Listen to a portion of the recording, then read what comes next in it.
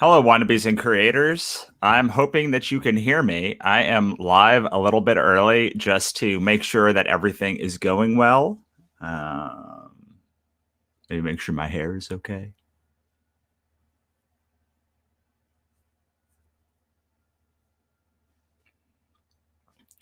Whatever. I don't care that much. So I am going to just check a bunch of places to make sure that when we go live, or that when people come in, they're actually hearing us.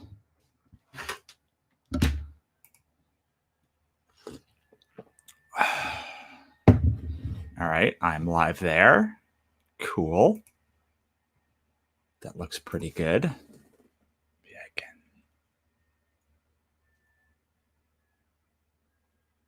adjust that so it looks like I'm not a disheveled homeless person would be good.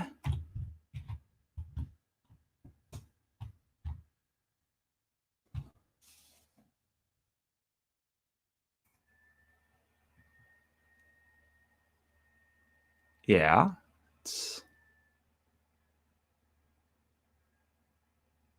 Oh, yeah, I'm live now on the live now on my on the Wannacon website.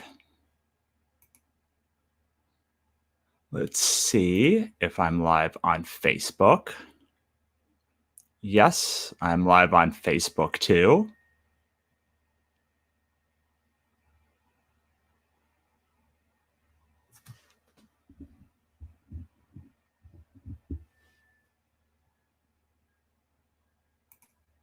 Cool. And now I'm going to go to Twitch and see if I'm live there.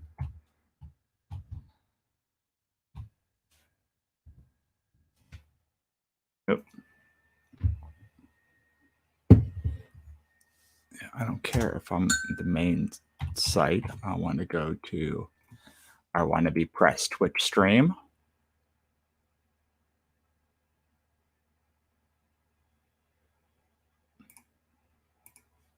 All right.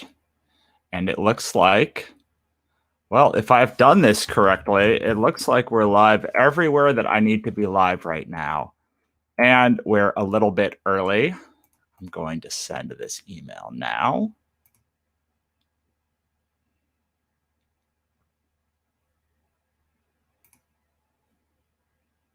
There we go. So the first email for the show is going out.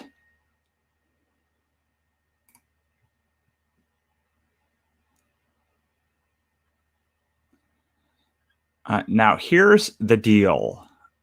I am, let's see if I am getting comments. Hello, Stefan. So we are going to start at 12 or maybe a little bit before 12, but I wanted to get on here quite a bit early just in case. I'm going to try to see if I can share my stream. I want to share my entire thing, but let's see what happens when I share. Awesome. So this is what happens if I screen share. We'll hope we can figure out how to do that the right way. Oh, we can do it several different ways. That's cool. All right.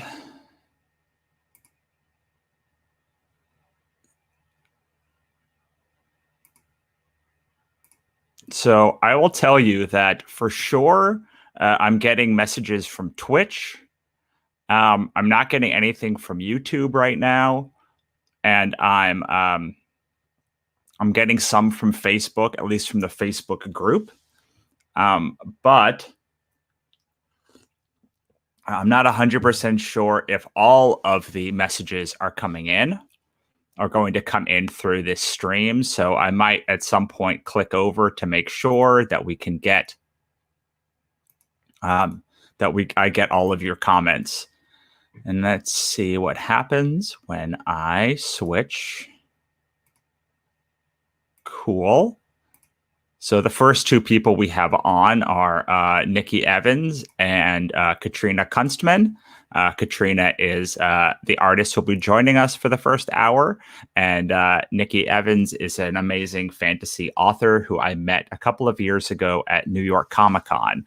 Katrina's been in all three of our anthologies, and I just love her to death. I can't wait for her to come on. And then we have after that David Avalon and Camry Lapka. Then we have two of the two creators behind Heirs of Isildur, Steph Cannon and Matt Knowles. And finally, Leah Letterman and Diana Levin. And Diana is the artist for that hour. I should say Camry is the artist for the second hour. There's no artist for the third hour because both creators are going to be on, and I didn't really want to bring three people on. I thought it might be too much. I am very excited because even though Leah has edited dozen or more than a dozen books for me of my books, I've actually never spoken to her in person. I have no idea what she sounds like, so I'm incredibly excited to hear her and see what she has to say. I have a couple of ideas of what we are going to talk about. So I'm thinking we're going to talk to Katrina and Nikki first about building an immersive fantasy world. Nicolene is a fantasy author, and Katrina has this amazing, weird, post-apocalyptic, like sci-fi fantasy world called Warhead, and she does amazing fantasy stuff. So that seems to be appropriate for them. David and Camry. David writes for Elvira, and he writes for a bunch of other stuff as well as making his own things. So I think I'll probably try and talk to them about what it's like to work for in another person's world. And also building your own world. The Heirs of Isildur, I think they are cross-country from each other. So I think it'd be interesting to talk to them about how you collaborate when there's a world, there's a country between you. How do you do shows, and how do you build that market bi-coastal? And then Leah and Diana both make short form stuff, and they do a lot of short stories. So I'm definitely going to talk to Leah about editing because I'm fascinated to know more about it. But I both want to talk to them about like how they design their short form fiction. And it looks like there's 6. Stefan, yes, it is showing on YouTube.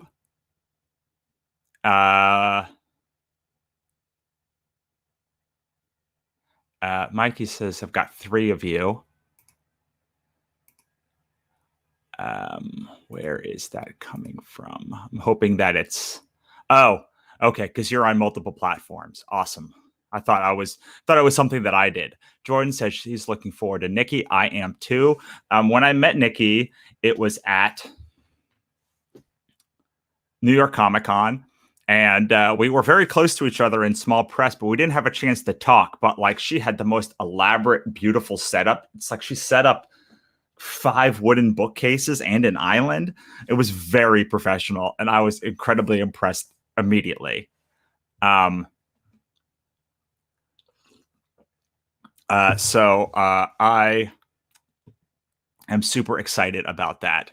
And then there's Walter, one of the contributors to the campaign, and one of the reasons why I am kind of thought about doing Twitch, because he's always talking about it and doing it. MJ is going to be joining us. I'm going to I can see that Katrina is here setting up her screen, so I am going to wait for her to set up for a couple more minutes, and then and there's Nikki Evans. Hi. All right. maybe I don't know how to like private chat with the people that are just in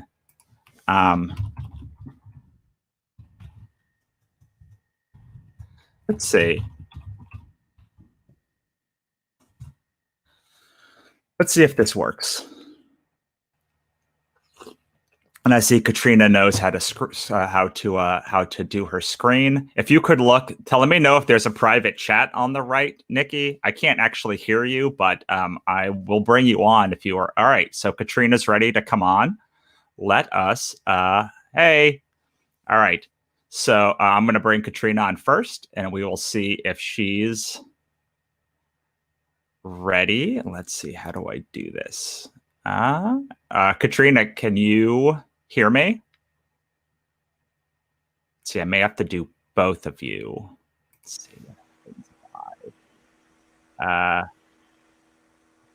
Katrina, can you hear me? Yeah, I can. Okay, awesome. So Katrina is on and her screen is on. Nikki, are you ready to? I'm going to bring in Nikki now, see if we can do all of these things. Hey, Nikki, can you hear me? Yeah. Awesome. Oh my goodness, this actually worked. I cannot honestly believe that it worked and it was so seamless. Fantastic. Yeah, I was really happy it opened. I tried on Safari and it didn't open for Safari for me. So Chrome. Well, you did come on, and that's good. I'm worried that some people are going to try and get on mobile, and they said that there's only there's a specific way to get on mobile. But for the first one, this is exactly what I wanted. I wanted a screen so people could see. I wanted us to be able to talk. So this is awesome. Very cool. So we are still a little early, but the early bird gets the worm, and we can just maybe if the two of you can introduce yourself. I will. For me, I'm a USA Today best-selling author. I'm the publisher of Wannabe Press, and I will be your host for the weekend. I'm going to hope that I shut up most of the time. It's not easy for me to do, but I'm hoping to shut up most of the time and let the guests talk and introduce themselves. And I'm so excited to have both of you on. Nikki, I was telling people that you, oops, I'm going to put the right banners on. Let's put the right banner on. I was telling them that you have such an impressive setup when I saw you at this show. Like you had like 5 bookcases stacked up and an island, and I would pass your booth and be like, I felt like the woman from the Game of Thrones, just like shame, because it was so beautiful. No, oh my gosh, yeah, I do have. I kind of make it my own little bookshop, so it's nice. But as I have new ideas and new stories, I'm actually not sure what I'm going to be doing moving forward. But I'll keep the bookshelves. Yeah, it's nice. It's a nice setup. It is a lot to do though. Like it takes me forever to set it up. It's a workout. But yeah, how long does that take you to do? Out of curiosity. I mean, it's not so. It's better now than it was when I first started doing the bookshelves, because at first it took forever because we didn't know what we were doing. But we found the bookshelves that fold, and if my dad or brothers are there, it's really quick. If it's just me, it's a lot slower. At Chicago, I put fairy lights, which was such a mistake, all around the poles of the bookshelves. So it looked beautiful. But I spent hours doing it because I'm like a little OCD and like the perfectionist. So I need to make sure the lights were facing up on the front on each one. So like my booth neighbors that were setting up were like, "Go home, just go home, give up. It doesn't matter. No one's gonna care." I'm like, "You're right," but I did it and it looked good. I just don't know. Well, I could tell because like every it wasn't just that you had bookshelves. It was that like they were prettily color coded too when I saw them, and like every shelf like was perfectly aligned. Yeah, I have I do that with all the artists I hire for my covers. I try to help guide them to like make it look like it's part of the family. So obviously I'm picking them because they have a style that matches everything I get usually anyway. But then yeah, all the books like they're part of the same family, but I have them out here 1, 2, 3, working on 4th, like different series. So they're not actually all part of the same world. Well, they're starting to interconnect world, but yeah, so they're different books, but I need to make sure like certain ones look dark for adults, the other ones look kiddie. But it's funny at the cons, the 8-year-olds walk right to the horror story. Always. Of course they do. Like the kids, the younger they are, the more the more they're into horror. I found like the more I'm like I always try and push them away from my like most violent book, and that's always the one they magnetized to. Oh, for sure. Actually, I want to make sure I was trying to make sure I had all my books up here. I actually don't have that. Let me go grab that one really quick. Cool. This is a great time to Katrina. Are you still with us? Yep, I'm here. All right. Do you want to introduce yourself to the humans? Oh boy, that's a big ask. I'm an illustrator, a comic artist and illustrator and storyboard artist. My name is Katrina, obviously, as Russell introduced me. I'm might be working on this piece or ping-ponging between a couple other pieces for a couple other projects. The main thing that I work on is a comic called Warhead. So if you've ever seen like a guy at conventions that has like this sort of head and it looks like an atom bomb, but it's green, I make that thing. It looks like this, but like not as drawn so quickly. And he has like a little jacket and he's like, I'm sad. that is what he says a lot. Actually, awesome. I don't find him so sad, saying so sad. He just is always sad. Yes. And you were on you're drawing the 14th issue now. I'm on the 13th. 13th. And I feel like I should do something that's like really monumental because it's the number 13, but it probably won't be. Adam's just going to be dumb, like, and make bad life choices as he tends to. Because I mean, monumental is not is not like the style of Adam. He just kind of like falls into stuff. Yeah, no, that's really true. And I mean, the whole story is about his emotional arc and the repercussions of that and his actions, because not doing something is also an action too. And that's kind of, I don't want to say one of the themes of Warhead, but it is something that's going to kind of come into play, is like not thinking about the consequences or repercussions of your actions or inaction at the same time. So, yeah, I've been doing it since 2013. So for about almost 10 years. And it's at about 300 pages, probably at this point. More than 300, because I'm close to printing volume 2, which ideally will be out in summer or autumn. And that is probably going to be about 200 pages. So we're coming in close to about 400 pages total. And it'll be probably about 600 or so by the time it's finished. So you're planning one more trade kind of to wrap it up? Yeah, a third one, because there's a really pivotal event that occurs at the end of volume 2. That's, I don't want to use really bombastic language and say like, it's going to blow it wide open, man, but kind of, yes. So it's going to kind of change the narrative landscape in a big way. And it's been a decision that has been in the works pretty much since the inception of the comic itself. So it's, I think only like 3 people know what happens.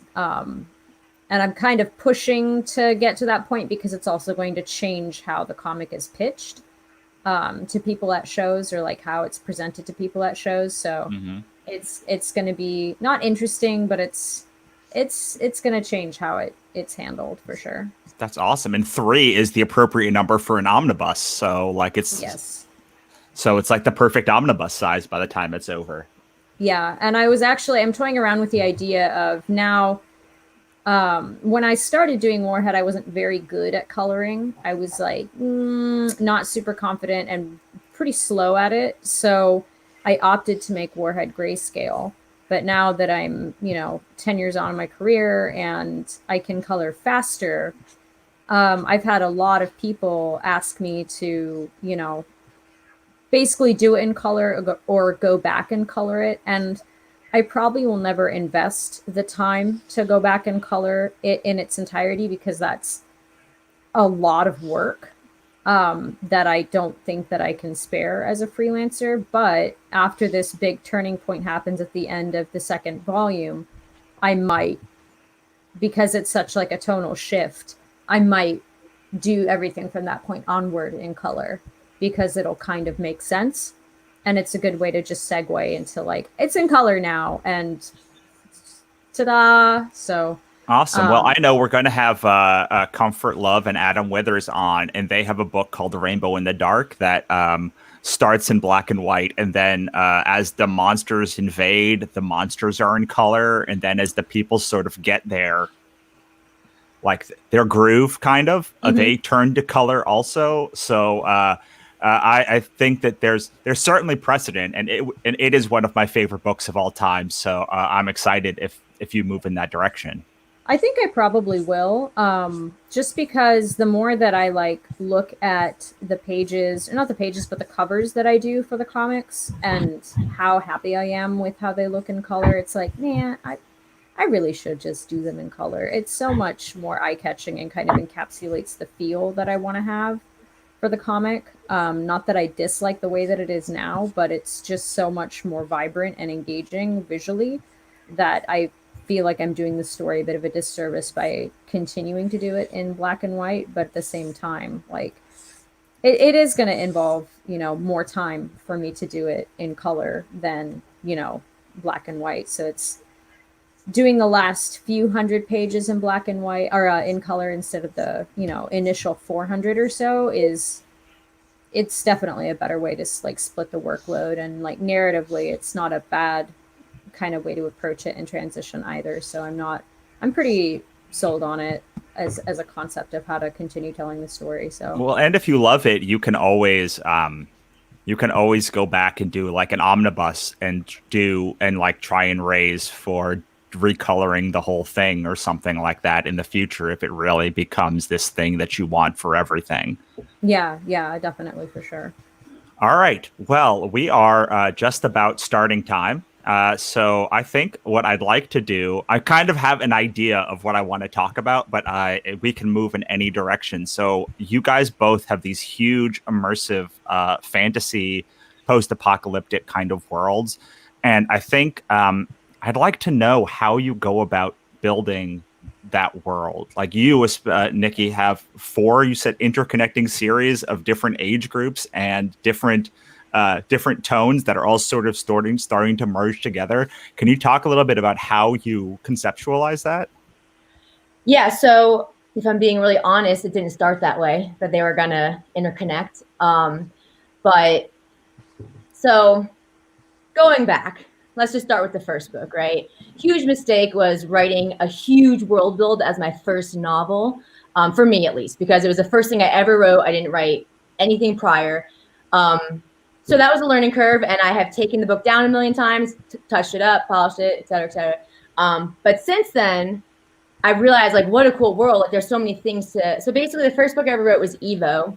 It's about humans evolving into the elements, earth, fire, water, air. And you follow the main character on a futuristic Alice in Wonderland-like adventure. So basically, there's a lot to be played on with elements here. So after writing that, I went backwards, and I wrote a whole series of prequels to that. So that's 4,000 years from now. And then we have present day, which is the start of that one is Hall of Mosses. So that one is the ancestors of the Evo characters. But basically, I kind of like when I write a story, it's more about like, what is the message? What is the purpose? Like, what am I trying to say? Like, what do I want people to get out of it? Like, is there something important to be said? Hopefully, otherwise, why are you doing it? So I usually take a really small idea, something simple, like an abstract idea. Like for Orwell, for example, I had this idea of a man made of stone. He finds a heart made of glass. That was really cool to like kind of take such a abstract and concept and then turn it into something bigger. So for that one, it's about forgiveness, and if you do a bad thing, are you a bad person? So you get to watch a very flawed character that like 50% of the people hate him, 50% love him, and that's the point. Like this is like my most like controversial read in the sense of people are like, I just couldn't get past it. Like I couldn't get on board with him. I'm like, that's okay. It's all right. That's the point of it. Like not everybody will. But then other people are just rooting for him, and they can see the gray area of the situation he gets himself into. But yeah, so when I'm building these worlds, like I kind of like, in order to prevent myself from going crazy, I tend to just let it flow. I just go with it. I have an idea of what I want to do, and I'll outline, and I have a point A and a point B, but then there's a million, A1, A2, A3, B4, things that happen that I don't plan out. So then by the end, as long as I write every day, I can keep it going in my head and without like losing track of what's happening. But I'm currently writing 2 stories right now, one for younger kids about the Tooth Fairy, but then it's like amazing. You had this really simple idea about a Tooth Fairy, and then it turns into this whole world build of magical creatures that protect children. And it's so much more complex than I ever dreamed I would make it. So certain things like that, sometimes I have to kind of reel myself in a little bit and just be like, remember, you're writing for first graders, not for, 25, 30-year-olds. They don't need to know about this complex world, So that sounds a lot like how Terry Pratchett designed Discworld, because he had those worlds for the older worlds. And then he also made like younger kid books in that same world. But then some of the things from the younger kid books would show up in the more adult books as well. Right, exactly. So actually what I want to do soon is, so I have all these series that are either YA or NA, and but they're not for the first, second, third graders. So I actually want to take all of them and make them super simple into fairy tales. So that way when I'm at a con and their mom buys Hall of Mosses, I'm like, well, look, I've got this, collection of fairy tales, and you can read the same story as your mom, but it'd be written in like I think fairy tales tend to be 500 to 1,000 words long. So like super, like basically like my description I tell people, it'd be that just elaborated a little bit with pictures and something that, so then the kid feels like, oh, I'm getting the same book as mommy, or daddy or whoever. Little ideas like that. Like as you go to more shows, you kind of get inspired to do different things. Like I didn't even think about doing early readers, early chapter books for these first, second, third graders till I did a Christmas show. And I realized a huge market I was missing. People will come up to my booth and they're like, oh, wow, look at all these books. Do you have something that's good for like someone in first grade? So then I'll point them to my children's books, my actual children's books. And they go, oh, no, my first grader is actually on to chapter books now. I'm like, oh, well, is this too big? And they're like, yeah, they're not quite there yet. So I realized like, oh, man, I lost like, how many sales did I just lose because I didn't have an option for them? Like that's the marketing side of it. But really, it's kind of cool to, when you have a kid that young that gets into your stuff, then they grow with you. So I have some young kids that have read my kids' books, or they started off with Evo or Nether Isle. Those are both fine for younger readers. And then I've been doing this for 5 years now. So now some of them are in high school, and I'll see them at a show, and they'll get the older books now. So that's kind of fun to see, okay, now it's appropriate for you. They show up, and I'm like, you can read this now. Yeah, that's so interesting, because that is the game. Like when you find, especially when you've been doing this a long time, it's like, yes, I have this audience, but they are aging, and generally they're having children. And how do I continue to fulfill that font of young readers so that by the time they get to high school or college, they're already like ingrained in my world? Yeah, and what's really funny, I just learned this about myself literally this week. I had I'm sure as a writer, you also have moments where you just like crumble under self-doubt and like, who am I and what am I doing and what is this project I'm working on?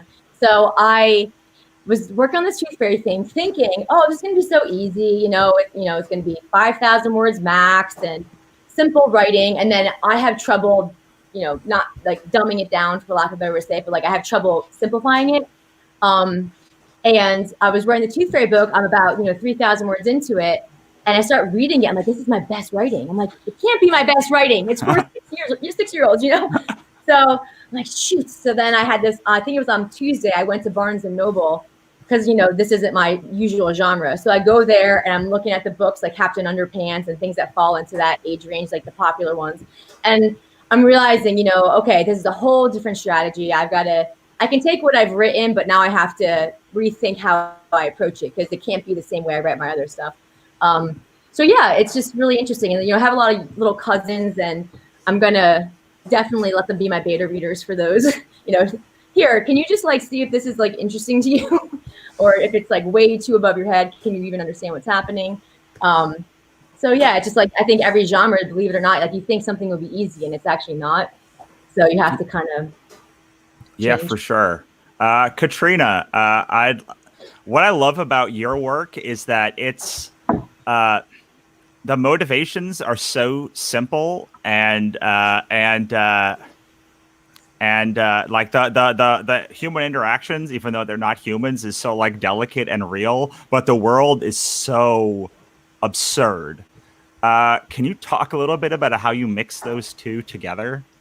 Um, I mean, I think I've always had a pretty big soft spot for inhuman looking things that are more human than human. Like, I really appreciate Del Toro's work. I don't want to say that he's an inspiration because that's not really true, because I honestly didn't really get into his work until I was older, but it definitely struck a chord with me. And so my approach is kind of like really similar, which is, you know, kind of getting at the core of human experience as a whole is probably one of the biggest motivations for my work, or like an individual's experience. For me, when I'm crafting a story or imbibing media, if there's no human element, or like if there isn't a strong character arc or a character theme, I don't really care how fantastical the world is. I'm probably not interested in it.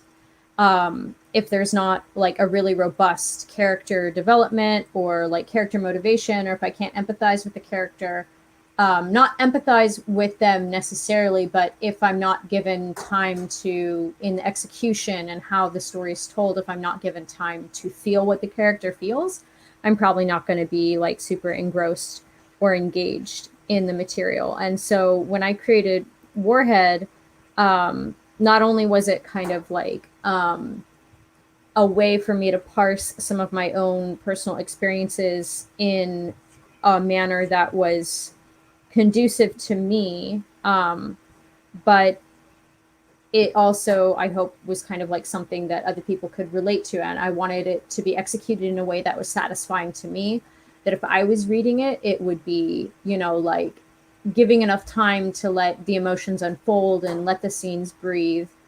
And I mean, it sounds like something that might be necessarily only for comics or film, because I had a film degree, and that was something that we, you know, went over, was like pacing and letting scenes breathe and reducing scenes or movies down to like their kind of core concept or idea. But I feel that that's also true for writing as a whole. Like, I've read novels where the concept has been great, but they've like rushed the character arc, and it's like, well, I don't care now. Like, I'm not saying that the concepts themselves aren't engaging, but if the characters aren't compelling, it's almost like anybody could have done this. Like, I definitely am of the mind that everything has been done under the sun before, and bringing a genuine telling and something that's got human empathy and conviction behind it is kind of the key to making something that's worth reading, or that's going to connect with people. And that's definitely the approach that I took with Warhead, where, in all honesty, like, as far as like designing the characters, I just kind of did what felt natural and fun for me when conceiving of the world. But the world itself, since it's post-apocalyptic, the matrix for it was already there. It's reality, but just slightly different. So I am actually pretty unseasoned when it comes to world building as a whole. I don't do a lot of it. I will when I, you know, do more monster work, like what I'm working on, or like I have this concept that I'm working on that's like Oni girl stuff, you know, like, and kind of like monsters and mythologies, kind of like doing, again, sort of like human stuff, because like, again, the nature of human experience and emotion is kind of so engaging for me that honestly, you'll find me watching more like day-to-day drama stuff than you will find me watching like action fantasy stuff. Right. That's because that's just how I roll. I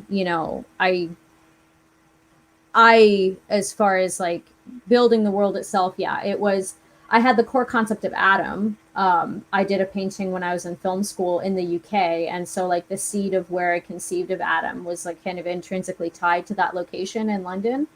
And then I wrote a novel in like a year and a half that may never see the light of day because it was very terrible. The first hardest, you're good. I wrote it longhand, so transcribing good for you. Wow.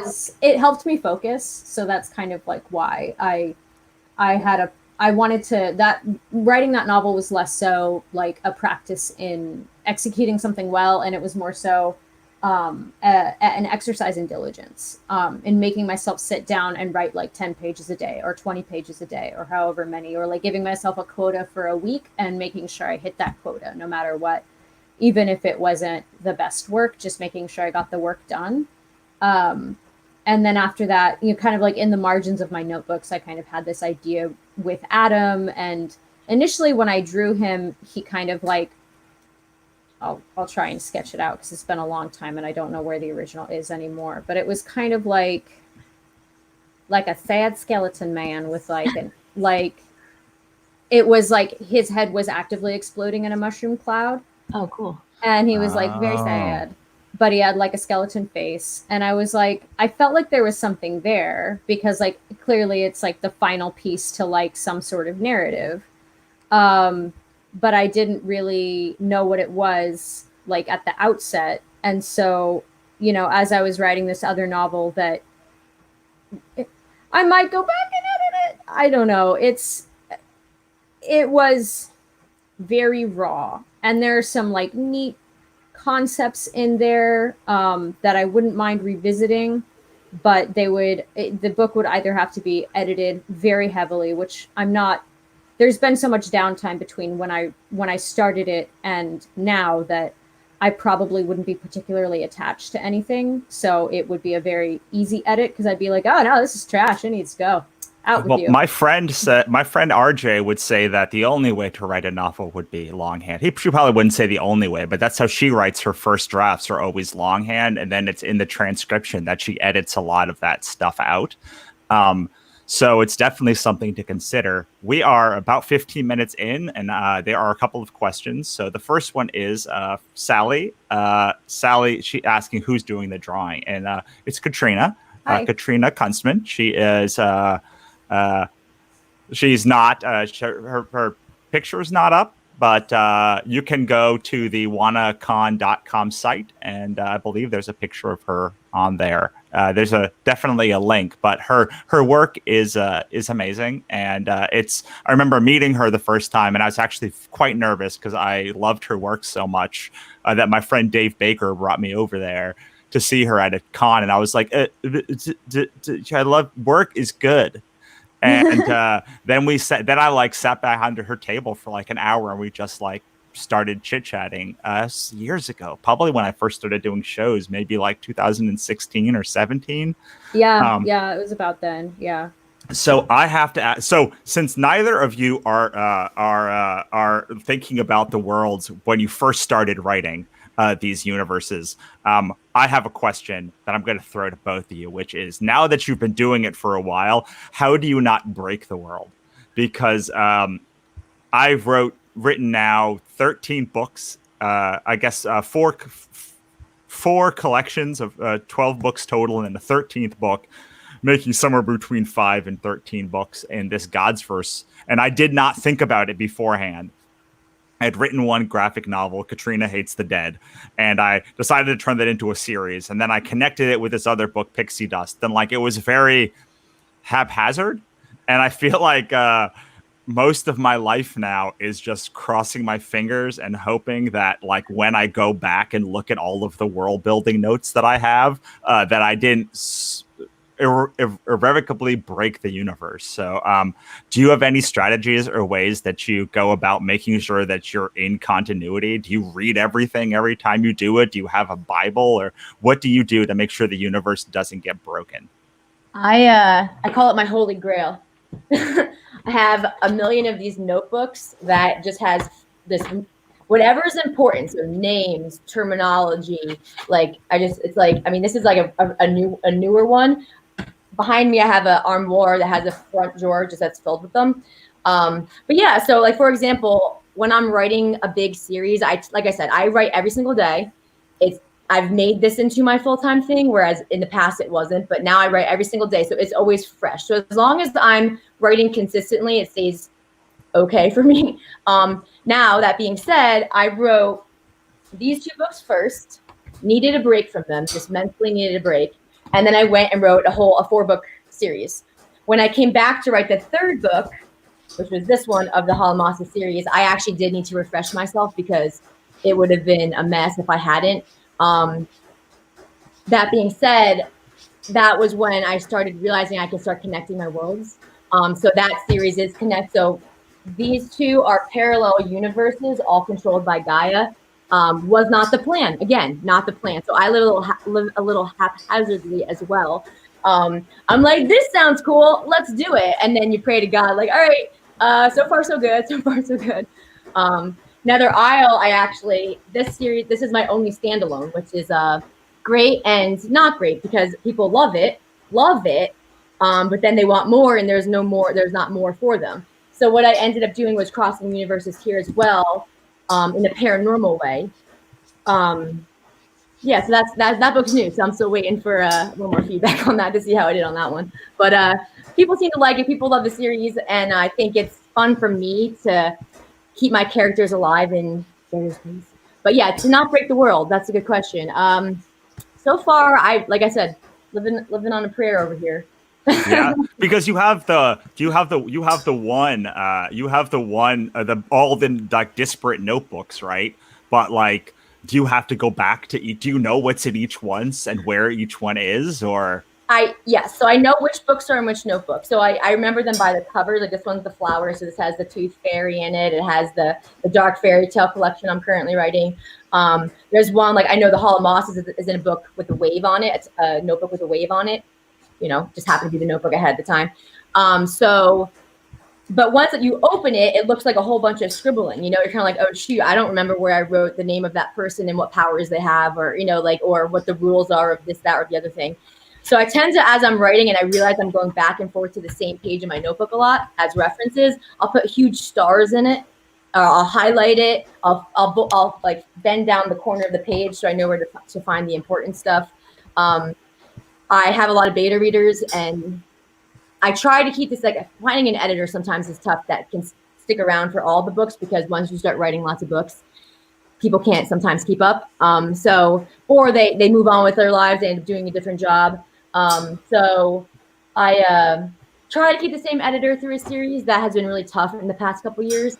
So I've been switching people. I've had editors jumping on before. So then you are really banking on your own self and also your beta readers to help you on the continuity stuff, because your editor isn't going to be able to if they didn't read the stuff prior. And, you know, I'm not paying them to read it. So yeah. Well, let me show you. I actually, this is what I do. So I have this document, which has literally every piece of lore from the universe in it, all like in different sections, so I can search, so it's searchable. Yeah. And then every time I finish a book, either me or hopefully my editor, I'm not sure, I'll ask her later, has all of the relevant plot places where they are.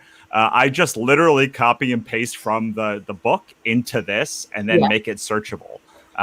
So that's how I have decided to not break the universes. But it's not easy. How about you, Katrina? What do you do to make sure your universe isn't broken? That's going to happen later. And that's going to be, I don't want to say a challenge, but I've been trying to figure out how to handle some of the stuff that happens later.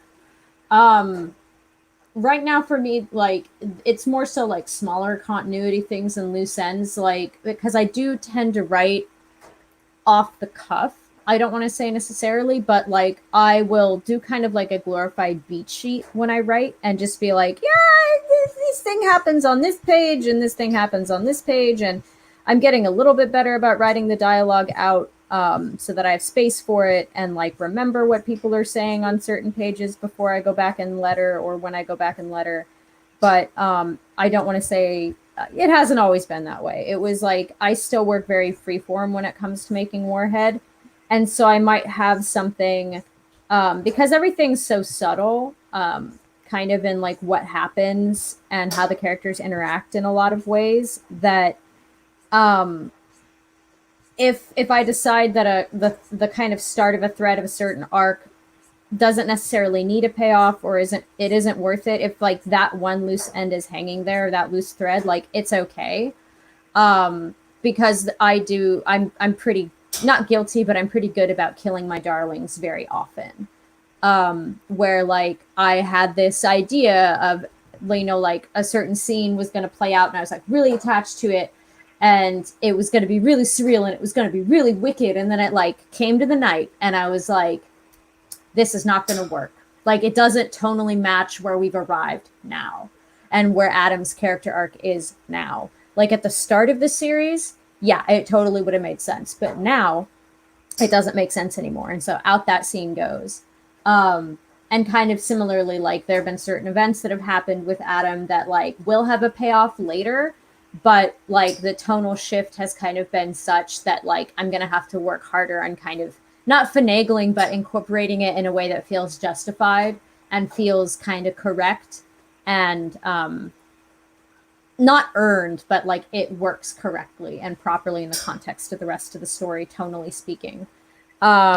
No, that makes total sense because you know you're writing the outline or you're designing the thing before you've written the book, and a lot of times I think that those threads don't get resolved specifically. Even though I outline everything, you get to the point in the book and you're like, well, that's not going to work. Why did I think that was going to work? That's so stupid. And it's my wife thinks it's crazy that like that writers. Most writers that I know say that like the work guides them at some point. And like, so your characters are doing stuff and like meeting people that aren't in your outline and doing things. And then you're like, well, they can't do that now. So what do I do? Like, what do I do? Yeah, no, exactly. As far as like rule breaking and maintaining the world in like other respects, God, honestly, the closest that I could have come was like that novel that I wrote, where there was like an empathetic or empathic tattoo artist where she could basically like tattoo like your soul, like what your soul, a signification of your soul, like a representation of it onto your skin. And then you would kind of like be more whole. But she like her powers kind of like developed over the course of the story. And I had to kind of like handle that and not curtail it, but like manage it correctly and kind of like put stop gaps in place to where like she wasn't OP as heck and like, you know, Deus Ex Machina basically. And that was challenging. I think that one of the best answers for me, I don't know, Nikki, you can weigh in on this, is like, it's magic. Like I do fantasy. So like when something really breaks the world, like, or like something has happened that shouldn't have happened, I can always fall back on, well, like it's magic and like something happened off screen. Yeah. I tend to say when I'm writing, like what you were saying before was so funny to me because I have an A to B. I have a pretty general outline. Like I tend to outline chapter by chapter. I won't do the whole, I know how I want the story to end, but I won't give myself such rules and restrictions. And then I say my fingers have brains. So as I'm typing, I'm just like, what's happening? Oh my gosh. Like who is this person? And then suddenly I'm searching new names because I'm like, there's a character here and they don't have a name. I didn't plan for them, you know?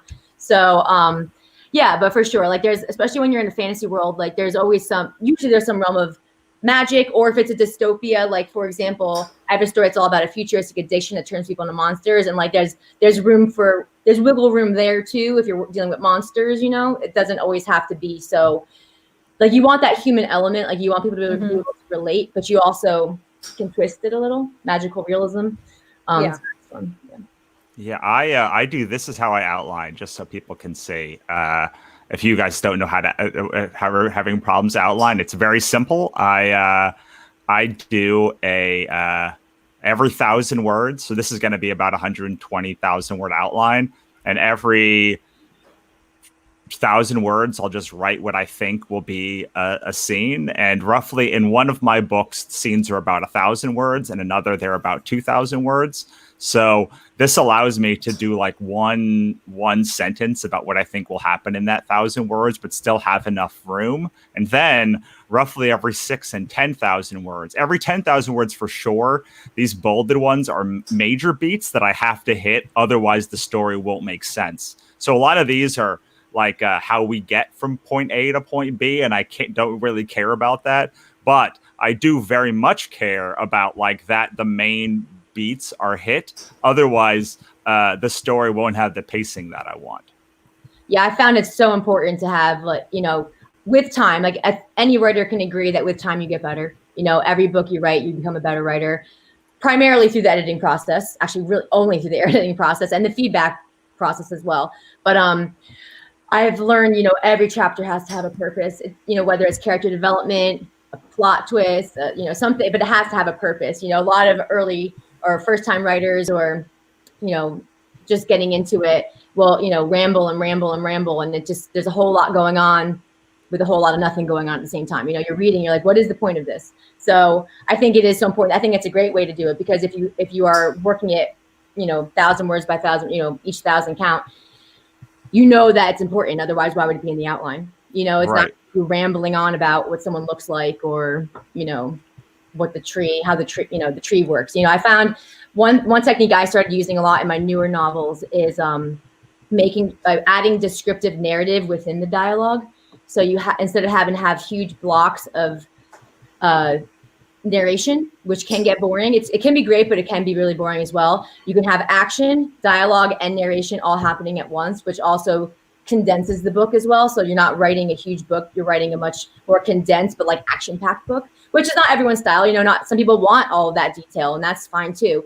But for some of my bigger world builds, there's so much to know and so much to digest that I find if I present it in a way that's exciting and fun, it's less like, oh God, no, I got to remember this and I got to remember that. Like I can mention the same thing a couple times in a different way throughout the dialogue versus one time in a block. And I hope you remember that, Yeah. Well, one time, I think what's really important is that it is very hard to do a long read of like really long paragraphs. I remember I was reading Infinite Jest, and they had like one paragraph that was 10 pages long, and I'll never forget it or never forgive that author for like writing that book. He was trying to break the format, so like that was literally the point of the book. Right, but it was quite hard to read. Whereas if you can break up things that are important to the writer or reader to see, then and associate it with different lines of dialogue, it becomes easier to talk about. But more importantly, I have found that the less the less you reveal in a scene, the more people actually empathize and like can make the story their own, and then the more they like it. So a lot of times I'll write something really long, and then I'll be like, well, like I really want the people to imagine what this place is, so I will cut almost all of it or a lot of it, or just leave like the traces of what I think the most important pieces are, so that they can imagine what it is. And I actually got this from H.P. Lovecraft, because he does this thing where, for instance, like the color out of space, he will literally just say an unimaginable color.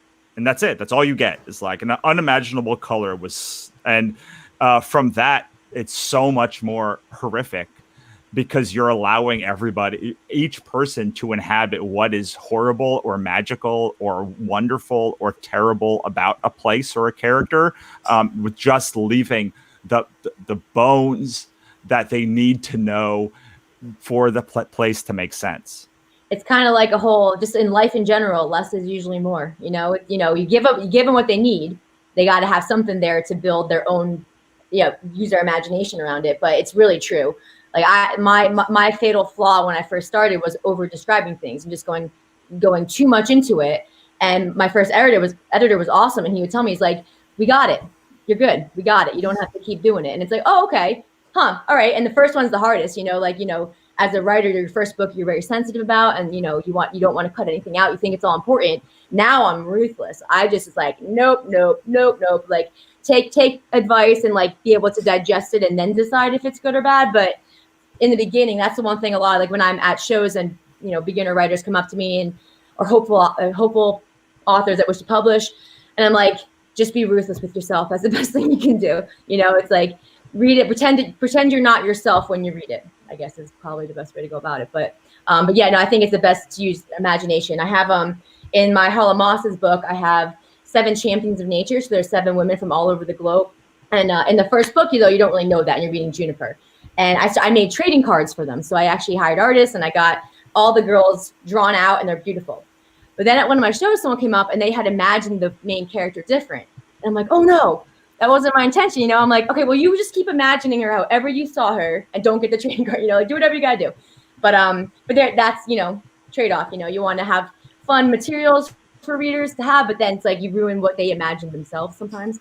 But yeah. Well, that's one of the magic of books compared to comic books. I want to come back over to Katrina, but with books, it's such a personal experience. Every single person who's ever read one of my books has had a different experience reading it, which is not the same with comics. With comics, you know, you're laying out the visual style for everybody, which is one of the reasons I think comics is so much more collaborative with their fandoms, because everyone starts in the same base place, whereas everybody starts in a much different place when they read a novel, because it's so much of it is in their memory. Before I go back to Katrina, though, one of the people asked what the tattoo book is called. Oh, I'm cursed. It's been a long time. Oh, no, sorry. Yes. No, it's okay. Yeah, I mean, if there's interest in it, I could go back and edit it, since I have been feeling a pull to writing a little bit. I had a seed of an idea for a novella last week that I've been toying with executing, but it's called Cinderbomb, and it's not out. It's on my Google Drive, collecting dust. But yeah, if there's people who are interested in it, I've been toying with putting it up on Patreon as like a perk for a long time, since it's like 500 pages of work that are just hanging out. So yeah. Well, this is a great time to talk. We're about halfway through this hour about each of the artists and where you can find them. Right now, on the bottom Chiron, it has both of their websites, but if you can, well, I put your Patreon on there, Katrina. I figured that was the best way to go about it. So if you want to talk a little bit about what you guys offer and what you guys do, and where people should go and find your work, then maybe we can do that now, and then we'll do it again at the end. Yeah. You can find me on patreon.com/warhead. And then I think Warhead Comic with a K, Warhead Comic, and then the last letters of K at Etsy, I believe. I'm somewhat embarrassed that I can't remember my own Etsy. What do you offer on the Patreon? The Patreon, you get pages 2 weeks in advance. You get print quality files of some of the illustrations I do. Like if I'm going to be releasing them for print anyway, and they're not just one-off illustrations, like you get a copy yourself that you can go and print. You get speed paints. Starting this month, what I've been doing is I've been doing 6 speed paints every month. So the first and third week of every month, I do Monster Mondays, I think Loki Tuesdays and Oni Girl Wednesdays. And I release the image wide for everybody, but you guys get, as patrons, you get a 5 to 10 minute, depending on how long it is. Usually it takes me anywhere from 45 minutes to an hour to draw. And then you guys get kind of the fruits of that. You get to watch it in fast time. And then next month, I'm probably going to be doing kind of like more like slow down and kind of like walk you through the decisions, or like where things went wrong and why I changed things from the initial sketch. And then I'm also going to be doing kind of like greatest failures instead of like greatest highlights, kind of like this is why this didn't work and why I never finished it, kind of like walkthroughs of a few illustrations. And then those 6 speed paints, I'm going to be printing them off as 8x8 little like mini prints, like 8" by 8" or 4" by 4", depending on what's going to be the most affordable option. But because they're 8" by 8", I draw them 8" by 8". But to mail off to everybody affordably, it's probably going to be 4" by 4". You, the patrons, get a vote on like which one you guys want printed off every month, and then everybody gets a copy of that print. I'm going to be doing 1 watercolor raffle per month. So each person who's a patron above, I think, $5 or more, you guys get to like get the option of putting your name in, basically, to like get that watercolor mailed off to you with your little mini print. And then people who back, I think, at $5 or more per month, they also get the option of being drawn in as a background character in each Warhead issue when the option is available, because there are a lot of like crowd scenes. So if there's a crowd scene in an issue, which invariably there is one, you can get drawn in as a object head, animal head, or monster head of your choice, or I can just go buck wild. And those are always fun because, especially if the patron has an idea, because wow, there are only so many objects you can put as a head that will like fit in a comic panel feasibly. And there are not a lot of them. Like I can look around the room right now and be like, what could I put on somebody's head? Right. None of these work. It's a back scratcher. That's not going to fit. You know, like it's a pencil. It's not going to fit. So I'm always happy when patrons are like, I want this. And I'm like, that's so weird, but thank you. Because I'm so dry. I'm so burnt. I have no other ideas of like what to make people into. So I should say that when I set this up, Katrina was not affected by the Emerald City show, but both of us were going to be vendors at Wannacon, and so that was canceled yesterday. Mm-hmm. So it has been a big blow to both of us. I estimate that I've lost about $8,000 over the course of the shows that have canceled for me based on last year's performance. And Nikki, though, was going to come to Emerald City, was going to fly across the country, had a booth at Emerald City, and I actually have the new dates for Emerald City. Do you want to hear them? Yes. So we just got an email while we were on air that is rescheduled to August 21st to 23rd. Okay.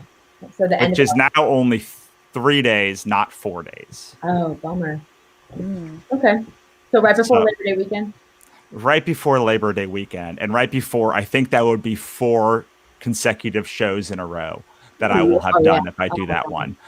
So, Nikki, where can we find your work? I have NicoleneEvans.com as the place to go, but tell people what they can find over there. So NicoleneEvans.com is my website. It has all my books. This is my dog. I don't know. Can you see him? Hold on. He just decided to join the podcast. Hi. I love him. Baba. So my website has all my books. So I have fantasy novels for adults. I have children's books about emotions for really people of all ages. So they're meant for children, but they're great. They're about grief, fear, and being brave, acceptance, and loving people for who they are. Those are the Spots books. I also have canvas prints. I'm really into nature photography. So if you go over there, you'll see a whole bunch of 8x8 canvas prints of my photography. The trading cards, all my merch is on my website. I'm doing a really awesome deal right now because of the ECCC cancellation. 20% off your entire order. So if you put in the code ECCC at the end of checking out, you get 20% off. Whatever you order, doesn't matter. But yeah, so everything's over there. I tend to keep my Instagram up to date. That's at Nicolene Novels on Instagram. There I post a lot of poetry. I have poetry books as well, so I didn't talk about those, but I do have poetry books. My Instagram tends to be nature photography and poetry, as well as updates about my shows, behind the scenes of my shows. But yeah, so that's pretty much where everything is, and you can find it all there. Awesome. If there was one book for, let's say, an adult human, not a child, not like a kid, where would you think that they should start for your work? Or anywhere, like if someone came to your table and was like, I love fantasy books, what book should I get? What would you recommend to them? I would first ask, that's great. What is your favorite genre of fantasy? So my thing is that I've kind of touched on quite a few subgenres of fantasy at this point. So like, for example, I have a high fantasy world build, which is this one. I don't always point people in this direction because of the main character being so controversial, but Orwell is about a man made of stone who finds a heart made of glass.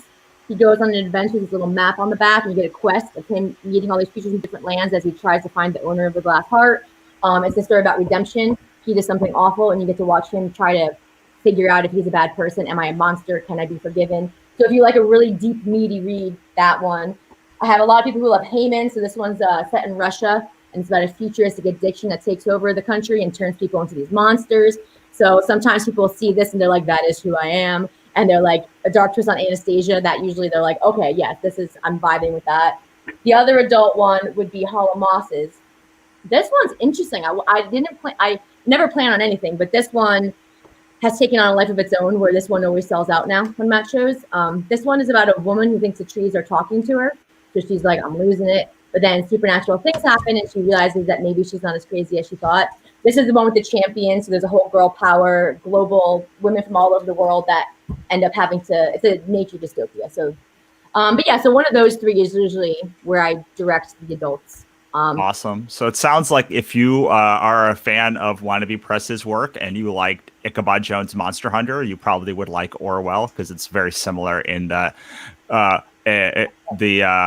dark like redemption tone of like if someone bad redeem themselves. If you are more a Katrina fan, probably the last one that you said, which my brain just that one. Okay. Yes, would be more of your jam.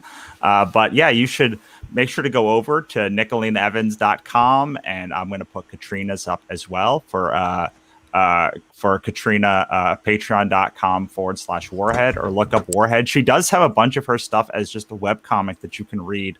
And it's quite good. I love it. I mean, I can't even say it's quite good. It's excellent. I really love Katrina's work. So I'm gonna put this back. Sorry, my program crashed. No, let me know. Let me. I'll see when I'll put it back up when it's back up. It's back up. Cool. All right. Let's see. Boop. There we go. Cool. All right. So we've got about 20 minutes left. I'm gonna get you out of here a little bit early from the hour.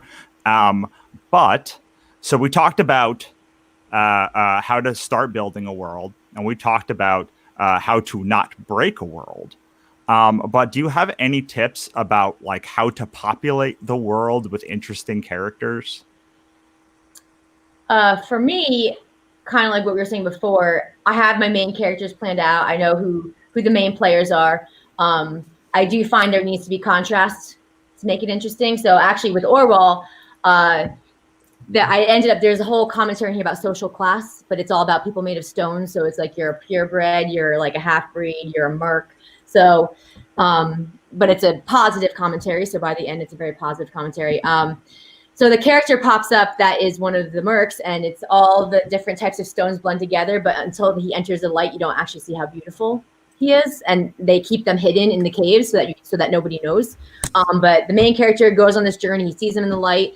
I actually had to end up going backwards and fixing their dynamic because it wasn't working. So sometimes when I write, you'll get to the end and kind of like the whole like not breaking the world or making sure that everything is as you want it to be.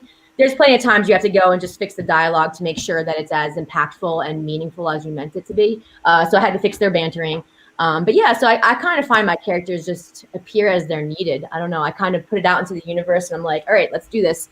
I know what the meaning is. I know what the message is. I know what I, as an author, am trying to get across. And then usually if I just kind of keep that vibe and just stay focused, it all kind of falls into place for me. I've had plenty of times it doesn't, but I kind of just go into it full force, just like running. I just run right into it. Awesome. So you really start with like a world, a theme, and a character, and then you let the rest of it kind of decide itself. Mm-hmm. Yep, I know what needs to happen. Like, so I do know like the end point, so that way I'm not, 500,000 words later. Like, I don't know how to conclude this, but I have an end point. But yeah, I kind of just let it happen naturally. Like, I really do think my fingers have brains sometimes. I don't know. Well, I think that like wild. So yeah, we don't like for me, I feel like the monkey part of my brain or lizard brain part of it is always processing in the background, and like it's not an active. Like I can't tell it to think, but it's always doing its thing. And then when I'm writing, it's like taking all of the inputs that I put into it over the books that I read and the media I consume and the things that I think about. And then like, it's like done so much work for me that even that when I'm writing, it does feel like I'm like being guided by a invisible hand, but yeah. I think it's probably just that like lizard brain that has done all of the work computing this and knows where it wants to go, whereas my like conscious brain is only a very small part of that whole overall experience. It's kind of like I'll be writing and sometimes I don't know if I want to call it tunnel vision, but it's kind of like everything else goes away. If I'm having a really good writing day, everything else goes away, and I don't black out. That sounds ridiculous, but like I kind of just like I just become one with the page, and it just sort of happens. That's a good writing day. Not every day is that like focused and zeroed in, but whenever that happens, I'm like, whoa, you know, an hour or a couple hours, I'm like 3,000 words, yes, you know, like that was a good day. But yeah, I'm always very grateful when that type of flow happens. But yeah, I think it is like a kind of like a zone it all out. Turn the phone over, you know, don't let anyone distract you. But For sure. How about you, Katrina? How do you populate your characters besides just looking at random things and making them humans in your world? I mean, that's more so like for crowd scenes. As far as characters that actually have any sort of role or interaction with any of the characters, I kind of just try and assume their point of view, where they're not necessarily the main character in their own narrative, but that they have their own wants and needs, and to kind of craft them in such a way to where, like, not craft them, but like, you know, make sure, like, if I do have like a couple key points for each character, if they're newer or if they don't really have as much history in the story as Adam or C or Sigrid, who are kind of like the main three that you're introduced to in issue 1, as well as some of Adam's friends like Topher and Duel, where like they have their own motives and their own goals, and like Adam is like cursory to it.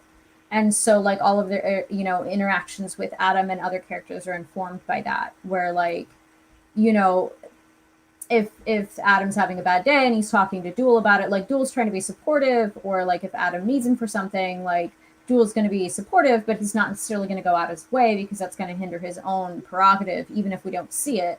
It's not necessarily him being antagonistic. It's just like, yo, dude, I have, you know, like an exam on like biochemistry next Wednesday. I can't go do things with you, you know, like it's not informed in that sort of like tense way, whereas like a different concept, like my Monster Mafia concept, like that is like a noir concept that I'm going to be launching later this year. And that, you know, the character motivations are going to be more tightly sculpted to the flow of the plot line, and it's still going to have character velocity, and it's still going to be a character-based piece. However, it's not going to be like as Nuanced?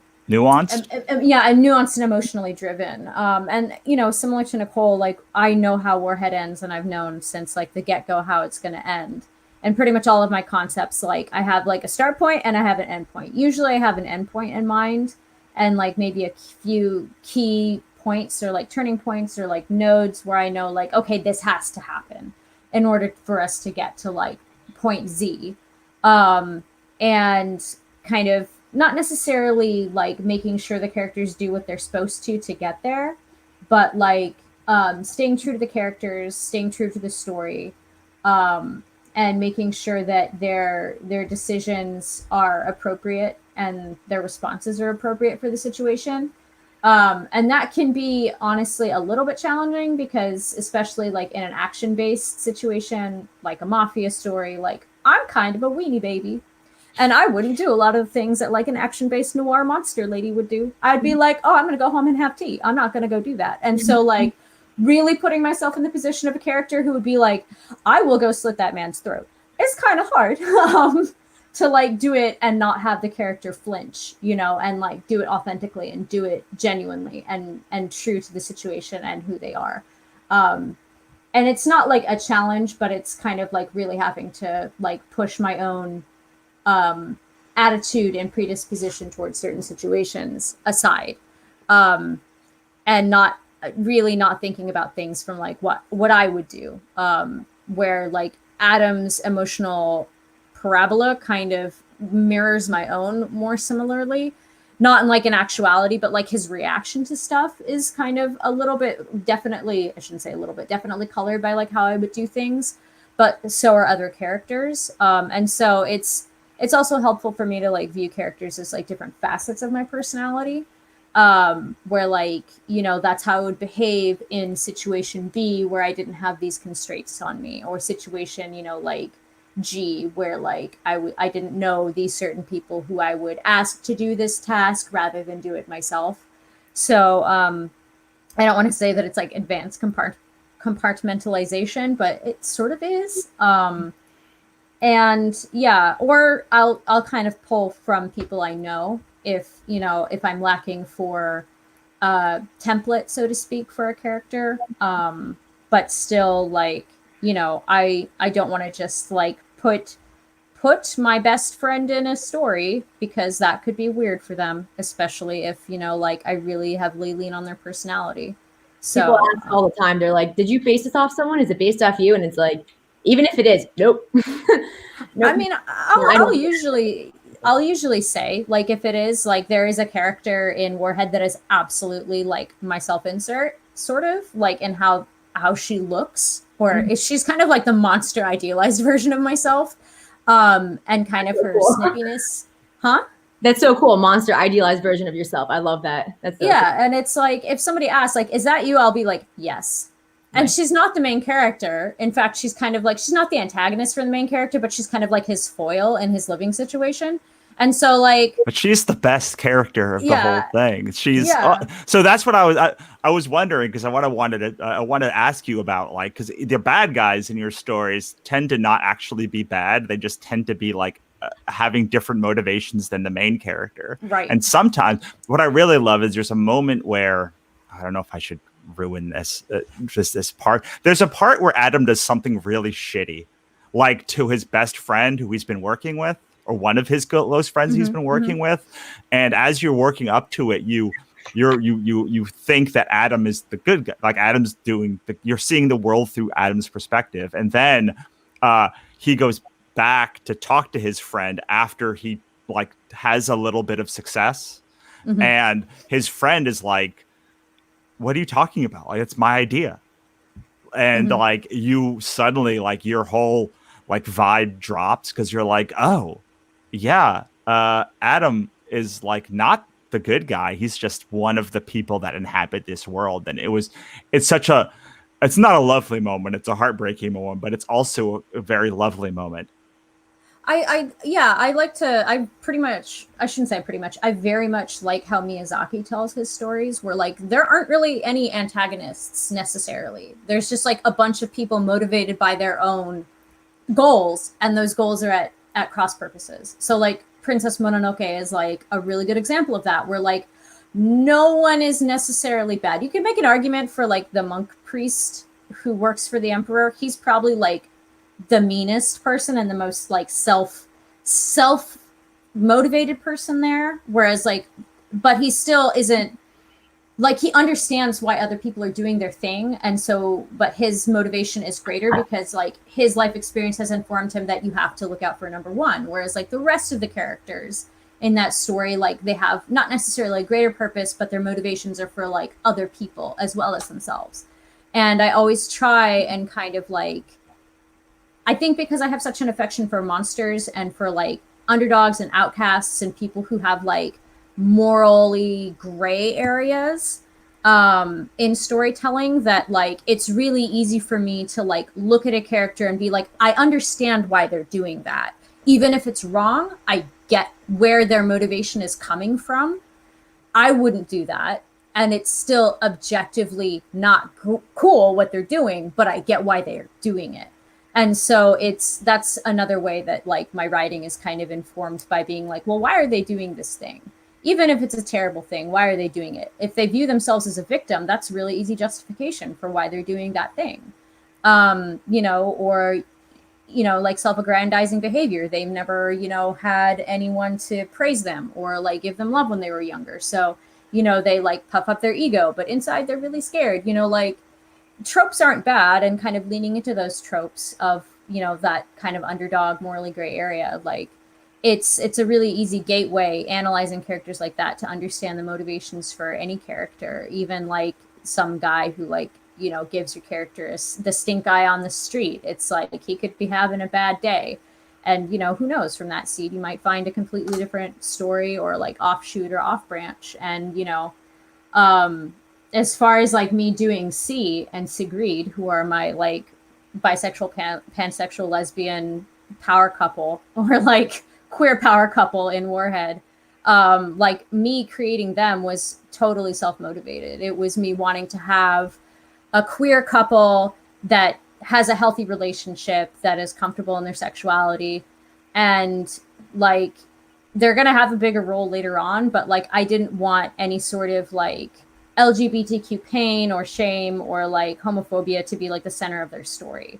Right. I wanted them to be like a happy, contented couple. They hate their roommate, but like, you know, like that's not, I didn't want their suffering to like be in any way like the center of that, and to like have this like really awesome, you know, queer, you know, monster couple, which at the point in time when I made Warhead, I hadn't seen enough of. Now it's like everywhere, and that's fabulous. But That is fabulous. Yeah.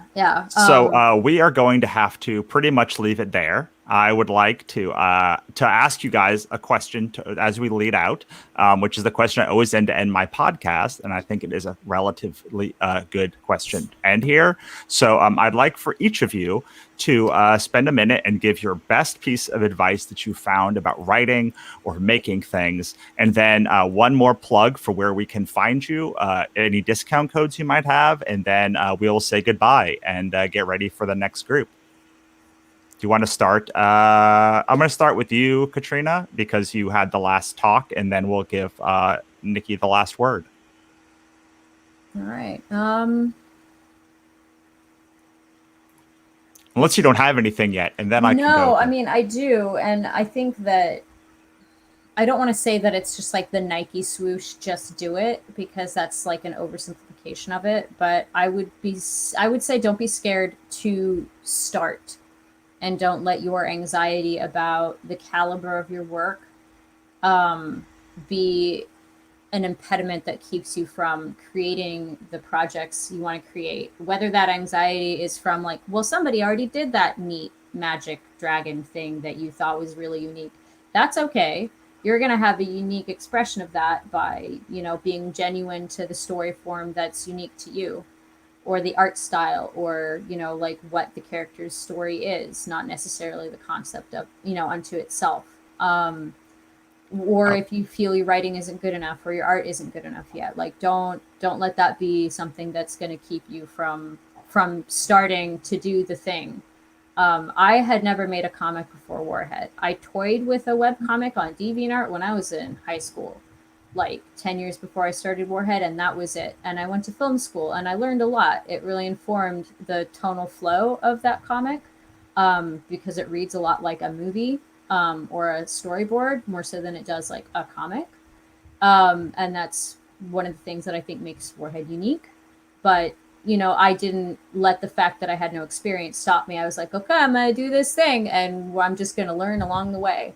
And my art style improved exponentially because I was drawing 2 pages a week. Or, you know, like when I started freelancing full time with comic work, I started sitting down and drawing comics all the time. And that I started being able to freelance because I had 3 to 4 issues of Warhead behind me that proved I had staying power. And, you know, that diligence, that determination, and that practice that you get just by making your work and getting feedback from it by putting it out there, like that's really, really valuable. And awesome. And where can we find you? You can find me at patreon.com/warhead. And then I will be putting up a link to my Etsy on there publicly, so you can go there and you can find my Etsy. And again, I'll put the discount code just for you guys who came to this, the Wannacon, not talk, but I guess live stream. And you guys will get, if you become patrons, you'll get all the goodies that I talked about earlier and some new stuff that I'm cooking up that'll be releasing this year. Wonderful. And Hot Chantel had some, and DTH 1971 had some very nice things to say about your art. One of them said, nice design on the right, which is the hand one. And then Hot Chantel said, the hand monster gives me an idea for DCC RPG. So make sure to go over to her site and look for her work. Nikki, we'll give you the last word. Okay, so advice. definitely believe in yourself. It's really easy as a writer to feel a lot of self-doubt and not be sure if you're good enough, or, it's a long process to write a novel. It takes your whole entire heart and soul to get it to the end. And then there's a whole process of editing. Another piece of advice, take the editing seriously. I hear about too many authors who don't, they just use their friends. That's great. It's great to have beta readers, but you need someone professional to look at your stuff, because especially if you're going to self-publish, make sure you're putting out quality work, for all of our sakes. But yeah, so I think it's good. Editing's important. Believe in yourself. And my big thing is, like, I feel like writing saves my soul all the time. It keeps me alive. It gives me a purpose. So if that's how you feel about it, do it. Don't stop. You'll always get better. The longer you do writing, you grow from book 1 to book 20. You'll be a better writer from every single book going forward. So just keep at it.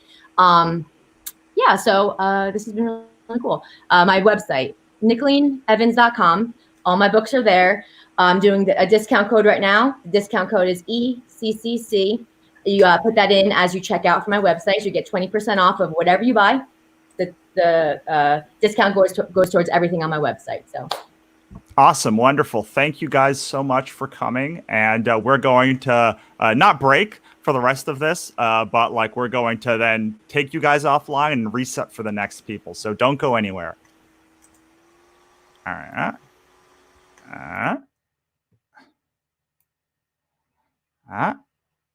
And I will be right back after these words from nobody. But just give me a second.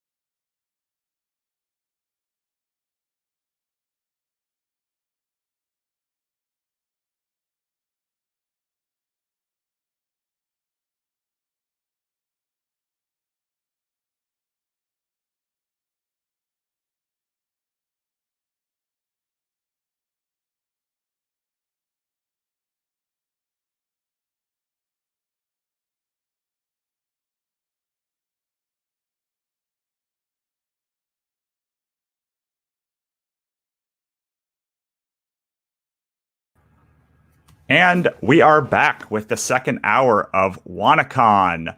I am going to bring on now Camry and David Avalone. Hi, Camry. Can you hear me? And then I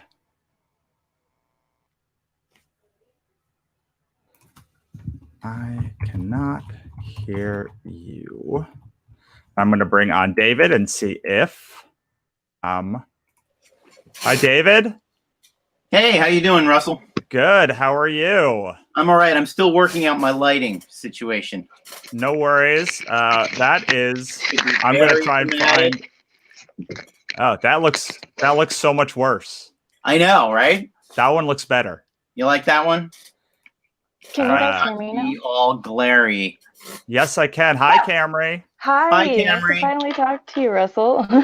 Yes, I'm so excited for doing this. We got through 2 now that did not explode. I don't know why I was expecting just my whole computer to crash and that blue screen to come across and just everyone then to hate me. But so far, that hasn't happened, I think. Excellent. Yeah, Awesome. Live streaming can be nerve-wracking. You don't know what's going to go wrong. But this, I have to say, I'm going to give a shout out to StreamYard. They've made it actually pretty painless. So awesome. There is one person's link, and I'm going to put the next person's link on here so that we can just have everybody in one thing, and then save, and then let's see. All right. So next up, we have my good friends David and Camry. And first things first, let us introduce ourselves. We'll start with you, David, and then go to Camry. Introduce ourselves. I'm David Avalone. I write comic books. I was in film for a long time, and now I write comic books, largely for Dynamite. I did Betty Page and Elvira and Doc Savage and The Shadow and a bunch of other characters. And I also have a self-published project that I co-created with Kevin Eastman called Drawing Blood, which the first trade collection of that is coming out at the end of April. Yeah, and you guys just went through Diamond for that whole run, right? We did. We did that last summer. I actually just, because Hope Springs Eternal, I just sent a package off to the Eisner Committee. Me too. I have that same amount of hope. I think we all have to, because Sure. it does happen that Sure. small books from single publishers get nominated for Eisners. So I always think that it's going to happen to me, because if you don't apply, I actually have a story about it. Do you know Norm Harper? No, I don't think I do. So he writes Hap Haven, but his first book was Ricky, and he didn't know he could just apply to WonderCon, to the Eisners, and so he did, and he got nominated from like his first book. Like, he only had one book out. It was great. Right. Yeah. No, it's anything is possible. I'm certainly willing to give it a shot. So yeah. Absolutely. Okay, so Camry, do you want to talk a little bit about your work? Camry is our artist for this hour. Yeah, I just started out with comic books. I actually co-own a studio here in Port Angeles called Pugmera Studio.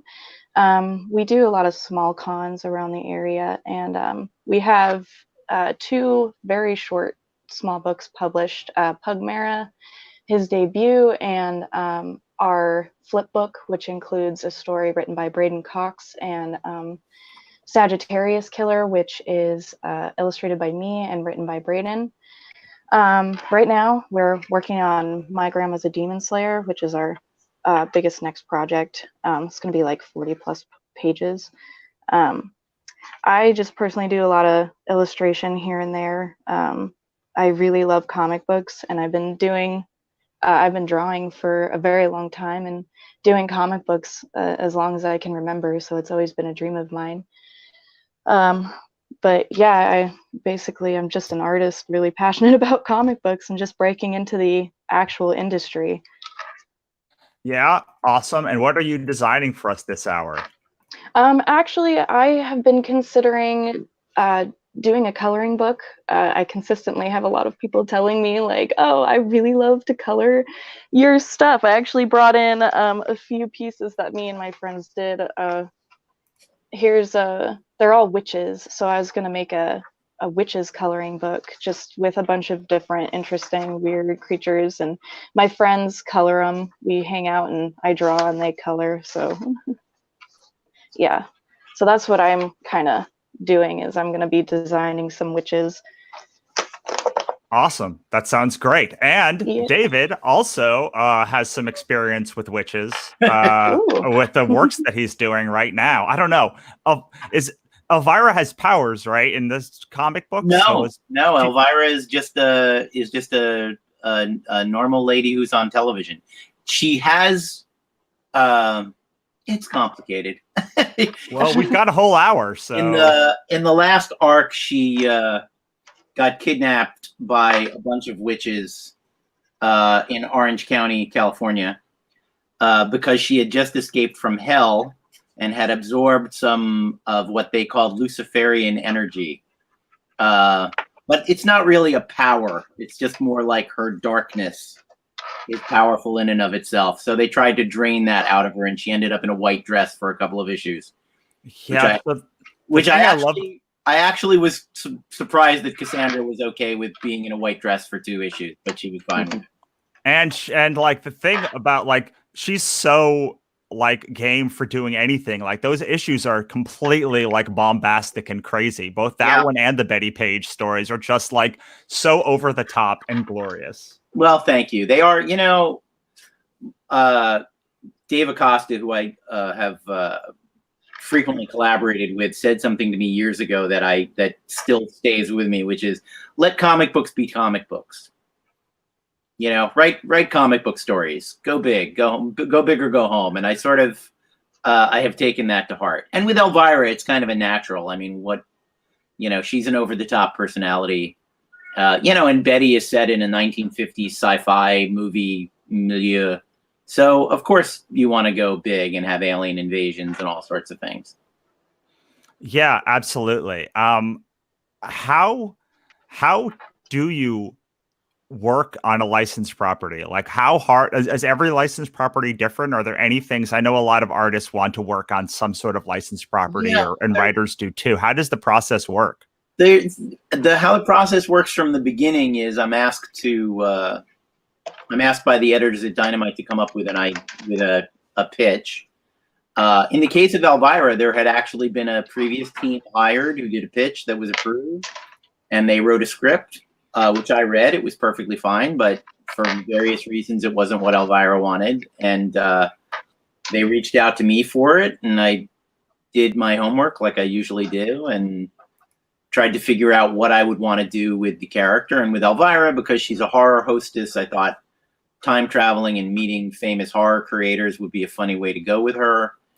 And so I sent in that pitch, and it, you know, God bless Dynamite, they're not very hands-on. My pitch might have been 3 paragraphs at that. It got approved, and I started writing.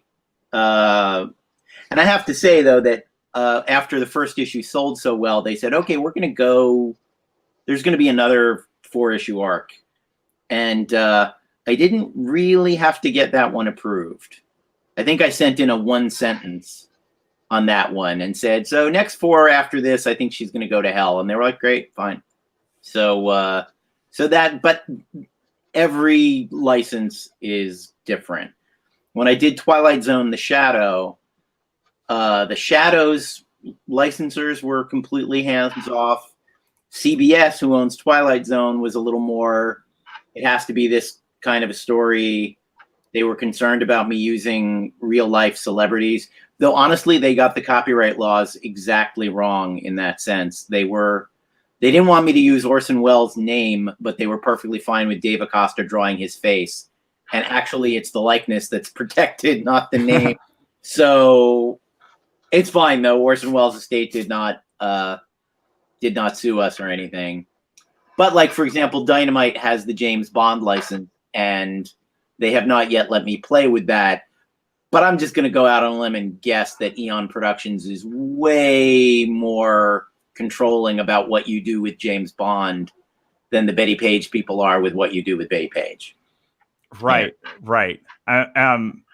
Camry, I want to come over to you because I have watched your style develop so much over the last couple of years since I've known you, months since I've known you. I honestly don't know how long it's been. But especially in your sequential work, what have you learned in the past year about like doing sequential work that you could share with people who are maybe just starting their journey?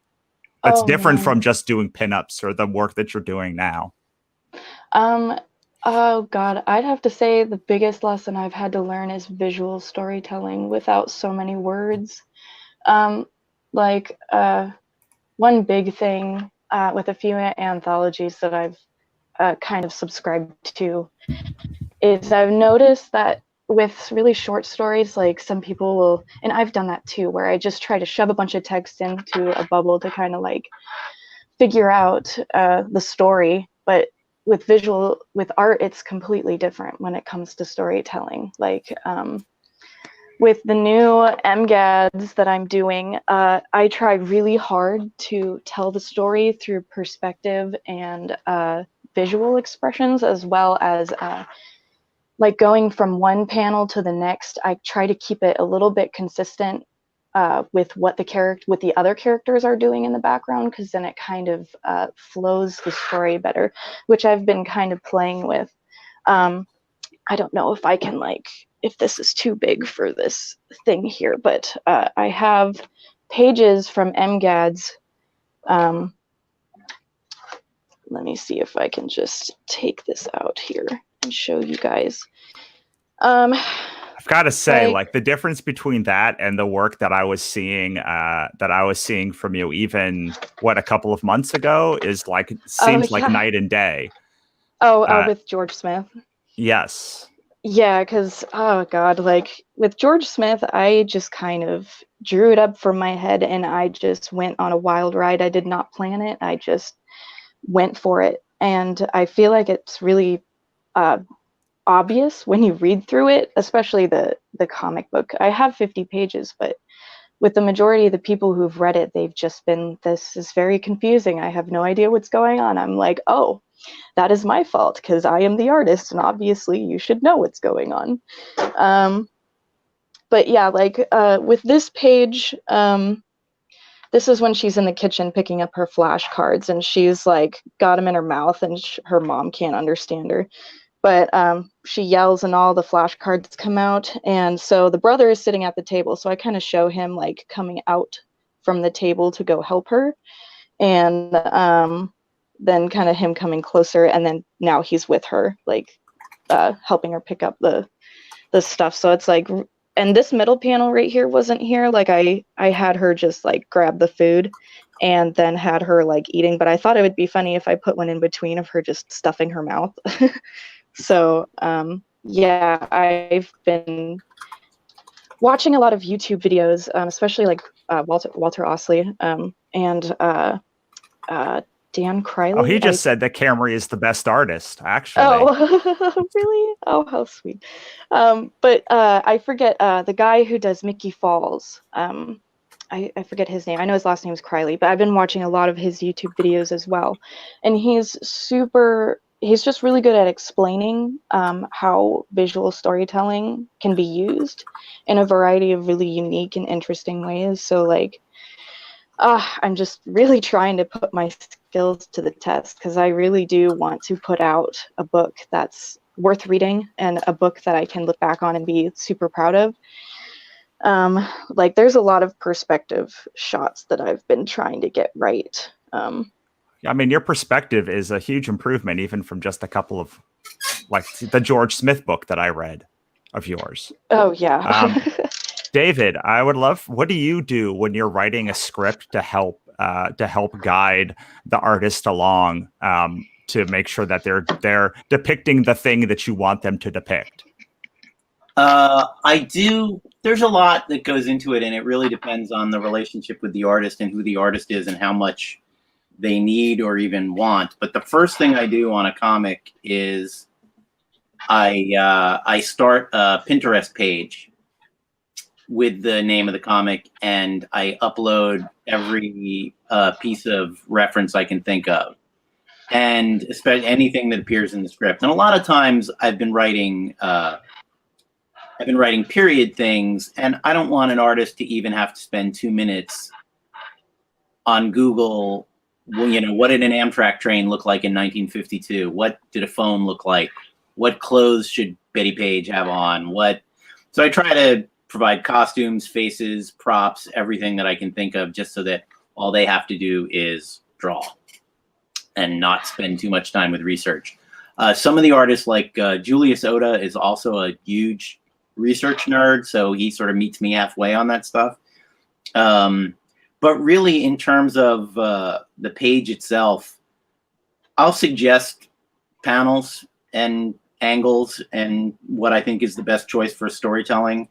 I have absolutely no objection to a talented artist changing those things if their version works as well or better.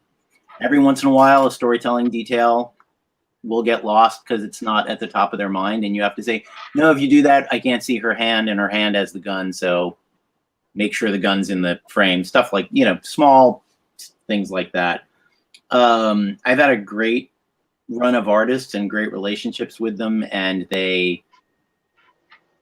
almost everybody sends me pages, you know, layouts when they do the layouts, and then inked pages as they finish, so that I can just say, yep, that works, that's great, that's what I had in mind. And so the end result is usually something I'm very, very, very, very, very, very, very, very happy with, because I've been consulted the whole way. But like I said, you know, like Ben Bishop on Drawing Blood, Ben's a great storyteller and a good writer in his own self-published work, in his own Kickstarter stuff, and he often changes the number of panels, what the angles are, what all that, and his ideas are always good. And we've never had an argument about it. So, it really depends on how the artist approaches it. Yeah, I will show you guys quickly. So this is not I'm not saying you have to use this format for a script, but since we're talking about like writing comic strips and breaking it down and perspective, I'll show you one of the latest projects that I've been working on. So you have the page. I like to put how many panels. I know not everyone does, and I don't always. What's going to be on each panel, and then any dialogue, and then SFX. Would you say this is pretty standard, David, for at least generally how it works? That's pretty standard. You know what? I'll print out one of mine and show it to you. I don't think I have one printed out nearby. One of the things that I do that I see you don't do is I always number the word balloons. Yeah, I know Walter Osley talks about doing that too. I sometimes do, but because I've worked with this artist for so many years now, I want them to. Sometimes artists have this thing where they are very didactic in what was in each balloon. So what I will do when I have that problem is I will, if I can find it, I will just put two of the same balloons underneath each other. So this will say Sophia, and then this will say Sophia again. Yeah. No, I do that too. The numbering is mostly, when I do it, it's largely because I'm trying to it's a workflow thing with the letterer. Because I always do another round of, I do a script polish after the inking is done. And then after the lettering, sometimes I will do one last thing. I try not to make any changes because I hate making people redo work. But if you number the balloons, I can just say to Taylor Esposito, because it's always Taylor Esposito, I always say, okay, page 3, panel 3, balloon 4, instead of higher, make it taller. Instead of black, she says what, whatever the change is. Instead of saying on page 5 where she says the test came back white, make that black. It's just easier to go balloon 5, change out this one word. Right. Oh no, that now that you're saying it, I just changed the whole balloon. Yeah. I just say page 3, panel 4. This balloon that says this should be this balloon that says this instead. I started out that way, and honestly, I had a format that was given to me by a seasoned professional when I started at Dynamite, and I said, okay, what does Dynamite accept as their format? And he sent me a format, and I worked with it for a couple of years. And then the first time I worked with Kevin Eastman, he said, this isn't maybe the greatest format I've ever seen in my life. And he sent me, I think, a Tom Waltz script. And I think Tom still didn't do the lettering, the numbering the letters thing. That was my one change to that. But aside from that change, that's more or less the format I've worked with. And there were things in the format that the first guy gave me that I was like, that's counterintuitive to me, but if that's what, but I was brand new. So I was like, hey, if this is what the publisher has already said yes to, who the hell am I to use a different format? You know what I mean? I didn't want to be the guy handing in my own version of what formatting is. But I think it's funny that people outside the industry, I never would have guessed, I'm from movies. The format is very locked in. There are not 500 different kinds of script format. If you buy any book of professional screenplays or professional comic book scripts, no two of them look anything like each other. I remember the first time that funny to me about that.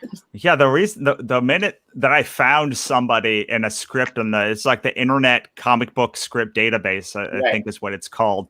And I saw the first time someone just wrote page 5. There's a battle, do whatever for 5 pages. I was like, what is going on here? And I was like, that one won the Eisner. Yeah, but that that's essentially Marvel style, and I've stayed away from it mostly. But I can tell you a story about using Marvel style on one comic, and that was the Ragdolls comic, which I wrote and Kevin Eastman did the layouts for, and Troy Little did the finishes. So I'm writing that, I do an outline, Kevin okays it, I start writing, and when I get to the first fight scene, I'm thinking, am I really going to tell Kevin B. Eastman, creator of the Teenage Mutant Ninja Turtles, how to lay out a fight scene between funny animals and evil henchmen doing martial arts? I feel self-conscious about that, so I don't think I'm going to do that. And I called him up and I said, Kevin, do you mind if I Stan Lee all the fight scenes in this thing and just say 5-page fight scene at the end? This number of guys have been knocked over. One guy is crawling out a window and Tezuka is going after him. And he went, yeah, great. And so there were like maybe three sequences in that book where I said, Kevin, you go to town for any number of pages and I'll do the Stan Lee thing and come in and add the quips later. And, Kevin's the world's biggest Jack Kirby fan. So being told, go be Jack Kirby for 5 pages and I'll come back later made him very, very happy. Right. Another aspect of that, which I think is worth mentioning, is, the average comic book page is 4 to 6 panels for a good reason. And Kevin, however, and I've noticed this for a lot of the cartoonists out there, Kevin does this, Miller does this, Chaykin does this. All the guys that write their own stuff are willing to do 20-panel, 30-panel pages if they feel like it. So I also didn't want to try to anticipate how many panels Kevin would want to do on a page. And I absolutely didn't want to get into the habit of, here's a 15-panel page. Right. Whereas Kevin would draw the 15-panel page and be perfectly happy to do it and not feel like, oh my God. But I feel like if I gave that page to any other artist, they would say, what the hell are you doing to me here? Yeah, I feel like oh, this is an echo here. Anyway, some artists feel empowered when you give them that amount of control, and some artists feel hampered by it, and it becomes you have to work with each artist with what they're comfortable with. And sometimes I've had this with a couple of books where they'll try and send me the exact thing that I gave them and it's not working. And then I'm rewriting it and it's still not working. And then I rewrite it again and it's not working. And eventually I just say, look, you have to get from this part to this part and you've got a page to do it however you think will work better, because I clearly don't know the best way to go about this to make it work. Right. Yeah, I totally get that. Camry, what is something that writers can do for you to make it easier for you to fulfill the vision and add your own flair to it as well? I just have to say references, like images, descriptions. Like that's always my biggest thing. Is I'm pretty good with coming up with whatever if it needs to be that way, but in order to fulfill somebody's vision, I prefer having references, because it gives me an exact idea of what I need to do. Do you prefer when someone is very detailed in their descriptions of a panel, or not very detailed at all, or somewhere in the middle, or it doesn't really matter? I guess it depends on the context. And like you were saying, it's kind of unique, like even with writers, like there's certain ways that certain people write. And like with Braden and I, Braden has his way that he writes. And we always find that like we kind of come together in the end and things kind of become different as we go along, even though like Braden wrote the script a certain way. And like I find when I'm doing pages, it's a little different than like the actual script. Like if I have to insert a panel that I just feel is right or helps the story flow, usually like Braden's really cool about it. And like communication is just a huge thing to any project between collaborators. Like honesty and communication are huge. So. Yeah, and you've been working with Braden for a long time, right? Yeah. For a lot of projects. I think you've done like 2 or 3 projects together. Yeah. And for me, that definitely changes things. Like at the beginning of a project, I'll be much more descriptive with the with what I want than once I've done like 2 or 3 issues. And by the time I'm at issue 6 with somebody, I'm very loose because I know that they know what I'm looking for, unless it's something where I say this has to happen in this panel, so please make sure that we see this thing. Do you do something similar, David, where it gets a little bit looser as time goes on and you develop a relationship with the person? Or oh yeah, well, yeah, you definitely discover what you need to lay out specifically and what you can sketch in. You know, you can tell someone what the basics are and what they aren't, and what's not necessary to show. And again, a lot of times I will, I think it was Neil Gaiman that said, as a writer, you're used to having an audience of, hundreds, thousands, whatever, but a comic book script is just a letter to one person, the artist that's drawing the comic. And to a degree, it's a letter that's an open letter that's being read by editors or licensors or whatever, but it's really only the artist that has to understand what you're trying to get across. So you can be pretty personal and pretty direct.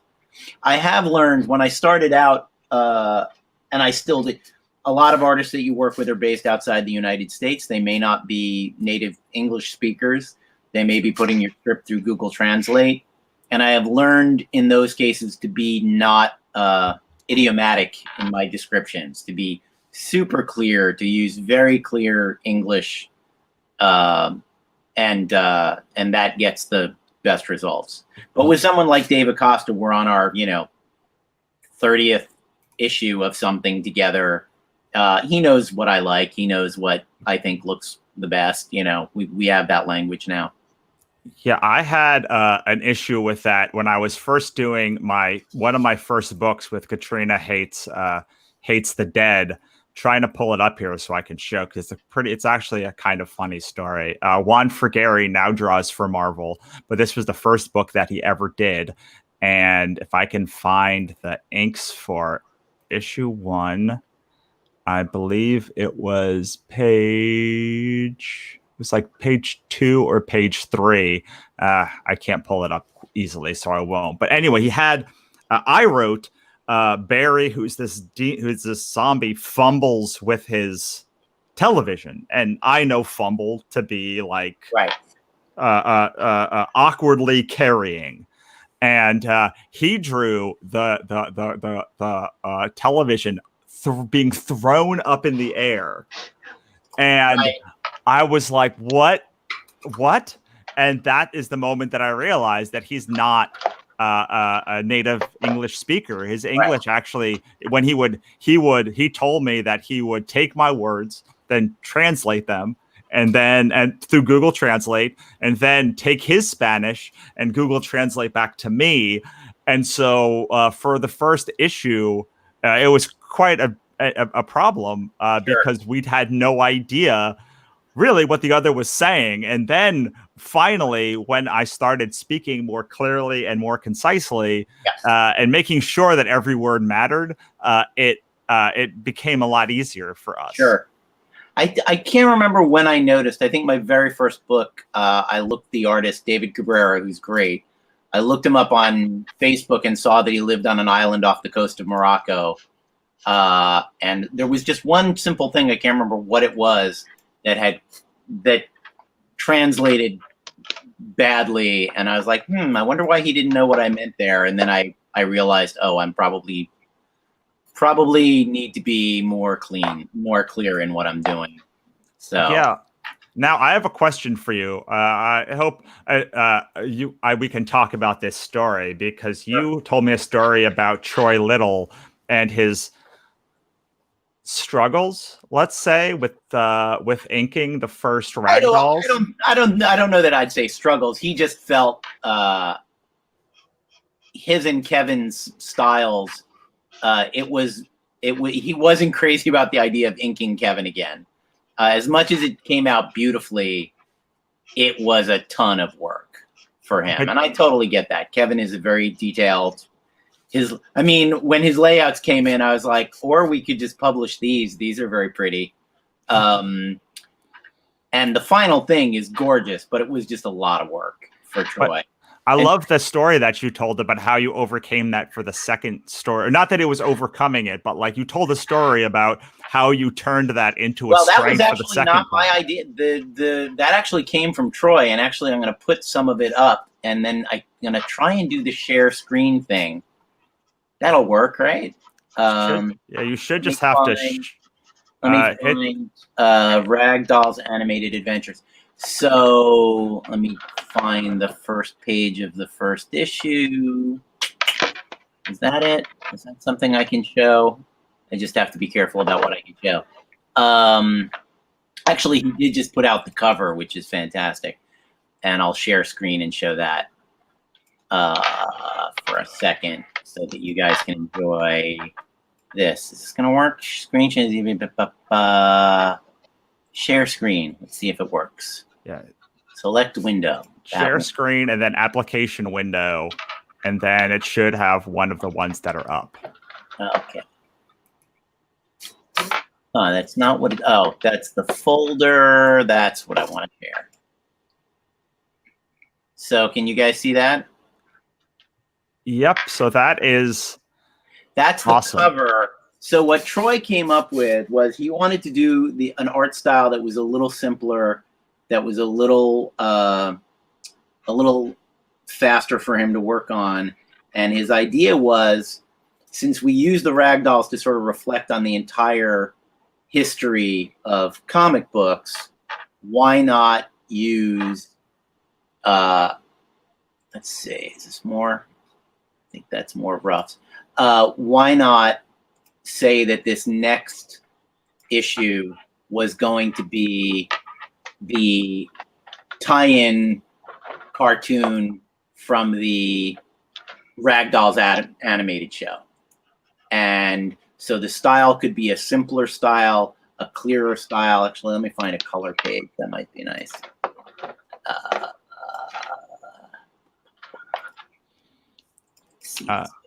Yeah.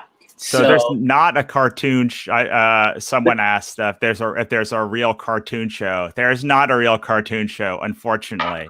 No, but the gag is that we're pretending that there was one in the 90s. So this is sort of the, let's see. Well, I'll put this one in. This is sort of the imitation animated TV show style. And, when I first saw Troy's designs, he kind of made Miyazaki the overweight one. And that's not really the original design. But when I thought about it, I was like, no, for a kid show in the 90s, this is how they would have rendered these characters. And even notice the off-the-shoulder sweatshirt on Miyazaki, which is such a beautiful 90s detail. And Otomo has a jean jacket with the arms ripped off. And Tezuka is wearing a set of overalls like she's Blossom. It's just a very funny visual idea that he came up with. And this allowed him to really render it in his own style rather than trying to imitate Kevin's style, which is, they're great styles, but Kevin is a very, very different artist than Troy is. So right. It was a struggle for him to try and match that look. So we have a question, which leads us into probably a good place to talk about your guys' work and where we can find it. The DTH 1971 asks, where can I get a Ragdolls comic? So the first issue of Ragdolls is available on Comixology. You can also order it directly from Kevin Eastman's website. You can order, I think you can still order paper copies through Amazon. The thing that I just showed is Kickstarter only for now, but probably in the next couple of months, it's going to be solicited in, once it gets out to the Kickstarter supporters, it will be solicited in previews, and that'll just be in your comic book store. Probably, given the wait time on putting things in previews to when they're in stores, I mean, that's a good 6 months out for the second issue. But you can get the first issue but now. The first issue is available now. It's a 32-page adventure. It shows the origin of characters, which is a ridiculous amount of fun. I mean, of course, I think so, but I thought it. I think it came out beautifully. Well, for anybody who doesn't know about Drawing Blood, which is your creator-owned book, maybe you could talk about it a little bit, and then how this Ragdolls ties in, because I think Sure. it's probably important to know the whole thing in order to fully appreciate it. It definitely helps. So the comic book that Russell's talking about is called Drawing Blood. It was created by me and Kevin Eastman. It's semi-autobiographical for Kevin, and even a tiny bit for me. It's about a comic book creator who has created something like the Ninja Turtles, who are instead the radically rearranged Ronin Ragdolls. I'm actually going to show this is Kevin's layout for the introductory panels. Which, if you remember the Ninja Turtles, it's pretty much just a variation on that angle and that look. So the main character of the Drawing Blood was a comic creator who created with his partner these rearranged ragdolls. Radically rearranged Ronin Ragdolls. And when it actually started as just the story of the creator, and we realized as we went along that in order to tell that story in the best possible way, we needed to really know what his creation was. So we needed to create that thing for real. And in creating it, we discovered that we loved it, and we ended up making it its own comic, which we were very, very happy with and in love with. So we ended up offering that to the Kickstarter fans, and then we put it out. Here's the final Troy Little version of Kevin's layout, which is pretty awesome. But it's not what you would call simple or cartoony. No. Well, the first volume was about mimicking or homaging Kevin's original comic. And the second volume was about homaging and mimicking the 90s television show. What Nickelodeon and what Saban and what Fox Kids did with the project. So what volume is going to be homaging the Michael Bay movies? Well, the next volume is due to our Kickstarter supporters, and will be issues 5, 6, and 7 of the Drawing Blood comic. And in issue 5, he goes to Hollywood. Or issue 6, he goes to Hollywood and ends up on the set of the radically rearranged Ronin Ragdolls Michael Bay movie, essentially. Oh, I was just joking. That's actually happening. That's great. Yeah, no, we leave none of that on the table. We're absolutely.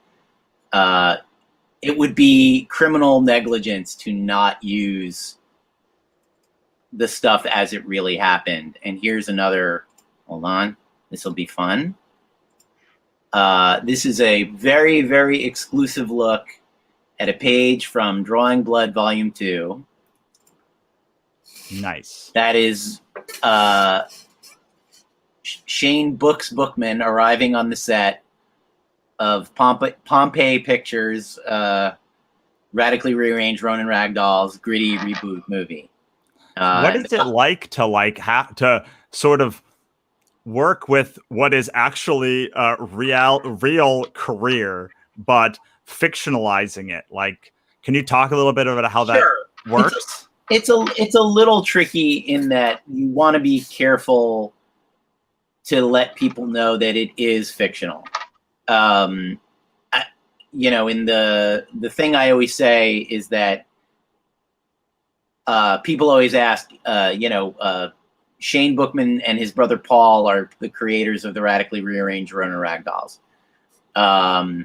Paul, by default, is based on Peter Laird to a degree. But personality-wise and how the story works out, that's just a story. I always say I've never met Peter Laird, but I have a bad relationship with my sister. That's what Paul Bookman is based on, not on Peter Laird, who, you know, is a lovely fellow I don't know at all, and couldn't write about even if I wanted to. So you know, it's like Shane's business partner in the first issue of Drawing Blood commits suicide. It's one of, you find that it's not a big spoiler. It happens within the first 8 pages. In the real world, Kevin's business partner was Dennis Kitchen. Dennis Kitchen has not committed suicide. You know, it's not a, and he looks like Jim Steranko. Kevin has never worked with Jim Steranko. You know, it's so the influences are from all over our lives and our, like, frankly, we used Steranko's face and his look and his costume because we love Jim and we think he has a very distinctive look that is fun to put in a comic book. But the character is no reflection on any real person. And look, Kevin always says, you know, in the first 5 pages of the first issue, he gets in a gunfight. He's never been in a gunfight in his life. Right. It's a story. It's even though as comic book goes, comic book storytelling goes, it's a pretty realistic quote unquote story. It's still a story. It's still not, you know, it's not a depiction of reality or anything that really happened. So I made a book once called Sorry for Existing, which is about my relationship to my grandfather. Mm-hmm. And I actually found that even though it was about a boy who meets a homeless alien and helps rebuild her ship to get off the planet, it was probably more true to my relationship with my grandfather than I could have actually written if I was writing in real life, because I'd have been too close to it. Right.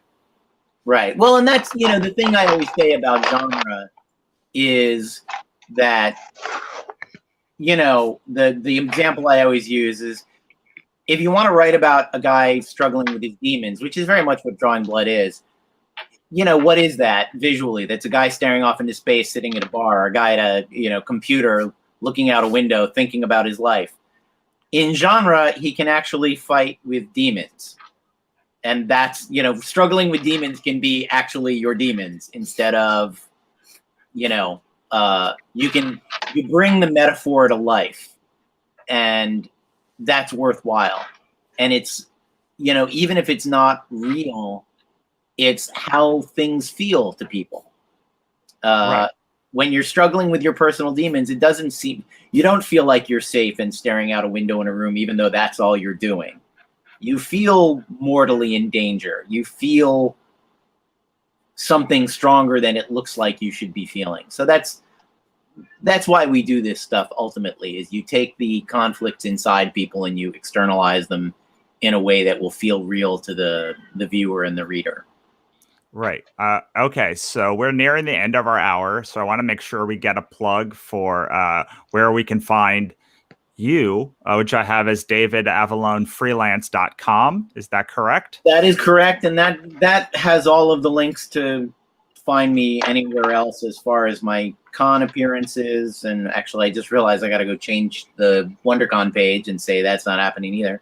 I will probably be doing in Long Beach the Atomic Con the day that WonderCon was supposed to be happening, because it's an outdoor space, and I think we should all be relatively free from the Andromeda strain. Excuse me, in that environment. But yeah, davidavalonefreelance.com should take you everywhere you need to go.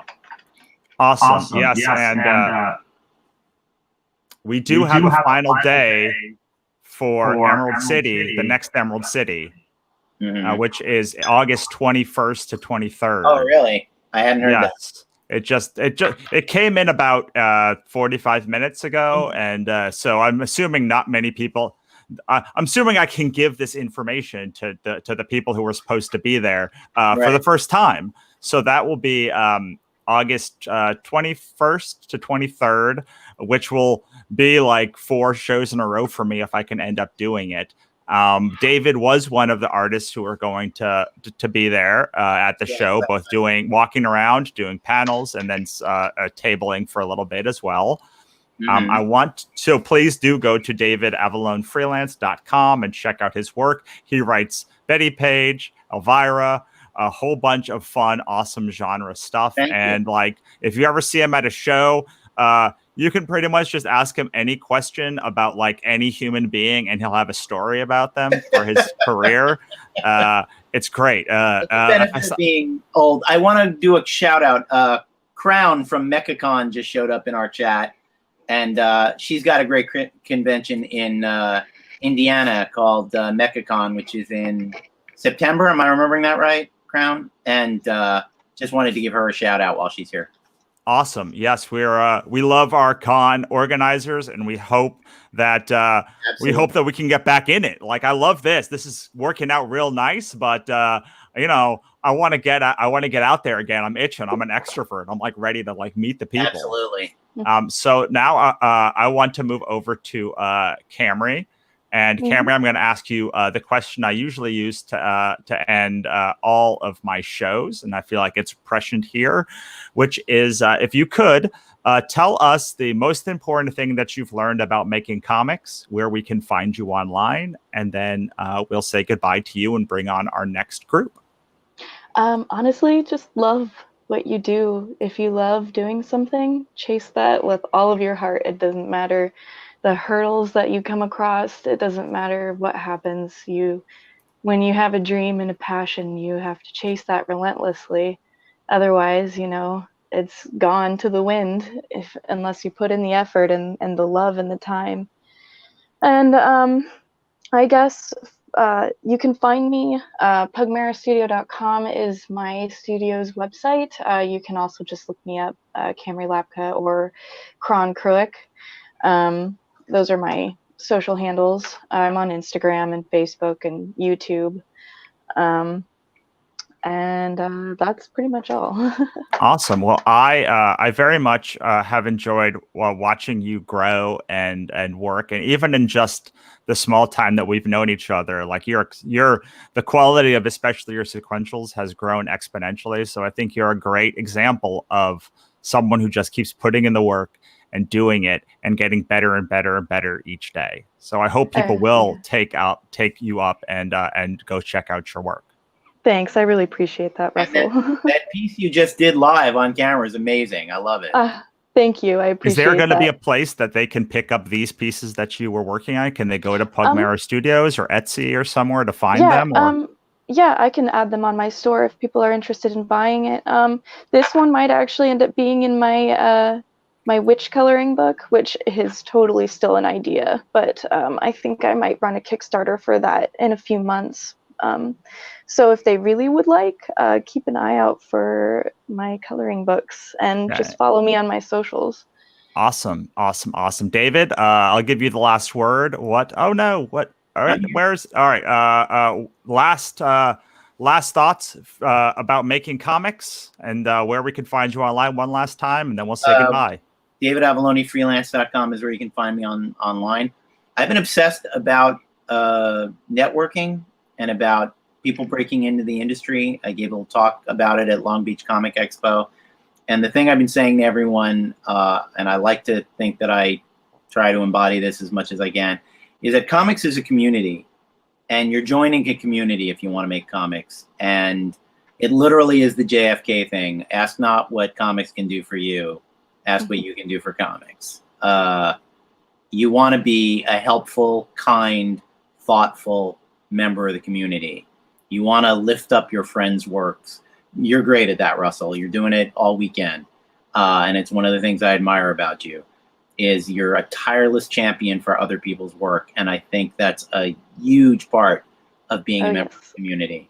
I appreciate you too. I love that you can see my messy pile of short boxes in the background of the shop, by the way. That's wonderful. Yes, and I really agree that, like, look, even if you're not making stuff currently, or you're making stuff and you're so early in your career that like it'll be years or months before you get something out, you can still be wildly excited for other people and share things with reckless abandon and be a good fan for other people. And if you can do that, like literally right now, there are people I know who have never put out a book who I am huge fans of because they are always talking about other people's work. They're always putting other people out there, and they're always championing the people that they really like. And even without work out, I still follow them because of that sort of a reckless enthusiasm for just comics and making stuff as a whole. Yep, I agree. Awesome, guys. Well, thank you so much. We are going to say goodbye to you both. Thank you for coming. It was good talking to you, David. Nice meeting you. Good talking to you too. Nice to meet you, Camry. Hope I run into you at a con or something. Yes, I hope I run into you as well. When the Andromeda strain is passed. Yes. Yes. All right, guys. Have a great day. All right. You too, Russell. Thanks, Russell. Bye. All right, so we will be right back in a couple of seconds. I'm just going to go get some water and take a brief breather. And then Matt and Steph are already here, and we will bring them on in just a couple of minutes.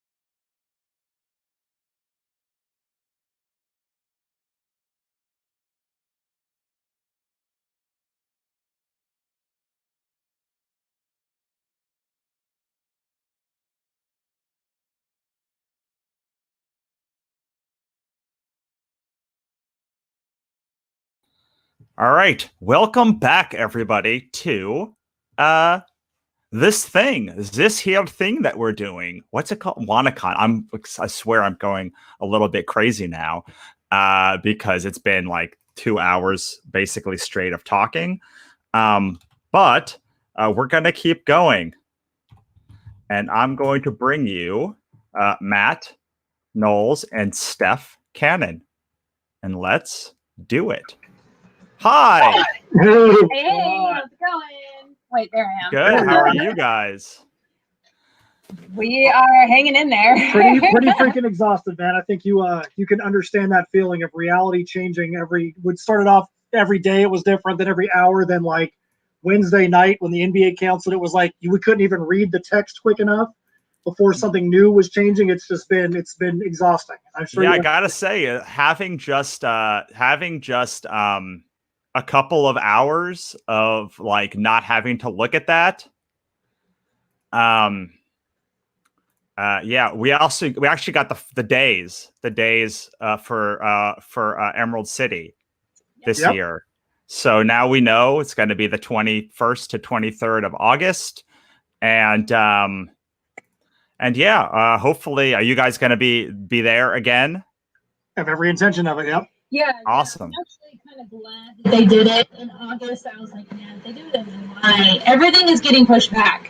Like every con is postponing, and I'm like, these are all going to butt up against each other, and we're not going to be able to do any of them. But having it at the end of August, I think, is going to be okay. Right. Yeah, well, if San Diego Comic-Con doesn't have to cancel, at least it's not putting it in the same month, the same back-to-back weekends.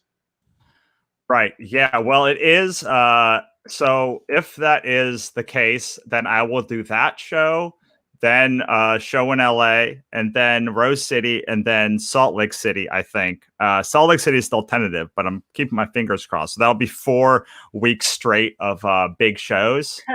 I am kind of bummed that it's only 3 days instead of 4, though. Yeah, I think that they were probably up against some crazy days with the Washington Convention Center and probably could just get whatever they could. But yeah, we were actually at the post office mailing off Kickstarter packages when we got the thing that popped up, and everybody in all my like comic friend message threads was like, "Oh, the ECCC dates are up," and so it was kind of cool because I was surprised that they announced it so quickly, but glad that they did. I actually messaging you really quick, Russell, be like, hey, dude, guess what? The dates are back, since we were actually engaged in a conversation when Steph saw the postponement. I'm like, oh my gosh, I should have got postponed. And you're like, what? In the middle of a conversation. I almost like, turnabout's fair play and brought it back to you, but I want to interrupt your other guests. Yeah, it's been crazy. It's been a crazy week.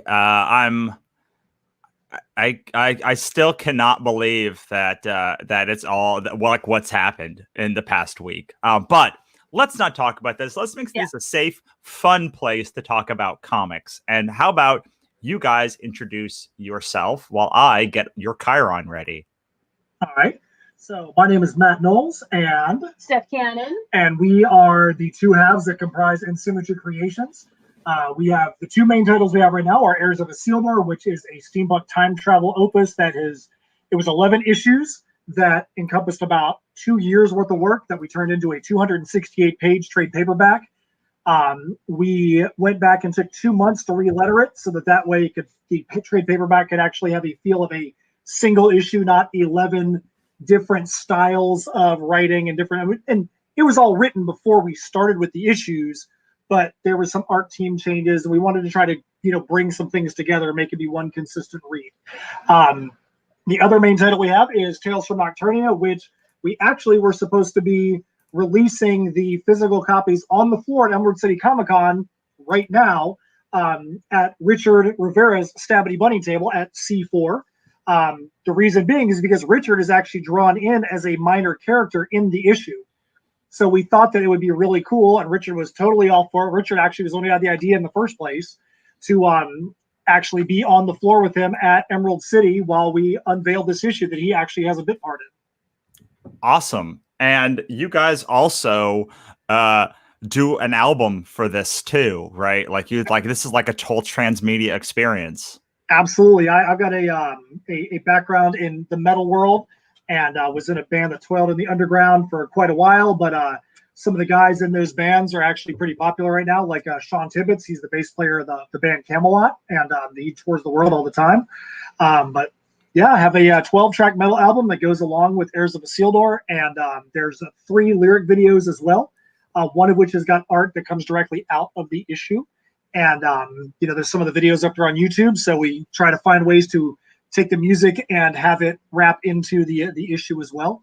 There will be another album that's going to come out hopefully by the end of the year, and it'll have some songs that are going to be pertinent to Heirs of Isildur, and a couple that are going to be pertinent to Tales from Nocturnia.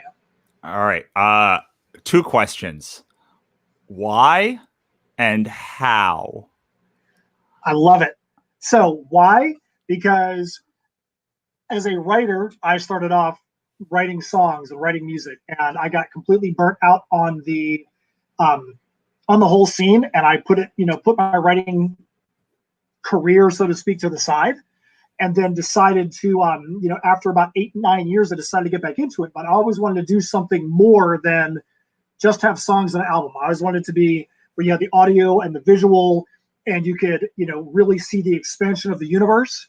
And it started off as a couple of songs with a little bit of a backstory, and then those couple of songs turned into a little bit more, and the story turned into a little bit more. Next thing you know, there's this multi-issue series with the album. So that's the how. The why, I think you could probably answer that stuff because you've said it many times in our shows, right? Like how does the album interact with the issues? So we call it like a companion piece. You don't necessarily need one to enjoy the other, but the songs give you a little bit of background information. And one of the things that attracted me to Heirs, because Matt was writing Heirs before I came along into the production. I am editor for Heirs, even though we co-write other titles. We co-write Tales from Nocturnia. Heirs was pretty much written and created by the time Matt and I met, but I jumped on as story consultant and editor, and for subsequent titles that we're going to have with Heirs, then I'll be helping out a little bit of a larger writing and creative role. But the thing that when I first read Heirs that I liked was I'd be reading the issue and it would say, to find out more about this character, go to the album and listen to this song. And I thought that was really cool because I had never seen that ever in that capacity. I mean, there's comics that will have like a soundtrack, a listening soundtrack. Like you can listen to these songs while you read it and they help aid in the story, but nothing that was created by the creator and written, by the person who wrote the story, and it was all kind of encapsulated together. So it's so interesting that you guys have this relation, that you guys have this working relationship, because like you live on the opposite sides of the country, right? Yes. Which I did not know for like months or maybe a year after meeting you, because I would always see you guys together. But how does that dynamic work? It's interesting. So I'm in California. He's in Florida right now. Currently, we are together in Florida now because I was supposed to come here, fulfill Kickstarter packages, and then we were going to go to ECCC. But now, of course, I'm just here in Florida until, because we still had to fulfill the Kickstarter packages, whether ECCC was happening or not. And it's funny because I get a lot of people are like, I thought you lived in Florida because I am here a lot. Florida has like a very interesting con scene, and we have a lot of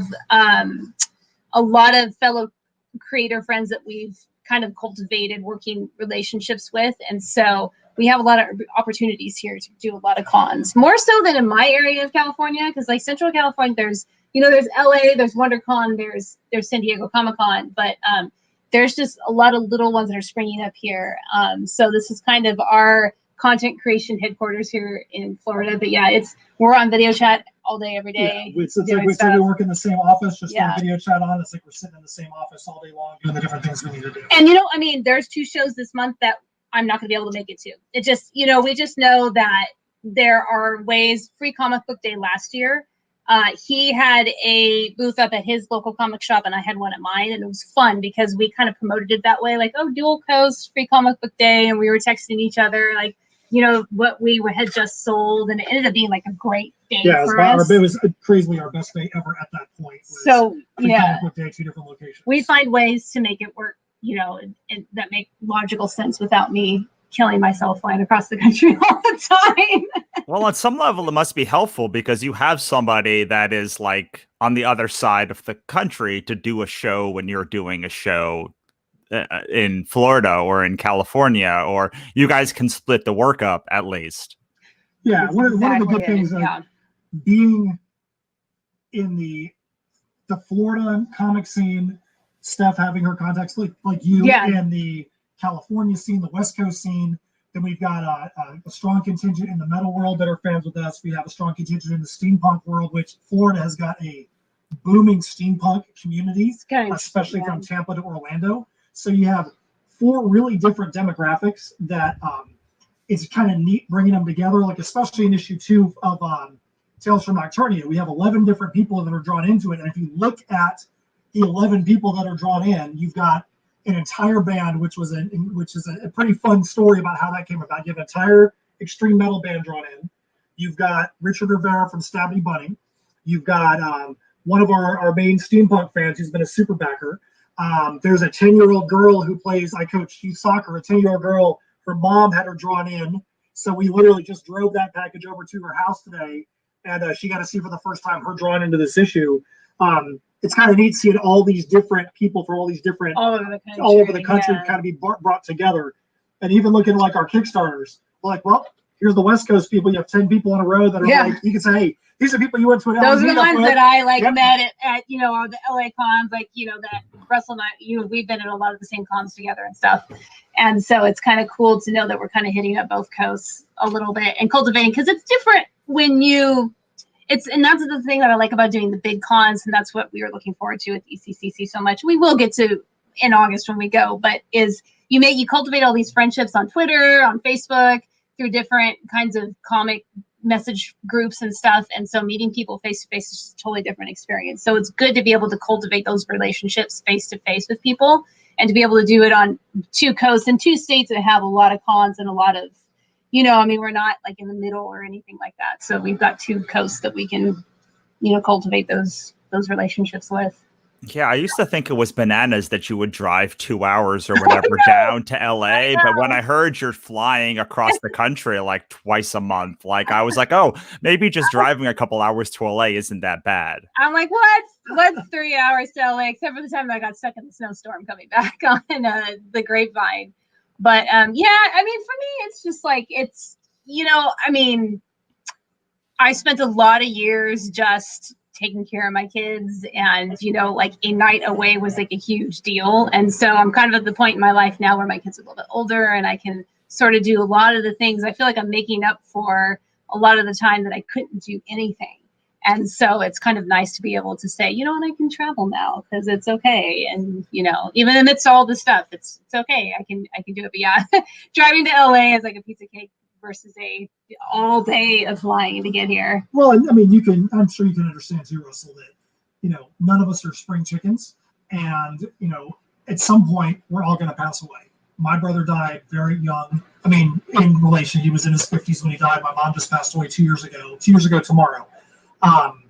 And my saying is, there's not going to be anybody when you're 80 years old to hand you an award to say, hey, here's your award for going to your 9-to-5 job for 5 days a week for your whole life and not doing any of the things you really wanted to do. We all have to be responsible. We all have to pay our bills. But if there's something fun you want to do, you got to do it now. And if it's fly across the country to go to Emerald City Comic Con, and we had comic store signings, we had a bunch of different stuff set up, go hang out with you. Why wait? Why wait to do that when you can't physically enjoy it? So do those things now. If it's fly across the country, we had 35 different appearances last year, whether it was large shows or comic book store signings or get-togethers. It doesn't matter. Won't be the case this year, but yeah, probably won't be 35 this year. But, yeah, I know that because I did 40. The first year that I really did this, I did 45 appearances, and that I never did again. I could never do that again. And then I did 35, and I keep saying I can't do that one again, but I always somehow inch up to 30 by the time the year is over, because there's always like a store signing or a speaking engagement or something that comes up in the middle of the year. And then I do that. And then, so it always ends up approaching 30, but it's like I'm not getting any younger. It's hard to like get up for 30 shows a year. We were exhausted by the end of the year, and it's funny too because I think we have to start taking the motto "never say never," because there were some shows we said we'll never do that show again because we had a booth and it just wasn't. I mean, there could be a multitude of reasons why, but then we would get this weird opportunity where it's like, hey, you can do the show but in a different capacity, and we're like, okay, that's actually better than what we had last year. So I guess we will do it again. It's weird how it's happening. We had 2 major shows. We always do a little post-mortem after the show. And we had 2 shows last year that we were just like, absolutely, we'll never do it again. Not that it's a bad show. Yeah, it just wasn't good for us. Wasn't good for us. And we were scheduled for the next one, and we did it and had a great experience. Yeah. Like we said last year, we weren't going to do MegaCon Orlando again. Just the Artist Alley at MegaCon was such a downer compared to the Artist Alley at Emerald City. Like Emerald City doesn't write, and we were just not happy with the way it was at MegaCon. We said we won't do it again, and here we are. MegaCon's going to get postponed. There's no way MegaCon Orlando is going to happen, but we are on the schedule at MegaCon again because we have panels with one of the steampunk associations. So and like a writer's workshop, which we're like, that's a really cool opportunity, and we would love to be a part of something like that. So, I guess we can say never because that's a really cool thing to do. Yeah, so we're not on Artist Alley again this year, but we are in our stuff will be set up in their room, in their block. So like, hey, you know what? We did exactly what we said. We weren't going to be at Artist Alley in 2020. We were supposed to be over here at Central Florida Steampunk Association, and you just never know what kind of opportunities are going to come your way. Well, yeah, that's what happened to me, actually, is a lot of people started giving me a lot of shows I said I will never do. And then they're like, what if we give you a guest table? And I was like, well, if I give me a guest table, like, and I don't have that expense, I guess I'll do it again. So I'll pretty much do, like, that's the secret. I'm like, I'll never do your show unless you give me a guest table. And even if that guest table is only like a $20 expense, I still will do your show then because like I'm a guest or paneling. You know, I end up doing a lot of speaking engagements that are panels or workshops or things, and then they're like, do you want a table to sell your stuff afterwards? So I'm like, yes, I would like that. That'd be good. And so it just ends up creeping up because you were talking about how you have these sort of like pockets of stuff, right? Like you do metal stuff and you do steampunk stuff and you do comic stuff. And for me, I do anime stuff and I do writing stuff and I do book stuff and I do comic stuff and I do horror stuff. And so even if you just want to do like a couple of shows or a few shows in each of those things, you have to do 4 of each kind of show when you're at 20 shows again. Exactly. It's crazy how it adds up. But the same thing was happening to us. We would start getting to know other local creators, and they would say, hey, I'm doing this signing at this comic shop. Do you want to go next weekend? And we'd be like, yeah, who's going to say no to that if you don't have anything else going on and doesn't impede with anything else? So that's, the same thing would happen. And you never know the opportunities that are going to come from that too. Yeah. Like, for instance, this weekend is a perfect example. Travis Gibb had asked halfway through last year, he was setting up some signings in the Melbourne, Florida area, which is about 2.5 hours from me. He's like, hey, I'm going to set these like 4 up in a row. If anybody wants to come to this or come to that, you're good to go. I can take one person per show. And he put a post up on a Wednesday. He's like, well, I guess nobody wants to come to the one this weekend. And I'm like, I messaged him like, yeah, I can do it. I have nothing going on this Saturday. So I drove out there 2.5 hours and drove back.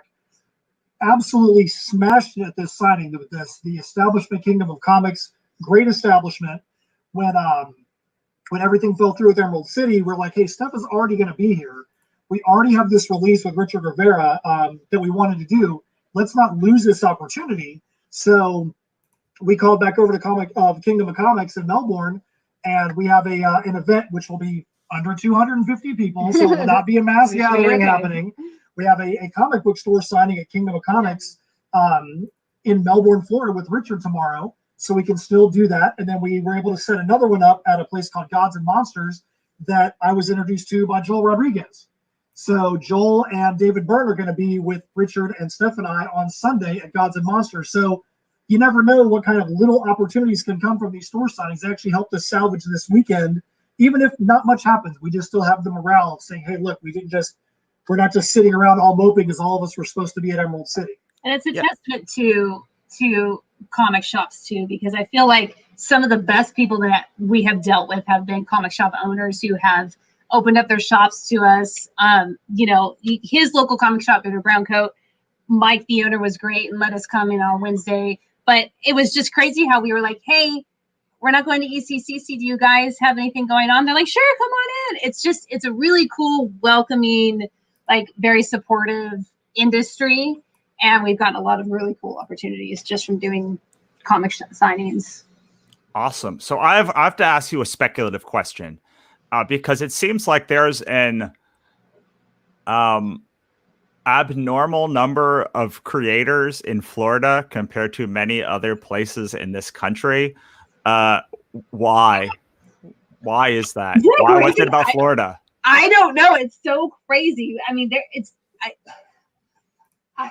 Florida is a it's weird the humidity. Florida's a weird state because Florida's got the most coastline in the continental U.S. People don't think that it does, but Florida blows everybody away as far as the amount of coastlines. There's a lot of coastal cities.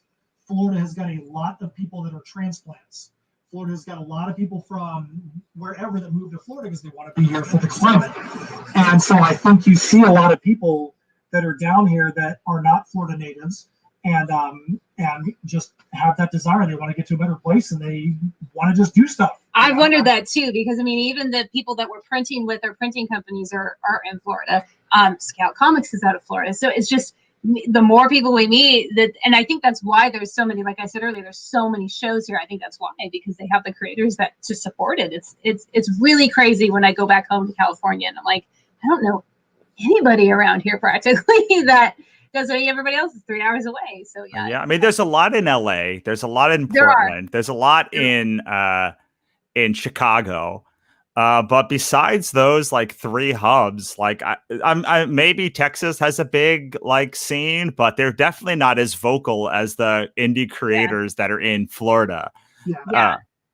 And I've always wondered because I track down all the shipments that I send out, and I'm like, there's so many people from Florida, and I know it's a big state, but it's just still feels like an abnormal number comparatively to the rest of the country, even given the size of it.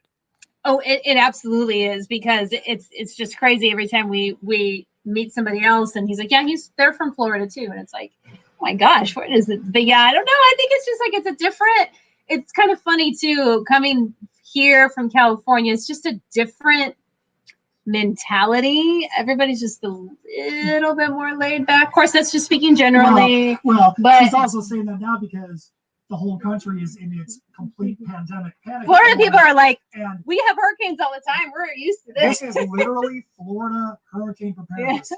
Hurricane preparedness is hurry up, buy a bunch of stuff prepared, and wait for something that probably isn't going to happen. Floridians are used to that kind of preparedness because for a hurricane, you can see it out in the ocean and you know it's coming. You just don't know if it's going to come and hit you. So you have to go do stuff. Right now, people are getting pissed off because there's no toilet paper. I mean, my whole feed is just, why is there no toilet paper?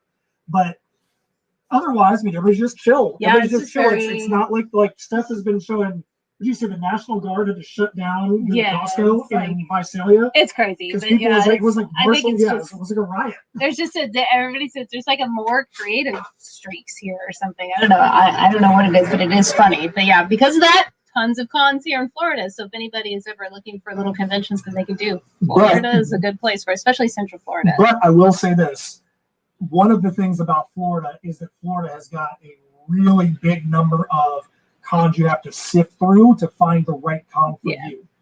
Florida has got a lot of anime cons, a lot of cosplay cons, a lot of cons that are pop culture cons, and there's very few that really sift through to make sure that everybody at the show is legal. And what I mean by legal is, I know there's a lot of people that talk about fan art and illegal items and things like that there at the shows.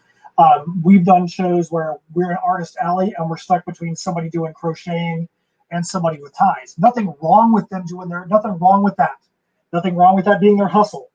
But sometimes it's hard to stand out when you're next to the 15-foot fan art wall and you're sitting there trying to sell an independent book and you've got a fan art wall of Deadpool and Spider-Man right beside you. People are normally not going to come look at you when they see characters they know. So that's one of the things about Florida. There's a lot of shows, but you have to sift through to find the right ones. Yeah. All right. So let's talk about how you stand out at shows then, Mr. Big Shot of shows. Let's and Mrs. Big Shot at shows. Like, how do you do? Like, how do you? You're at a show. You're next to the 15-foot banner of fan art, and you're next to the crochet person. And I actually don't mind those things. Some of my very good friends are crochet artists, and they're lovely to have around at shows because they always have like stories, and they're always like their hands are always busy with something, and they're always like making stuff or like have food or something. Yes. But it's not comics. You're at a show, and you're not surrounded by the comics people. How do you get the comics? How do you get the right people over to your table? Well, we're always dressed in steampunk where it shows. The only times that we don't actually dress up head to toe in steampunk is if it's a 4-day show, or sometimes it's the 3-day show. We'll go in just in regular clothes on the first day so we can just go walk around the floor. But we're always dressed up head to toe, and a lot of times it brings attention to us. And what we've heard people say is they can tell we're really serious about what we're doing, because we take the time to actually dress up. On the other side of this wall right here is we're in my studio garage. And on the other side, there's a rack that is probably literally this long. And all it is all of our steampunk clothes. Got, tons and tons of different combinations that we can wear, just because we want to bring people more of that experience. And that kind of helps people to come over. And, I like to think that we're nice people. We're engaging people. People like to talk to us. We try to make sure too that we're not the guy. I mean, not saying that we don't do it because everybody needs a break. Because if you're at an 8-hour show and you're standing the entire time, especially in steampunk, because it's not comfortable to wear at all, But we try to not be the guy that's like this the whole time. Just totally disengaged. Everybody, as my brother says, that's the sales prevention position. Everybody needs to do that from time to time. I mean, we have chairs, we sit down, so it's not saying that we don't do that. But we try to be up and smiling and engaged, with people that are walking by as much as we can. And so there's been a lot of times that we have been like, there was one show, I think it was Daytona, where you were walking to go get food or something, and you ran into a guy in his wheelchair. Yes. And his wife, and struck up a conversation with them and told them, hey, this is where we're at. He came back to the booth, and like an hour later they came back. They looked for us because they had that interaction with him, not even at the booth. Yeah, I was walking to the bathroom. Yeah, so we just try to be friendly and talk to people and make them And also having the different genres of stuff that we do. We've had times when we've had leather gauntlets at the table. We've a shirt rack from all the different shirts like that look metal and what we do. I mean, we're both wearing some of the shirts right now. There's trading cards, there's different things, so people see that we're more than just a book. And it doesn't mean that there's anything wrong with that, because I know that your stuff is wildly successful with having just books at the table.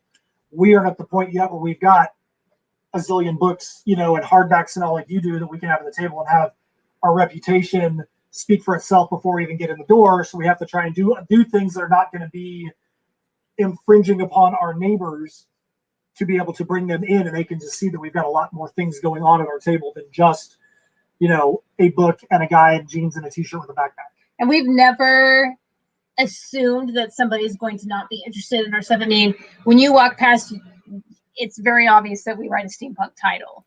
Steampunk is not everybody's cup of tea. We understand that, so to speak. We understand that, we get that, but we're not going to assume if somebody walks up that they're the person that might not be into steampunk, or maybe they never even heard of it before. We can turn them onto it. We have sold, it's the weirdest thing, we have sold metal CDs, his metal CDs, to senior citizens, no joke. So we never assume that somebody, because they're 70 years old, is going to automatically not want to listen to it, because some of them just want to collect everything. So we just treat them as if they're everybody. We treat every person that comes up to the booth the same way. At one point in 2019, we had sold more metal CDs to senior citizens than to metal fans. Weird. And that's not an exaggeration, because we're like, all right. We had people come up to the table and they were like, they talked to us, hey, well, I want one of everything. I'm like, you do know that's an extreme metal CD over there? And they're like, I don't care. You guys are cool. I still want it. Okay. We're like, we forewarned you. It's all good. Yeah, we're not going to say no, So you guys do steampunk. And I have a question for you. I try to ask everybody that I know who does steampunk this, because I write, I edit, a book about Lovecraft's Gods and Monsters. Y'all may have heard about it. It's called Cthulhu is Hard to Spell. It's on Kickstarter now. I feel like we've backed such a thing. Why do you think there's such an overlap between Lovecraft fans and like steampunk fans? Because it seems not counterintuitive, but steampunk tends to be much more fantasy than like Lovecraft's horror stuff. They're not quite contemporaries. So I'm wondering if you have any insight as to like why there's so many horror fans and Lovecraft fans specifically that also gravitate to steampunk. I feel like having gotten to know a lot of steampunk people now that we've done shows and kind of gotten to know a lot of them, I feel like there's a certain personality that, I don't want to use the word quirky because that I feel like people are going to take that the wrong way, but there's just a certain personality that goes for that type of thing, and I think it's like an escape. I can dress up and I can escape, but there's also like so many subgenres of steampunk that it really kind of leaks into sci-fi a little bit, because we've seen people that have come up to us at steampunk shows and head to toe, they're totally with the octopus motif. I mean, it's funny because you'll have one that looks very Victorian with like the parasol, and then the next guy that comes up is in like practically a scuba suit and like octopus everywhere, and it's like it's still steampunk. It's still the same thing. So it just is this huge. So you have diesel punk, you have all these different subgenres of steampunk that really delve into the sci-fi. So it's interesting. I feel like because steampunk can have a little bit of a gothic, side to it. My buddy Chuck Pino, as you asked that message, as he said, he's like, they both are from the same time period, being in that Victorian era. He's like, that might be where part of the crossover comes from, is because steampunk originates from that 1875, 1893 motif. Right, but Lovecraft didn't really write until 1920 to 1935. So he was born in that time frame, but he didn't write in that time frame. If anything, his work would be more diesel punk than steampunk. But there is this big crossover. I have to ask you guys, because I know a lot of people don't know a lot about steampunk. Because of the Lovecraft stuff, I happen to know a lot about it now. Could you talk a little bit about the different genres of steampunk? Yeah, so the first thing I'll say is that we get asked that question a lot. And in steampunk, people say, is this thing steampunk? Is this not steampunk? And what makes something steampunk? We were in a seminar one time and a really good conversation with Robert Brown, the vocalist of Abney Park, who is one of the grandfathers of the steampunk era in the United States. He actually was one of the people that kind of really started bringing that to the forefront in the 80s.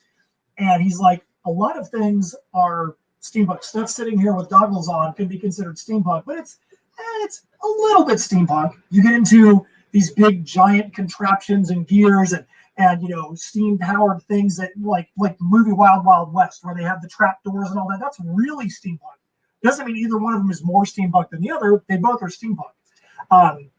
So if you want to, the two main genres of steampunk are Victorian, which basically looks like it came out of Victorian era England. Like the corsets and parasols. And or then you've got Wild West steampunk, which would be like if that steampunk happened in Wild West America. And people are like, well, like we have people all the time. Well, what does this even mean? I say, think about the 1950s, and people would say, what the future is going to look like. It's going to be Etzels and traffic lanes flying in the air. Steampunk is like if you took that same kind of thought process, went back to the 1890s and said, what's the future going to be like? And you've got those things that originate there. When you've got diesel punk, which tends to be more technology and sci-fi fit into it, but still has the same steampunk aesthetic. Which is, I would say that the biggest thing that can make something steampunk is like the gears and the whimsical contraptions that are made to Wild Wild West is considered steampunk. It's a very Western movie, but it's got all the crazy contraptions and all the crazy things that makes it steampunk. Yeah. We've heard genres of steampunk. You've also got atom punk, which is about like the atomic age, in like the 40s and 50s. Yeah, like Fallout kind of cyberpunk, stuff, which is futuristic.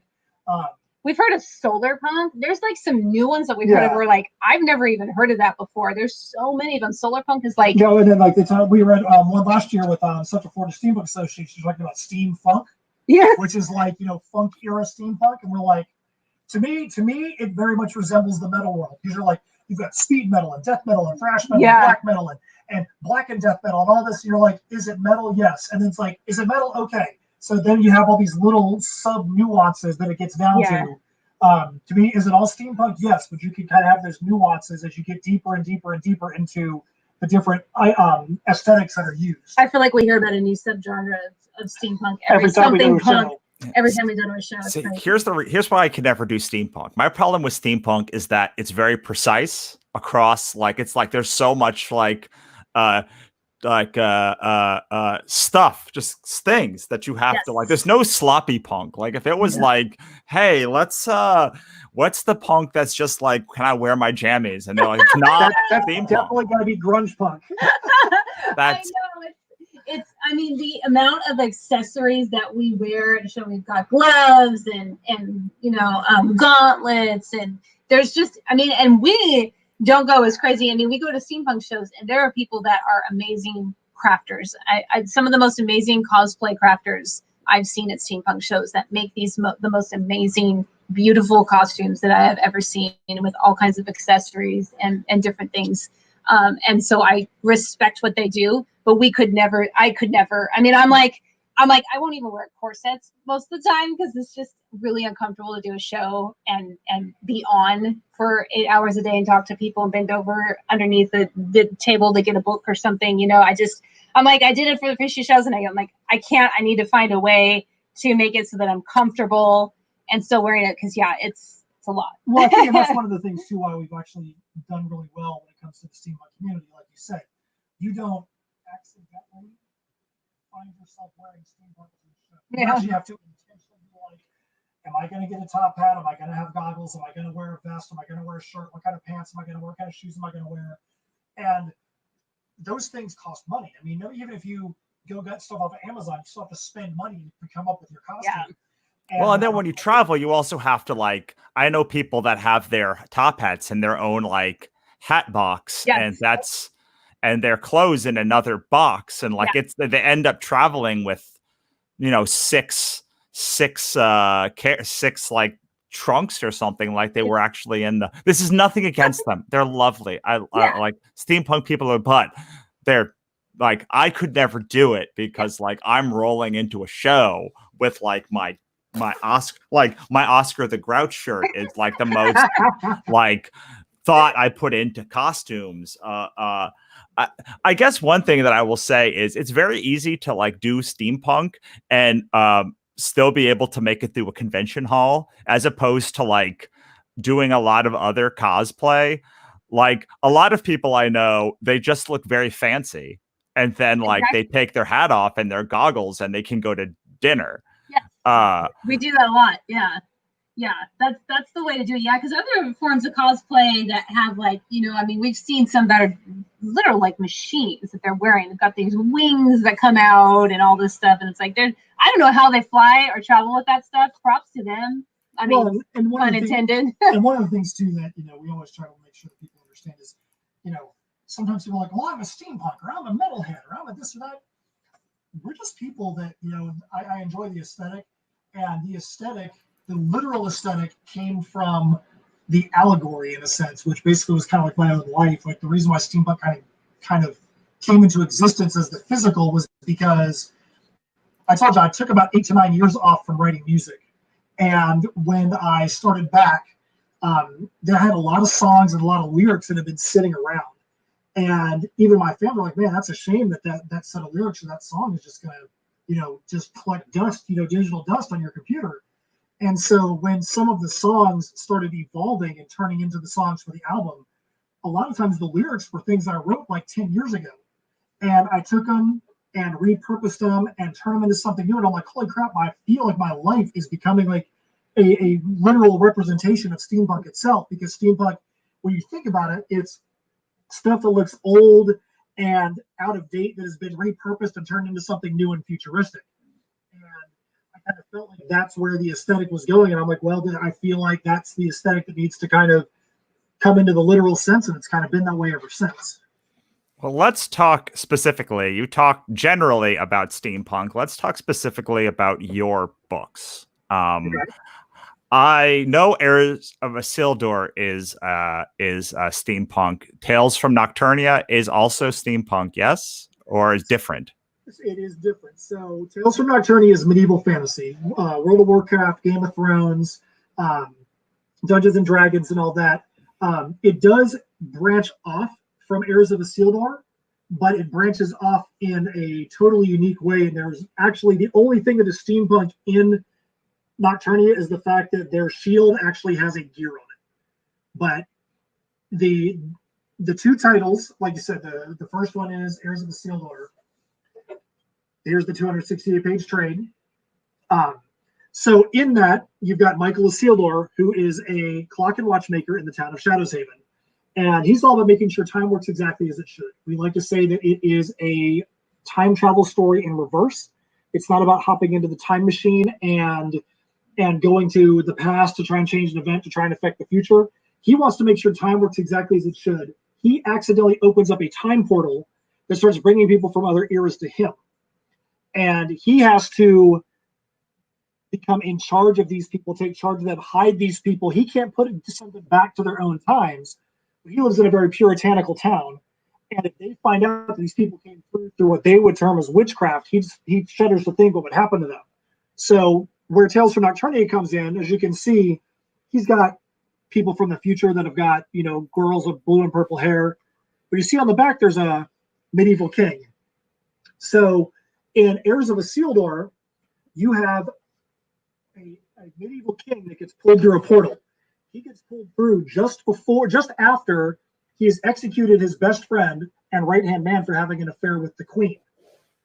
At the execution, the queen jumps to her death at the execution. The king is distraught. He rides his horse out into the wilderness to go clear his head. When he does, he gets pulled through a portal into Heirs of Isildur. We thought it'd be really neat to go and take that story and just flip it on its head and say, okay, well, we already know what happens to the king. He becomes part of the Heirs of Isildur timeline. What happens to this kingdom who sees this king ride off?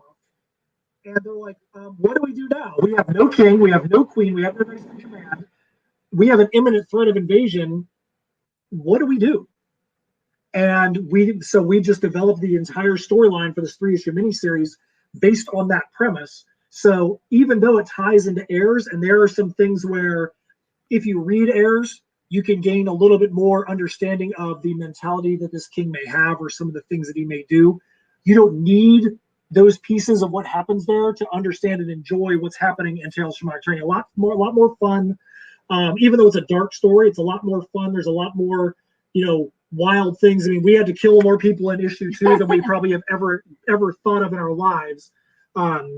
We had to come up with unique and insane ways to kill people because it's a medieval battle story. It's about a kingdom that's trying to fend off these creatures that look like Dungeons and Dragons creatures that hate the king from Nocturnia. They've heard rumors that the kingdom has no leadership, and now's their time to attack. So now these ragtag people left have to try and fend these guys off. Awesome. And you co-write that, right, Steph? Yes. Yeah. And it's kind of funny. It came about. I don't even really know if there was ever an intentional plan to have a medieval fantasy spinoff series. But our artist for Heirs, Javi Laparra, had drawn this executioner during this scene. And we just kept talking about him because he had this panel where the executioner was looking up, and we just kept, after all this carnage had happened at the execution, and we're like, I wonder what's going through that guy's mind, and he kind of drew him funny because he drew him without a shirt and he had this big old belly. We just kept talking about him, and it just sort of manifested into this. Yeah, I don't know. It's really small in this issue, but that literally is the panel that Javi drew. Cool. That birth Yes. Tales from Nocturnia. So, but yeah, that Tales from Nocturnia is co-written by the both of us. Awesome. And I think that I already know the answer to this question, but I want to make sure that we are here to help the people who have been displaced by Emerald City Comic Con, even though there is a new date for it. It's only going to be 3 days instead of 4, which means there's going to be significantly less sales likely than even when we actually do it. So I want to make sure that people have a good understanding of just why they should go out and get what makes this book different. I think that I already know what makes this book different because it's bananas, but I'd like you to say it in your own word. And I do at the bottom have a Chiron that says the Heirs of Isildur website on it. So that is where you can go to pick up the Heirs of Isildur book. And I assume get directed to Tales of Nocturnia too in some way. And we just threw a link into the private chat for the store. If you go to tinyurl.com/insim-shop, INSYM-SHOP, that's the direct link to the store.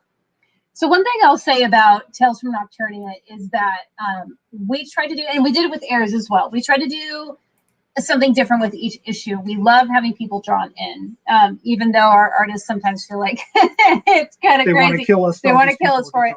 But we've done that with a lot of the issues, and it's amazing the response that we get for Tales from Nocturnia 2, which we just are now fulfilling the Kickstarter for. We had a metal band where we had all the band members drawn in, and the response from their fan base, like music fans are collectors.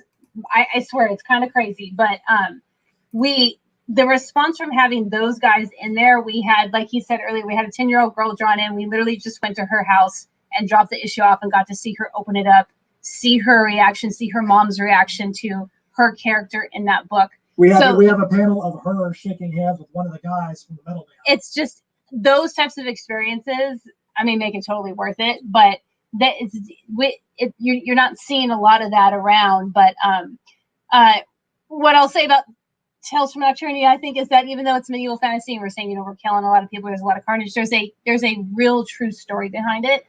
And I think we really delve into the psychology of somebody who thinks that they know what they're destined for in life, and it gets turned upside down, and suddenly they're faced with the fact that that's not really what they want to do, and they want to be better. Yeah, we follow the executioner, Beninock. He is the main character.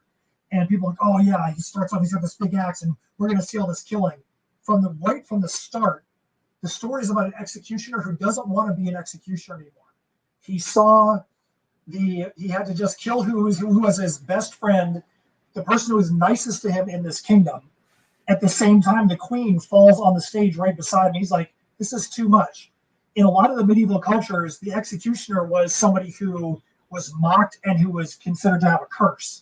So they lived a very solitary life. And Beninock was one of those types of people. And so we get to start right from the jump with this guy who's the executioner and say, well, this guy wants so far he wants to get away from killing as much as he possibly can and become not a pacifist, but he just wants to find a way other than violence when violence is being brought to his kingdom right at that time. So we totally turn the thing on its head. And he is not the guy who's leading the carnage. He's the guy that's trying to find any reason to not have carnage.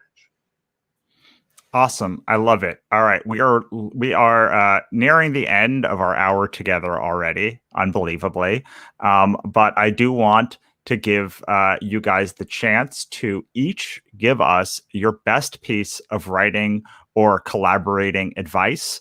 The thing that if you could only give somebody one thing to take away from it that you would want them to know. And it could be something we talked about already. It could be something new. And then give that one last plug to your site or to one of your books, why people should go get it. And then we'll say goodbye. And we have a couple minutes so that each of you can go. All right. Cool. I would say for me, that if you write, the first thing you want to do is figure out two things. What is your concept? What is your climax? If you don't know where you're going in your story, you cannot ensure that your readers are going to actually feel like they've been fulfilled in devoting time to what your story is. So if you understand what your concept is, what your climax is, and you fill in the gaps in between, you can assure yourself that you're actually going somewhere, and your readers can have confidence that you actually are spending their writing time or their reading time wisely. So that's a big thing to me, is always making sure that you understand where you're going and how you're going to get there. For me, I've kind of adopted this funny because the other thing in my life that I love to do is running. And what a motto that you hear a lot of runners say is you have to be comfortable with being uncomfortable. In running, I don't think I need to explain to anybody what that means. I mean, it's just getting in the right mental space, and it's going to be a tough thing that you're doing. But I've found that it applies really, really well with writing too, and creating, especially when we're doing it in the way that we are with comics. You have to be comfortable with being uncomfortable, which means that it's not always going to be easy. You are going to get told no. You are going to have bad reviews. And I don't mean this in a negative light. I just mean that the sooner that you can accept that this is part of the process, the more you're going to revere and love the moments that matter. The moments dropping off an issue to a 10-year-old girl and seeing her face when she saw herself drawn in it. Somebody, messaging us and saying, that was across from Matt at the show last week and said, hey, I want to pick up your book, and then messaging him later, taking the time to message him later and say, this is one of the best comics I've read in years. Seeing people from, of all ages get excited about your work, getting that one good review, making friendships. Those are the things that matter. And those are the things that are going to kind of lift you up when you're going to inevitably have a moment where you're going to feel a little down in the dumps. You're going to have that one bad review. You're going to have or 2 Fridays ago when Emerald City gets postponed. Whatever the case may be, or you're going to get told no by a publisher because you submitted something. We have to all accept that, and I think the quicker that people learn to do that, it's not even really a piece of actual writing advice. It's just really but it does go with writing, because there's going to be days where you're going to love what you write and love what you do, and you're going to have days where you're like, this is all. I mean, as creatives, we all are going to have that headspace, and the moment that you can be comfortable with knowing, okay, this is just one of those days. This is just one of those days, and tomorrow will hopefully be better. Is what I try to tell a lot of people, because I see a lot of discouragement really early on in the process from people. And, I just want people to keep going and creating. So if you go to our titles, Tales from Nocturnia, like I said, we literally just are shipping out the Kickstarters right now. It's supposed to debut in Seattle this weekend. All 6 different covers are up on our website. It was supposed to be 4, it turned into 6, and we had a lot of fun with it. We have got the main cover is The Battle at the Lavabo by Chris Rao. Chris Rao went viral during the Super Bowl because he's the one that did all the character art of all the Kansas City Chiefs.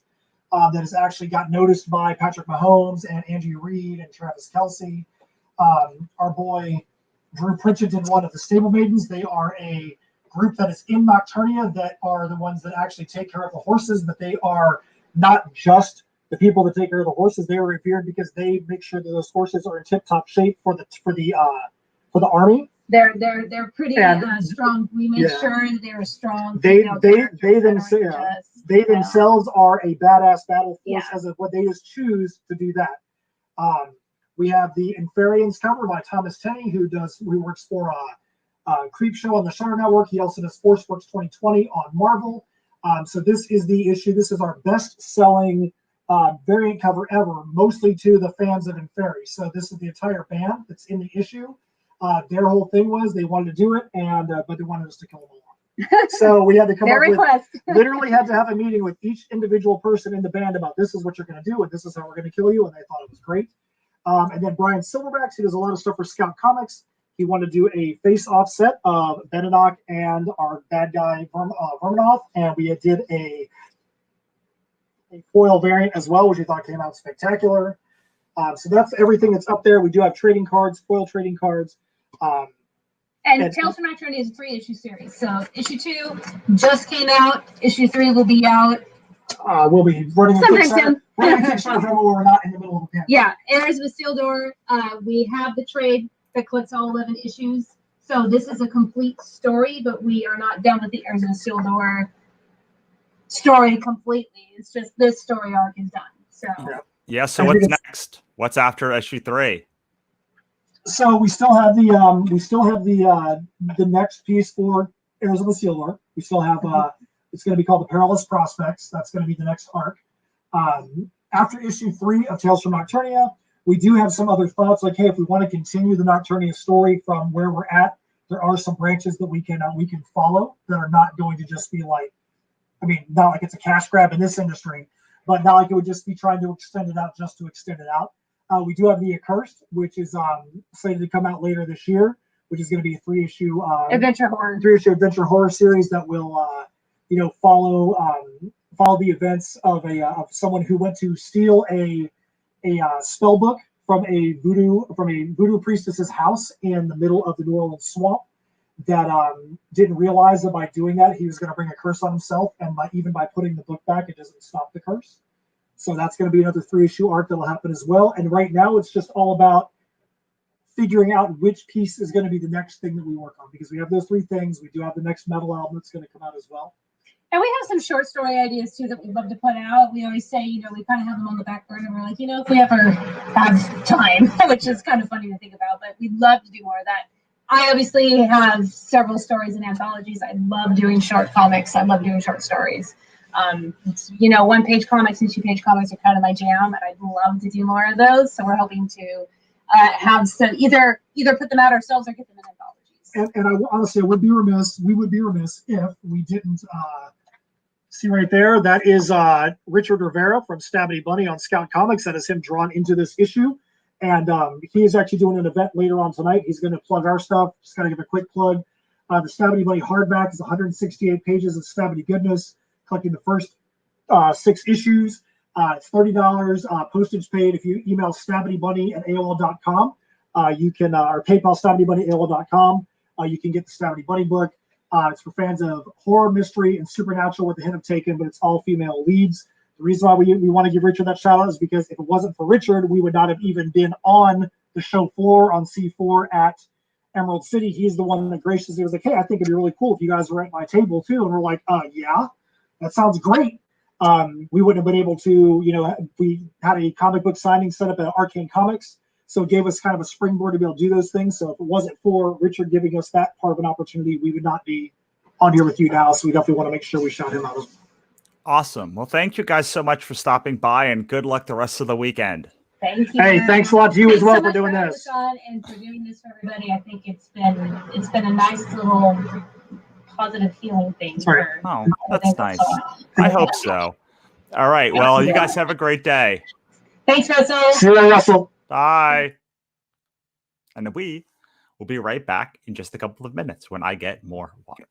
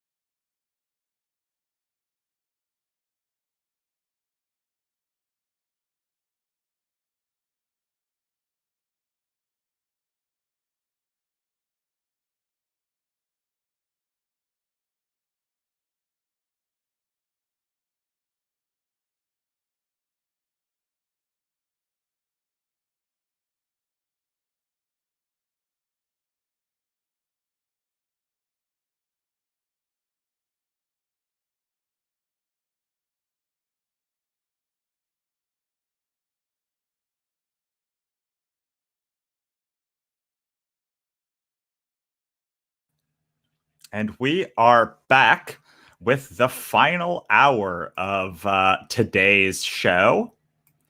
I am just getting everything set so I can bring on Leah and Diana. And awesome. So let us get started. Hi. I cannot hear. Oh, you're muted. Aha. There. Can you hear me now? I can. Okay. Awesome. My voice is going, so. And this is the first time I'm actually talking to you, like ever. Oh, yeah, it's exciting. It is exciting. Okay. I know. I was telling before this ever started, I was like, I have never actually heard Leah's voice before. Despite the fact that I hear it in my nightmares and whenever I'm thinking about like this book and whether what I'm doing is right or wrong. All right, I am now going to bring in Diana. Okay. Hi, Diana. Can you hear me? Hello, I can hear you. Can you hear me? Yes, I can. Nice. Leah, can you hear? I can hear Diana, yes. Wonderful. Hi. Thank you guys so much for being here. So I have Leah Letterman and Diana Levin on. Both were affected by cons closing this week. Diana was supposed to be at Emerald City. And Leah told me, posted, I think yesterday, as she was driving to her first show, that it was canceled, right? Oh, no. Oh. Yeah. So it's been kind of a 1, 2, 3 punch for all of us this week. So hopefully we can bring in some awesomeness. How about we start with introducing ourselves? Let's start with Diana and then go to Leah. And then everyone knows me already because I've been on here for 4 hours now. Hello. So my name is Diana Levin, and me and my partner Sean, we run Ghoulish Bunny Studios. That's our business, and so so I do all the artwork. My artwork is very inspired by horror and spooky Halloween creepy things. I do bunnies and women and like witches and just all kinds of stuff like that. So Sean and I, he's a writer, and we work on a book called The Ghoulish Grimoire. It's an anthology series. Here's our latest issue. I just wanted to show just to give an idea. And this is issue 8. We've been doing this for maybe like 3-4 years, something like that. And it's basically just short stories of different like type of horror. And our main thing is conventions. That's what we do. We travel to various just comic conventions, horror shows, and do some stuff online. But mainly we like to go and do stuff. Go see our fans out there. Yeah, and you have a Kickstarter going right now also, yes. Correct? Yeah. If you like creepy bunnies, they've unlocked the first 6, which I'm showing you on the screen right now. And I think you're unlocking more stuff now, even now, right? Yeah, so we unlocked pretty much all our stretch goals we had started with. So I'm putting this. So this is the next stretch goal that I'm doing. I'm working on he's called Old Chop. He's going to be another bunny with a top hat and a bow. And he's since like we hit the stretch goal so fast, I'm like, well, I'm home now, so I might as well work on more pin designs. Awesome. And Leah. There we go. All right. Sorry, I'm still trying to learn the ins and outs of this thing. Let's talk to you, because you were also a short story expert. Let's call expert because not only did you were in a Kickstarter where you did an anthology, of Yep. short stories with a bunch of female creators. But Right. you then released a book of your own short stories. So let us talk about your journey. Okay, well, thank you. Up to now, Fantasticon was the first show I ever was going to be physically at. So me being a virtual presence and online is kind of where my stride is at this point. But I'm breaking out of that mold, and I'm coming to a city near you eventually, once this pandemic goes aside. And I don't have the coronavirus right now, but my voice and my chest are a mess. So it's really a good thing in a sense that I'm not out there. But yeah, I'm Leah Letterman. I've been a freelance editor for close to 10 years now. I've worked on a lot of comic pieces. I've worked with you, Russell, mainly in prose. I was doing the math earlier, and I think I've done a total of 13 novels for you, and there's a couple more in queue. So that's nothing to sneeze at. Speaking of, It's not, because you did all 12 of the God's Verse. Yep. Plus you did the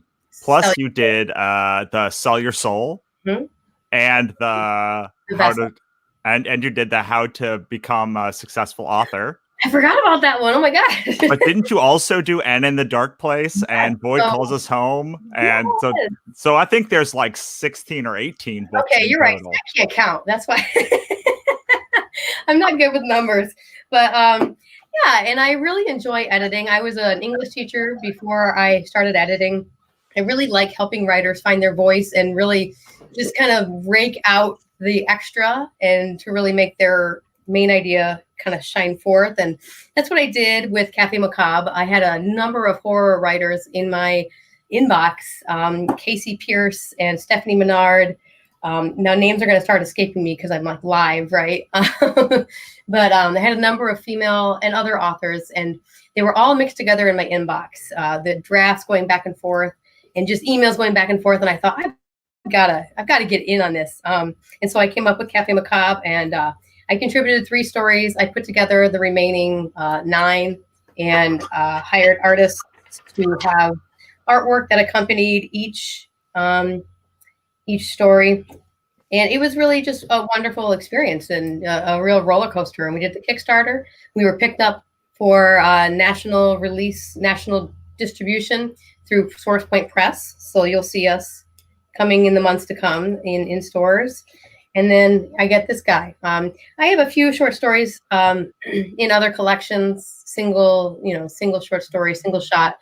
And I'm currently working on some memoir pieces. So I'm kind of shying away from the editing a little bit and trying to get into my own as an author. Yes, I am very excited that you're still editing my books, because I don't know. I'm nervous that I was so nervous when you decided to like do. I'm excited for you. Yeah. As like a fan of your writing, but scared for me as a fan of my writing. I got a couple of emails from people, clients like yourself, like, so, do I need to find a new editor? And I think what I decided to do ultimately was maintain the people that I was already working with and just kind of shy away from taking on new clients. And I think that's worked for me pretty well so far. Yeah, well, it's working out for me. I'm excited because I was recommending you for a while, and then suddenly I was like, sorry, Ross, no, it's not gonna happen. Just stop doing that. Like, I'm not taking on any new clients. So you guys, you and Diana both have experience sort of combining art with your short story, with short stories. You with Cafe Macabre, and then the Ghoulish Grimoire for Diana. And I would love for you guys to talk a little bit about how you guys mold like the art and the writing together. Am I going or? Sure. Oh, okay. So that it just depends. Sean decided, like, for instance, for this book, Sean decided he was going to write a kind of cosmic horror inspired story, and then I just he gave me the draft, and then I said okay, and I just started drawing drawings that I just got inspired by, like, the story, but also just in general, like stuff that I wanted to include. Sorry that my sketch is upside down. I couldn't get my It's okay. camera We'll to work. I'm sorry. We'll all just turn our heads. Yeah, but here I'm going to show you just some drawings. I don't know. I just kind of go crazy and like I just let my imagination run wild sometimes with the art. Just did like weird eyeball stuff. And so basically there's no specific formula for how we do it. It's just like I just try to get inspired by what the story is, and then I just draw things. Some a little more specific to the story, and some just more of a general vibe of it. I'm not really good at like doing very like narrative driven art. So I just do more like kind of a general idea of like for this instance, I did a lot of like tentacle and like weird, creepy things that I thought kind of looks like, Cthulhu-esque. Kind of follows that theme, but not anything super specific. And that's kind of how it works. Sometimes I'll draw something and then Sean gets inspired by it, and then he'll come up with a story for that. So it just depends on where we are. Yeah. How about you? Yeah, it's actually interesting because, first of all, can I just say, Diana, I was looking at your artwork earlier because I saw your name on the same slot as mine, and I am really in love with what you do. Thank you so much. Really, I'm like mental note. I'm going to be talking to you because okay. Thank you. It's right up the alley of kind of what I put together with Cafe. Oh, awesome. Yeah, when we had to move the Leah with Nikki. If you guys were on earlier, Nikki had to switch with Leah, and Diana was already in this slot. And when they had to switch, I was like, well, this is just going to work perfectly because they're very similar in their tastes. Yes. And I'm like queen synchronicity, okay, especially right now because it's like my middle name, but there's a reason for all these things. So Diane, I'm really glad to be here with you. There were, I always lose count of how many, because it's numbers, but there's, 9 or 10 different writers and 9 or 10 different artists. So for some of the stories, I read the story and knew what was going on, and I had a very specific artist in mind. Like, oh my gosh, she would just do an amazing job with this. For instance, and I'm going to do the thing right here. This is a story called Beating a Dead Dog. And it is the most controversial story in this collection. One woman bought it from my brother-in-law's game store and actually returned the book because the story was so dark, which I'm like, it's horror. I don't know what you expected. But so for that reason, I wanted a very abstract artist to really, I didn't want something really graphic because it was such a dark story. So I chose an artist who was very abstract for that reason. In the case of Mariana Petskosta, she had read my story and that was it. And then she came up with this all on her own. She just read the story and said, this is my response to it. And it was just beautiful. And she nailed it. It was amazing for me to see, just how perfectly she could do it. And then there was yet another case where the artist I was working with said, I'm a portrait artist, so please just tell me exactly what you want, and that is what I will do. And of course, right now I can't find it. Actually, no, here it is. So she said very specifically, I want you to tell me exactly what you want. And so we did. And she did a couple of different portraits, and you can see they kind of get weird and creepy and strange. So it just depended on the artist, whether they wanted to kind of come up with something on their own or whether I was guiding it a little bit more. But in general, we had an example of every single kind of combination you could in this book. And then last thing, and then I'll be done. But the cover itself is Kaylin Smith did this. And there's different items at this table. So this Cafe Macabre is us having wine and coffee and cake together. And then there's little items. There's the Bible, there's a baby monitor, there's a dog collar, there's perfume, there's a crow, all these weird items at this table. And basically that's an element from each one of the stories.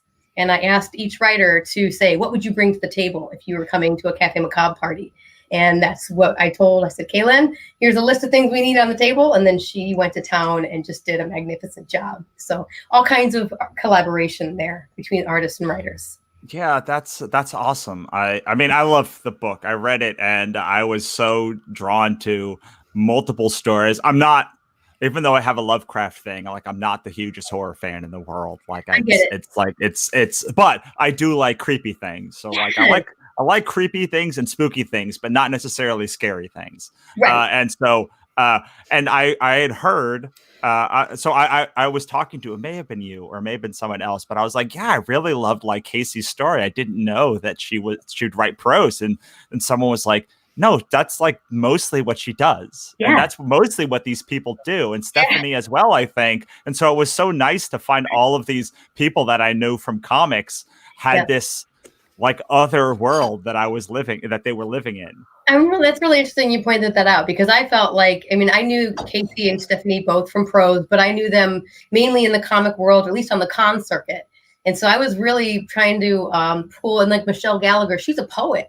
But I was just trying to pull prose from them. Like, I want more of this from you, because I think that it's just something, again, like you, I'm not a huge horror aficionado. I was just in this great opportunity. Like, I can't let all of these things in my inbox go. I have to put them together in all these voices.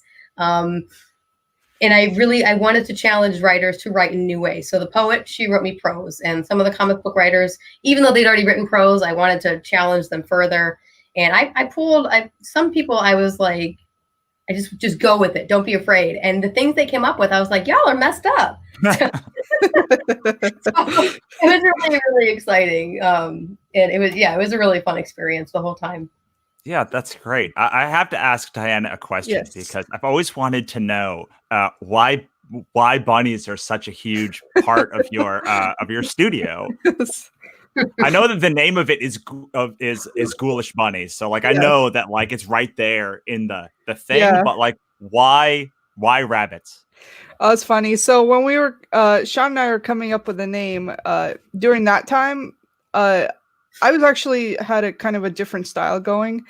It was definitely more on the cuter side, and I had the whole series of like rabbits as different like horror characters and stuff, and it just sort of fit during that time. And I know it's kind of strange now because a lot of the stuff I do now is so different, but we kept the name because it just I don't know, people remember us by that name, and it's still sort of fits. It's people seem to like it's a very memorable name for people, so I think we were like, yeah, it kind of works. And I still do rabbits. It's kind of something a lot of people know me for, so, and it just became a thing. I don't know. I mean, I remember the thing that I always responded to was the women with the white eyes.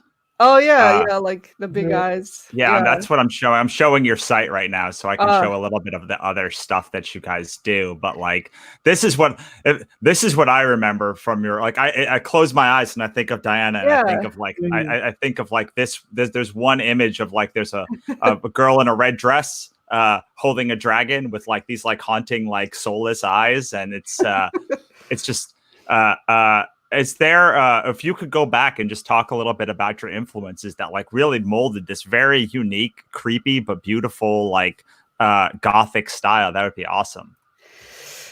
So it's just kind of I draw from a lot of different things. I love horror, and I'm like in like you, in that I don't necessarily I'm not like into gore, let's say, but I do really like things that look very haunted or just creepy and spooky, but I'm not necessarily like a big gore person. So most of my work is more from that like kind of supernatural type of horror.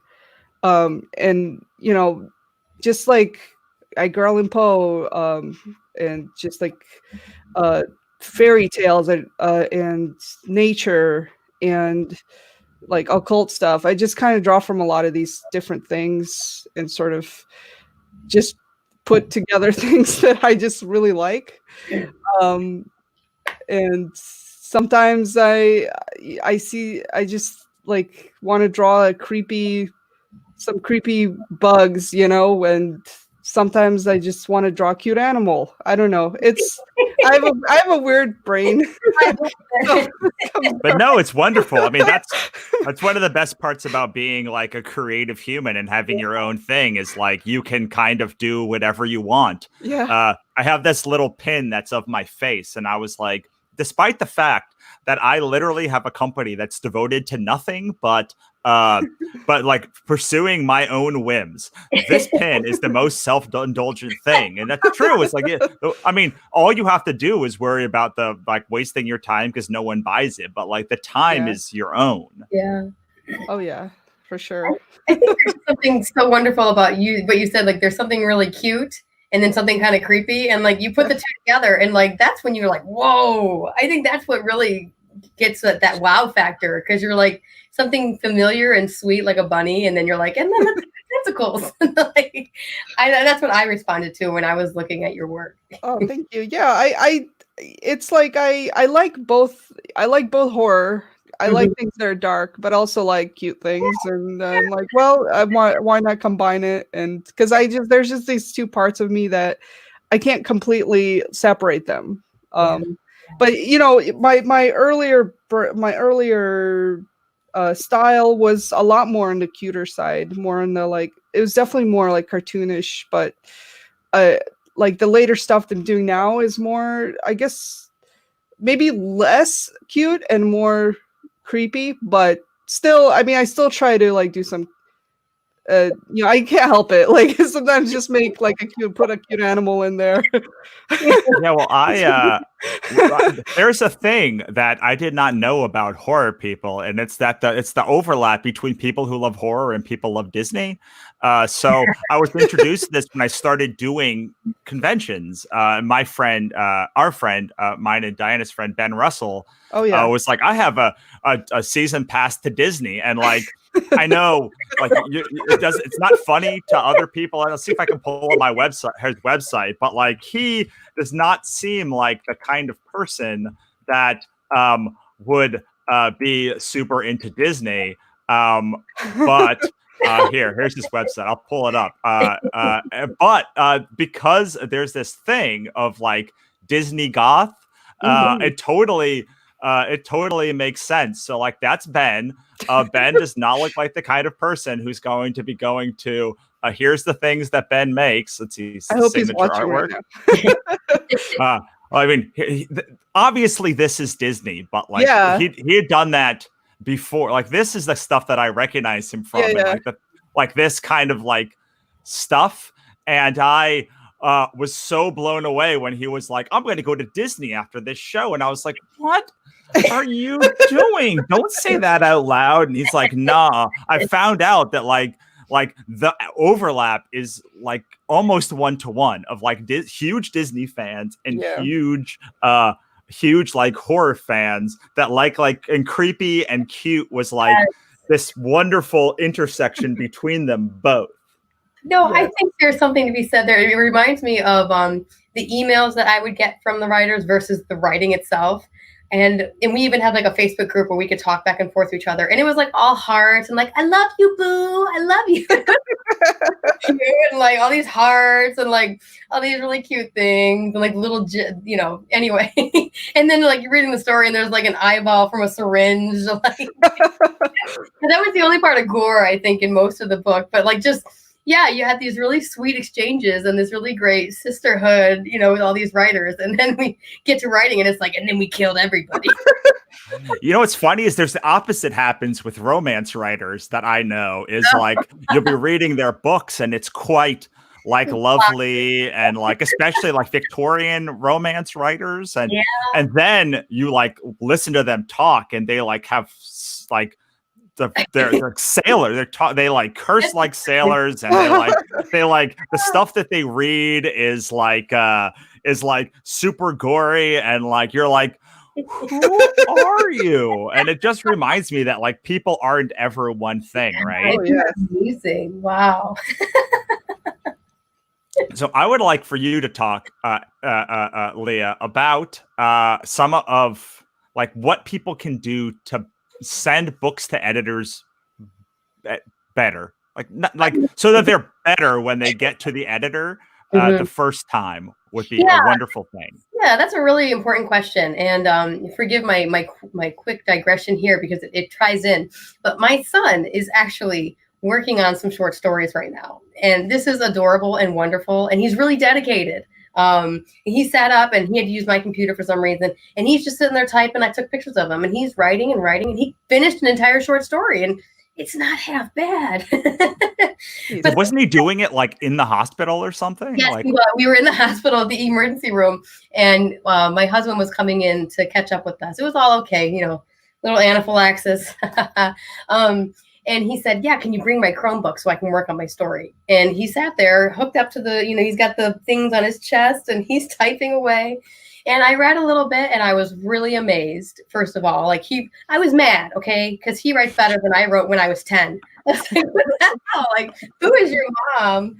Anyway, so I was mad, but then he was serious. He was writing with a friend of his in class and they're putting together like a group of short stories. And I said, well, you see this through to the end and I will go through and help you format and edit, okay? So this is what he does. He finishes it and he turns the computer around and he says, hey, Mom, will you edit it? And I was like hell, son, because I read it through a couple chapters as his mom, and I was beaming and happy because I was his mom. But then he wanted to see me as an editor, and I was like, listen, no, because what he has to do, and I told him, I said, first of all, you got to sleep on it, come back tomorrow, revise it through, read it out loud, change the things that need to change. Anytime you're hiccuping, or not you're hiccuping, but anytime, you're either out of breath from reading because the sentence is too long, or you find you're talking really choppy because the sentences are too short, these kind of things. If you read it out loud, it becomes so clear. It will fly off the page to you. So that's a big one. I don't even recommend doing that though necessarily until you've revised it in your head on the paper once or twice through, if not 3 times. That's the key. And it sucks to tell people that because I've had so many people come to me like, I finished my draft, I'm so happy. And I'm like, that's great. You need 3 more before you come to me. And then you need to read it out loud because that's when you start noticing like, wow, I used that word 18 times in like 2 pages, or, all these different things. And we all have our different foibles that we fall back on as writers. And so you'll kind of start to recognize yours. But the bottom line is, I'm trying to think of the last time when I used an editor. I had finished the piece 2 weeks earlier and had kind of gone back to it every 3 or 4 days before I finally was like, okay, I'm going to send this off for someone to look at. So there's that. And it just depends on the relationship you have with your editor and exactly what you're looking for. I have had people send me a chapter and just say, I can't even get out of this spaghetti because it's just such a mess. Can you help me? And I'm like, okay, no problem. And I can just look real quick, and I'm not going to do any grammar or spelling. I'm just going to look at the big picture and help them tease it out, what they're trying to say. So there's different kinds of editing. Like that's developmental editing. I'm just helping them along the way. But if you're looking for someone to really give you larger level feedback and more in depth, you need to be 3rd or 4th draft in. And you need to have, to the best of your ability, you need to have read it out loud. As painful and as painstaking as that is, that's the advice that's hardest for me to take myself, and that's why I know it's the most important. If that makes any sense. But that's the biggest thing. And are you asking questions about like specific revision or no? That's a good. In fact, my friend, what he'll do is he'll put it on. The play, the Siri play, or whatever the thing is that Word has. I've heard people doing that, right? Yeah, and so because they do it monotone, it's someone else reading it, and it. I don't know. I have a hard time like reading my stuff out loud or listening to it or listening to audiobooks at all. Because I don't know, like I actually never do that, and I always think I should do it, but I always am like, once I get this back from the editor, it's done. It's pretty much done, because this is the thing about the editor. It's like the editor, it can't add stuff to your book. Like they can't they're not going to add 5,000 words. Like by the time I send it to you, like the book is the Yeah. book. You can kind of move it into a direction or Right. help me figure out what parts don't work. But as far as like making it good, like I have had to have done most of that work before I send it to you. Yeah. Yeah. And I think, I mean, and I'm not even just saying this, I think your work generally does come a lot cleaner. And I can tell, like, this has been through several drafts. I think it would be really interesting, though, to challenge yourself to do like one chapter, to just read out loud like one chapter and see if you can tell the difference. That would be I would be curious to see. I feel very ashamed saying it because like it's a thing that people always say, and it's probably the thing if I was like, what thing could I do to improve now? It's like to sit and like it's so hard. It's really hard to do. It's like you're not alone in the reason I know that I need to do it is because there's been times when I haven't done it. And I'm like, no, I don't need to do it. It's good. And then I get it and it's in print and I'm like, oh no, that really needed to have been, if I would have read it out loud, I wouldn't have had that problem. So there's like mainly in stories of regret, I have learned to go ahead and do it. No, and I have a list of things that I know are my mistakes that like I just go through and I'm like, I can't do. And I think that that's really awesome of you as a writer, because I know that I provide that kind of a list for a lot of people, or I used to. And it was like, I stopped doing it because people never looked at it. They never cared. But I could tell you like, I would go through and like look for, I can't even remember what some of them are. You like to use the phrase into the ether. Okay. So like, I'll like go through and I'll look for into the ether. And then I'm like, what? There's none here. He stopped doing that. I remember I used to M dash a lot. Like in my first ones, it was like a constant M dash. Every other line was like a thing. But it's so like one of the things I love about editing is to watch people grow over time and to see like, you know, I've done, this is our third anthology that I'm doing right now. And to watch somebody who maybe didn't get into the first anthology or did get into the first anthology and still like over years, like growing with them and watching them become like a better creator is like there's something very I feel very proud about that, even though I'm just a very, very small part of it in one little aspect of their lives. In one sense, that's true. But in another, I mean, anytime you're collaborating with other writers, that is in itself some type of a workshop. And so, you know, working with an editor, I don't know, not every editor works the same way, but I know for myself, like I come from a teaching background. So yeah, a lot of times I'm like, just change this. But a lot of times I try to explain why I'm doing it, you know, just so you don't think I'm taking over. You know, I want to let you know this is your baby and I'm respecting your work. But here, you know, this is why I'm making these changes. This is why this will be better.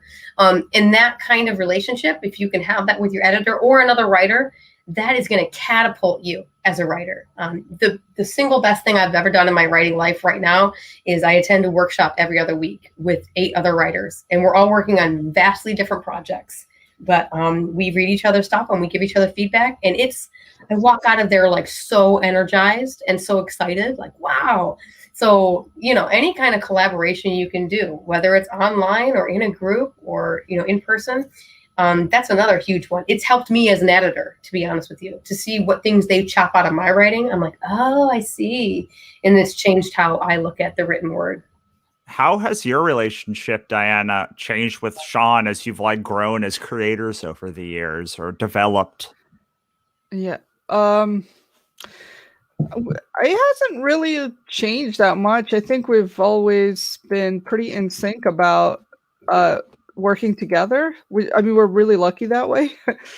I know not every couple can, but for us, you know, I don't know. We've never had too many issues as far as like what our vision is. When we started out, it was, you know, it was my artwork that we were selling.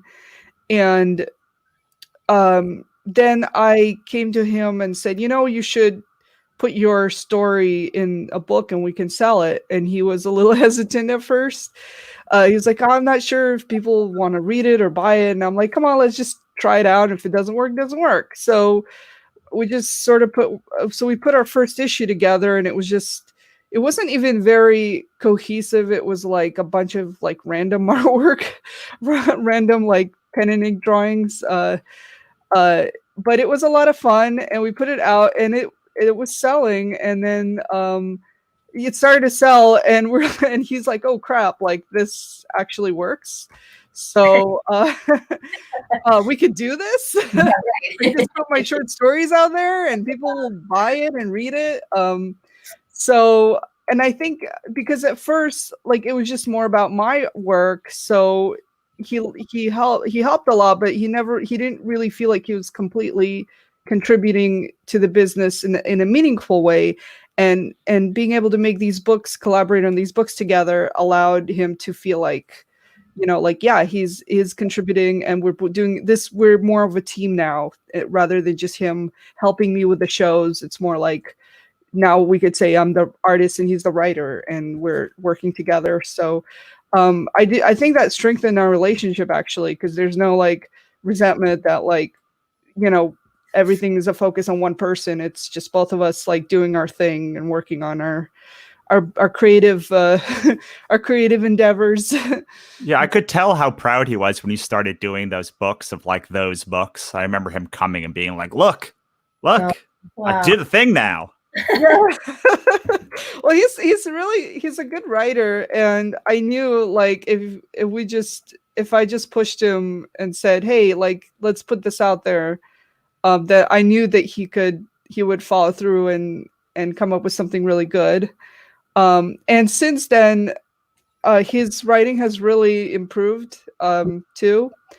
And I know he's like really excited. We're actually gonna be putting together all our collection of stories. We're gonna do a special edition anthology book. And we're gonna take all the stories that we have, and we're actually gonna take it to a professional editor and get it professionally edited, because we haven't done that before. And then we're going to Kickstarter a hardcover special edition book. Awesome. So well, we're really maybe excited Leah about could that. tell you a little bit about what to look for in an editor when you are when you're looking for one. Yeah. Oh, I'm definitely going to, for sure. Or maybe you could do it now, Leah, because we're on. If you don't mind. We're on camera. You're putting me on the spot. I have worked with different types of feedback in my life. I have gotten feedback from people who just said, "Oh my goodness, this is so wonderful. This is so good." And okay, that was great to hear, and I liked it. And I don't feel like I ever wrote as well for them, because they just loved it. They loved whatever I put on the page. And then I worked with someone who was kind of like a friend of a friend, and he was really, really mean. I'm trying to remember comments. One was unbelievably weak. Oh, wow. Oh, God. And it was amazing, because I felt like I was getting slapped in the face. I was so mad. That's another thing about editing. When you receive the edits, there's a whole book that can be written on how to receive edits, because it's your baby, it's your heart and soul, and then someone tells you it's not any good, or even that it needs to change whatsoever. That's like someone looking at your baby and being like, she looks better in green. Like, fight someone over that. But so I had this guy say some really, really derogatory things about my writing, and I looked at it and I thought, that sentence is not very good. I kind of phoned it in there, and he called me on it, and it was a really difficult experience. I don't know that I would recommend it, but having been through it, I think I'm a better writer for it. So, you're going to kind of ask for someone to do a sample. Just say, if I give you 1,000 words, can you send me something back? I would feel more than welcome. And some people won't do a free sample, and that's their prerogative, because there's all kinds of reasons. But I would recommend getting a free sample and just shopping it out. Even now, when you're not ready to do it yet, just shop it out. There is the Freelance Editors Association of America. I think they do a lot more with nonfiction than with fiction. I think you might find a lot of help on the indie comic con circuit. There's a Facebook group called, hang on. Editors Association of Earth or something like that. I would recommend, they have a public group where you can just go on there and ask questions like, do I need an M dash here or an N dash, or what do I need? And you can just put down whatever it is, and you'll get like 5 or 6 different editors responding to you. So, and that's a really cool resource. A couple times I've told people to go there, and to even, I'm trying to think, I'm also in a couple of other Facebook online writing groups. Again, my presence has been largely virtual. So a couple of online Facebook writing groups I know will have like a files folder in their group, and they'll have the different writers and editors and proofreaders go on there and kind of register. And it's never an endorsement for any one of those editors, but you can go to them then, and they're all a nice little list, and you can just try them out. Or you can see how they behave in comment threads and whether or not they're a jerk. Like that. Cool. But that's really it. I would highly recommend, and I do to most people, I say, or if I've never worked with someone before, when I was taking on new clients, I would say, let me do a sample of your work first. And it's as much for the editor as it is for the writer. I made some changes or suggested some changes to someone's work once, and they were like, oh my God, no, this is so wrong. And, and they were like, really went off on me. And it was because I had critiqued their work, and they were not prepared to receive that critique. Especially when I do samples, I am like so nice. Make the change, but I explain it. And this particular individual was really upset. And I thought, maybe it's a good thing we're not going to work together. But there is, so, there's an aspect of, go shop around, find someone who fits you as a person, as well as, seems to know what they're doing. And then there's another part of it where you have to kind of take a deep breath and to learn to take critiques is a really difficult thing as a writer, because we take it so seriously, and we don't want anyone to speak poorly of our writing in any way. But, the end goal is always the process. It's always the process of becoming a better writer. And you want to find an editor who can draw that out of you. If you feel like the editor doesn't do that for you, just makes changes and doesn't explain them, or is really mean, or is too nice, any one of those things can be a red flag. So hopefully any of that makes sense, but that's totally. For my part, I remember when I found Leah, I asked somebody whose work kind of was like my work, like it felt kind of like we were in similar spaces, and I asked who he used, and then I had her do a sample, and I had other people do samples. And I do recommend, the reason I recommend, I think you should get at least 2 or 3 people to do samples is everybody edits differently, just like everybody colors and everybody inks differently. And by having a couple of different people, you'll be able to see which one actually makes your work flow better. Any editor should make your work flow better. But if you have a couple of different people, you can see which one makes it flow the best, or the most the resonates the most with you. I actually separate. I didn't used to, but I definitely separate now editor and proofreader, and I want them to be 2 different people. But on one hand, I need them to be 2 different people, because Leah is amazing at making my work flow great. Just not a great proofreader. Sorry. No. And she says it. She's like, I am not proofreading I'm not a proofreader. She's like, my job is to get this thing so that it flows correctly and looks pretty and like reads well. It is not to nitpick. And so often you have the people that are like, they want both, or like someone will do both, but they don't do both well. Okay. So that's good to know, because I assumed the editors also proofread things. Yeah, that's a very common assumption. Those are 2 different. Very different. Okay, that.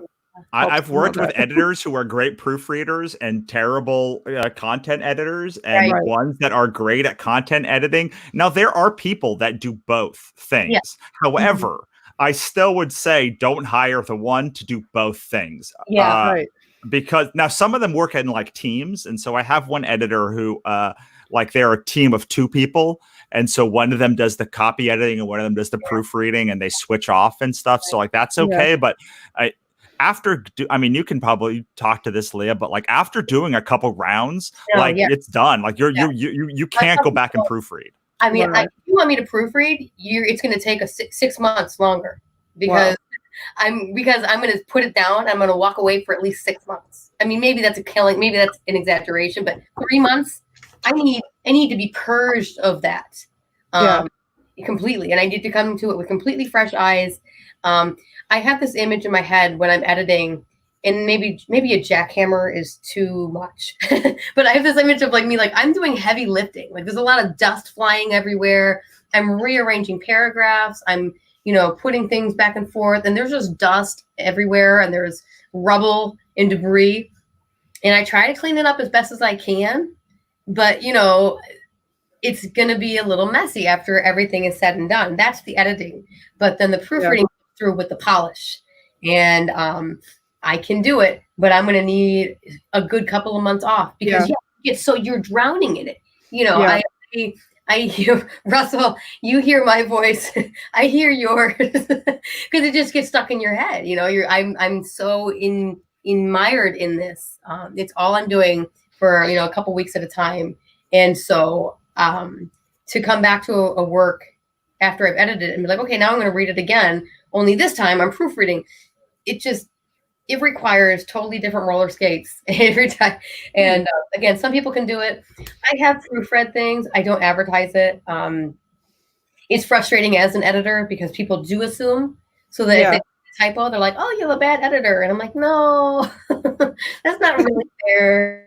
Yeah, and I'm paying them for two different pieces too. Like I'm paying a proofreader to get it to make it shine and look perfect, but they can't they can't just take my thing and proofread it. Like there's a step that has to happen, maybe two steps in between there, because there's also developmental editing, which is for much younger people, people that have never written anything before, that probably need developmental editing. Usually you generally get out of there when you've written a couple of things, and oftentimes someone like Leah does a little bit of developmental editing. She'll at least be like, this doesn't make sense, or this part, I moved this part here. But they're just there are people that have the strengths, and you just want to go to their strengths. My proofreader is the most nitpicky human being, and I love it. She's wonderful, and and she'll often be like, I had to go back and reread this section because I liked this part so much. And she's very complimentary when things are going well. Leah's never complimentary. Leah, Leah's not mean. Leah's not mean, but business. I'm all business. She's mean, but I think in the 20 books that she's edited of mine, she's made 4 comments that were actually glowingly positive. I'm not saying that they were good. I did not say, but that were wow, I really liked this part. That she went out of her way to say it, and I literally every time I said, I'm am I going to get one nice thing this time? Not that you're not mean. You're not it's not mean. It's very this needs to go here. This needs to go there. This needs to go there. All business. But it's and even when she sends that, the only when she sends the top sheet, often she'll say something nice in the top sheet, but you don't make comments that's this is great. Maybe one time. You know what? Listen, this is going to come back to you because you are so business, and you've never responded to any of my nice comments. I stopped making them, but I'm going to make the goddamn nice comments now. All right. Please make the nice comments. I love the nice comments. I was I don't want to waste his time. He's so busy. I mean, I love this. Oh my God, you brought me to tears in a public place. In Anna in the Dark Place. Yeah. We were talking. You did put that in a note, and okay, I was good, because that was for. I mean, come on, that's huge. I don't cry in public. Are you kidding me? Yeah. I was at the library and I'm reading it on my Kindle, and it was something that would help her feel like her sister was still there, and because she had lost her sister, and oh my God, it was like straight to my heart because I recently lost my father. And so I know that sometimes you will just scramble for anything, any kind of new memory. And so when that character said that, I was like, oh, my heart. Oh, yeah. I felt that one hard. It stayed with me for a long time. But okay, from now on, this will be my new, I'll make sure I say through the comments. But the one thing I know about you from doing this for so long is like you'll never make a comment you don't mean. Yeah. Or that like you don't, and that's important to me. And for some, I directed movies and I've edited a lot of stuff, and like some people really like need the encouragement to like have everything like somebody say really nice things, and sometimes people want, and so it's really important to bring this back around to it's not just a me and you conversation, so it's relevant to everybody. It's really important to find that person that fits for you and makes your work better. Because if I were to hire like a writer who was specialized in very elegant verbiage and like making sure was a specialist in like Victorian era something or other, and like just that kind of writing style, it would be horrible because I'd get this work back and it would be like quite a bit Victorian more than what I would want. And one more thing that I'll say about editing is Leah loves mythology. And my books have mythology in there. So if there's a specific thing that you are looking for, make sure you find somebody that is that does that thing too. Whatever that thing is. It might be mythology, it might be murder, it might be like thriller, but whatever it is, like it's very helpful that when I send something mythological to her, I know that she's going to check it or know what is wrong with it. Right. That makes sense. Yeah. You kind of almost you have to pitch your work in a sense to an editor. It's not quite as a rigorous a process as like pitching to an agent per se, but you need to like tell people when you're looking for editors, you have a little paragraph like this is kind of what my work is like. It has these kinds of influences. And that just helps you find a good editor, because I can look at something like that, so someone's pitch and be like, wow, this is not a fit for me at all. I'm not even going to look at this. It's just, this won't work.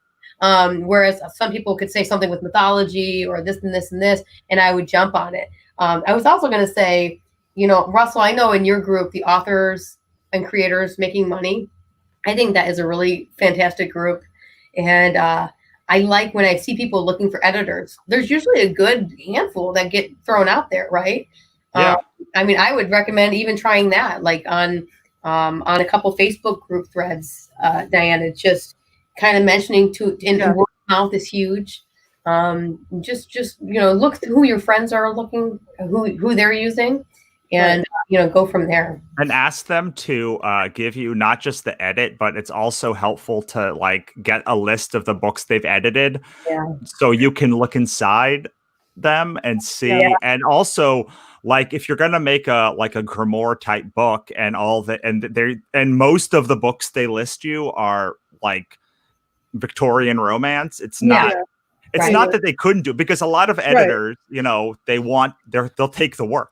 They'll take the work. They're like, I can do that because it's true. But you want somebody to that like is going to do that kind of thing. Right. Genre specific, really. Because someone gave me high fantasy and I read it and I was like, what is this?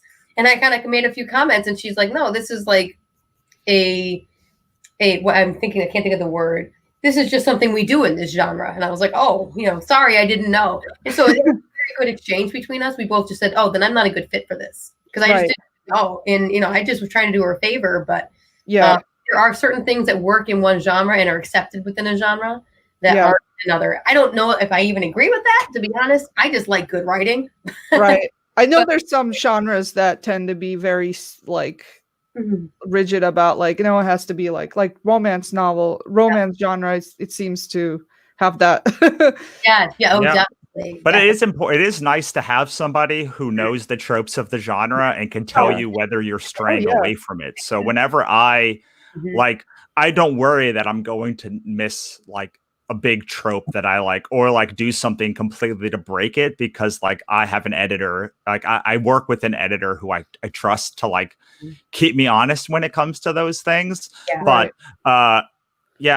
there's my friends often talk about like historical fiction, and like when they do historical fiction, like they hire somebody who specializes in like that particular thing, because they want to know, that editor will then know like, well, that wasn't in Scotland in the 1840s. And while we're doing research and such, like they also have to, like, you want that extra at every step. You kind of want a person who is a fan of that genre, if you can help it. And since editing is so it's online now, you don't have to like just pick an editor because you happen to get a recommendation. Pick one that enjoys your genre, reads your genre, edits your genre, and will be able to help in your writing style, and then you should be good to go. I think it comes down to like 80% of it is hiring the right person, and if you hire the right person in any situation, you're setting yourself up for success. Yeah, we actually have a editor that we have a friend that she's a professional editor that she said she would do it for us. I actually never seen her work, so I don't know. You know, like whether it's going to be a fit, but I think it is good to know like kind of what to look for. So that, you know, if we find out that like, oh, maybe we need to like still look, you know, for someone else, that way we now know that it is, we're not just like settle for like, you know, you don't if it's like, oh, this isn't working. Okay. Then we have to keep looking for somebody. Yeah, so this is good information. Thanks, you guys, awesome. for what letting I me know. love about, not to have a love fest with Leah, but we are reaching the end of our hour. But like what I love about Leah is when I send a book to her, like I know it's going to come back elevated from where it is now, and that's the best relationship you can have with somebody. Is like I don't like. I just know that it's just like when you send get a comic script and you send it out and you get it back and it's like, oh, this is so much better. Thank you for like making this like readable now and like better than it was. I just know, and like that's what you don't want to be like worried that the editor is not going to do the job, or like to come back and say, although you will have some of that, because like especially at the beginning, the first time you're gonna be a lot, but we've now worked together so often that I'm just like, send this, and mostly I just will take like literally whatever you write, and I'm just going to put it right in the thing. So as we near our end of our hour together, I'd like to give you both the chance to answer the question that I use to answer every interview, which is to give us your best piece of advice about writing or creating, and then tell us where we can find you guys. I do have for Leah, the leahletterman.wordpress.com, and for Diana, the Ghoulish Bunny Studios. But tell them where they can find you, and then we will end our broadcast today. Diana, you want to go first? Sure. So piece of advice that I'd like to leave with people. Just keep doing the thing. Keep drawing, keep making art. This goes pretty much for any creative endeavor, is just, you know, no matter where you are emotionally, and sometimes you could second guess yourself or doubt like whether your work is good enough or blah, blah, blah. But it's important to just keep doing it, whether it's coming out good or not, like pushing through it. And because there's so many things that could get inside your head and kind of bring you down sometimes, make you think like, oh, I shouldn't be doing this right now, or I could be, but I'm afraid I'm going to make mistakes. And I honestly think it's better just to do it, make mistakes, than to not do it at all. So just no matter where you are, what you're doing, just keep drawing. I love it. And where can we find you? You can find me, my website is ghoulishbunnystudios.com, and you can find me on all the social media, Instagram, Facebook, Twitter, Ghoulish Bunny Studios. My Twitter is actually Ghoulish Bunny. And Patreon, Ghoulish Bunny Studios. Pretty much everything is Ghoulish Bunny Studios. Anywhere you're gonna look for me, I'm there. Awesome, wonderful. And Leah? Yeah, that's a great question, and I think mine kind of builds on what Diana was saying, and I think this is what is true for me right now, as far as what to seek after in writing or in your art. What I'm doing right now is on some projects I'm working on, is trying to keep in mind the process is more important than the product for me. In writing, I am really aiming for, I mean, yeah, sometimes you have to push through and get to a deadline, and I get that. But sometimes you really have to lose yourself in the writing or in the artwork to see what it's trying to show you. And if you make writing a discovery process rather than a conveyor belt process, if you make it something that's really like you're excavating and you're discovering, it's about the process, not the product. And if you think that way, you're going to grow exponentially as a writer every page you finish. And that's my opinion. Let the writing and let the art show you what it needs to show you, and then bring that to the world. Wonderful. And where can we find you? I am mainly on Facebook is kind of my home. I have a facebook.com/Letterman Editing, and that's LEDERMAN. That's mainly where you can find me. But I'm also on Twitter. I'm trying to do better at Instagram, and you can check out my book, The Woman No One Sees. It just came out on ebook as well, and it's available on Amazon and on my various pages. So check it out. It's about a cleaning lady who steals dust. Wonderful. And remember that both Diana and Leah were supposed to be at shows this weekend that got canceled. So you are helping both creators if you go over to their sites and order their books. And I haven't got a chance to read Leah's book, but I'm very excited to do so because everything I've read of hers is great. And of course, if you want to see her editing, you can pick up one of like literally any of the books that I have out pretty much, and she will have edited it. So on that note, I'm going to say goodbye to both of you. And I will talk to you guys. Thank you for having me on. Thank you for coming. Bye. Yeah. Bye. All right. So that is the end of our broadcast day. We did a day. Please join us tomorrow when our guests will be Christy Shin and Carolyn Carter at 12 p.m. Pacific time, 3 p.m. Eastern time, Madeline Holly Rosing and Eddie DeAngelini at 1 p.m. Pacific time and 4 p.m. Eastern time, Catherine Calamia and Leanne Ingino at 2 p.m. Pacific time and 5 p.m. Eastern time, and finishing the day with Melissa Pagaluki. I'm going to not say that name a second time because I'm pretty sure it's Paglukia, but it's just gonna, I know it's not how it's pronounced, and I forget it every 2 or 3 months, and I have to get a refresher and go back to my notes. But she does the wonderful Above the Clouds book, and her and Moana McAdams will be here at 3 p.m. Pacific time, 6 p.m. Eastern time. I'm sorry, Melissa, I love you, but your last name is just the hardest name in the world. For some reason, I just can't get it through my brain. On that note, we are going to say goodbye. And thank you so much for joining me. It's been an honor and a privilege. Right now, just so you know, our Kickstarter at CthulhuIsHardToSpell.com is at $20,996. So with just $5, we could go over to $21,000, and we'll have 475 backers at that point. And let's see, I want to make sure there's no extra comments. Thank you so much, Melissa. Thank you so much, Mikey. Thank you so much, everyone else, for being here. And I hope to see you tomorrow. Mwah.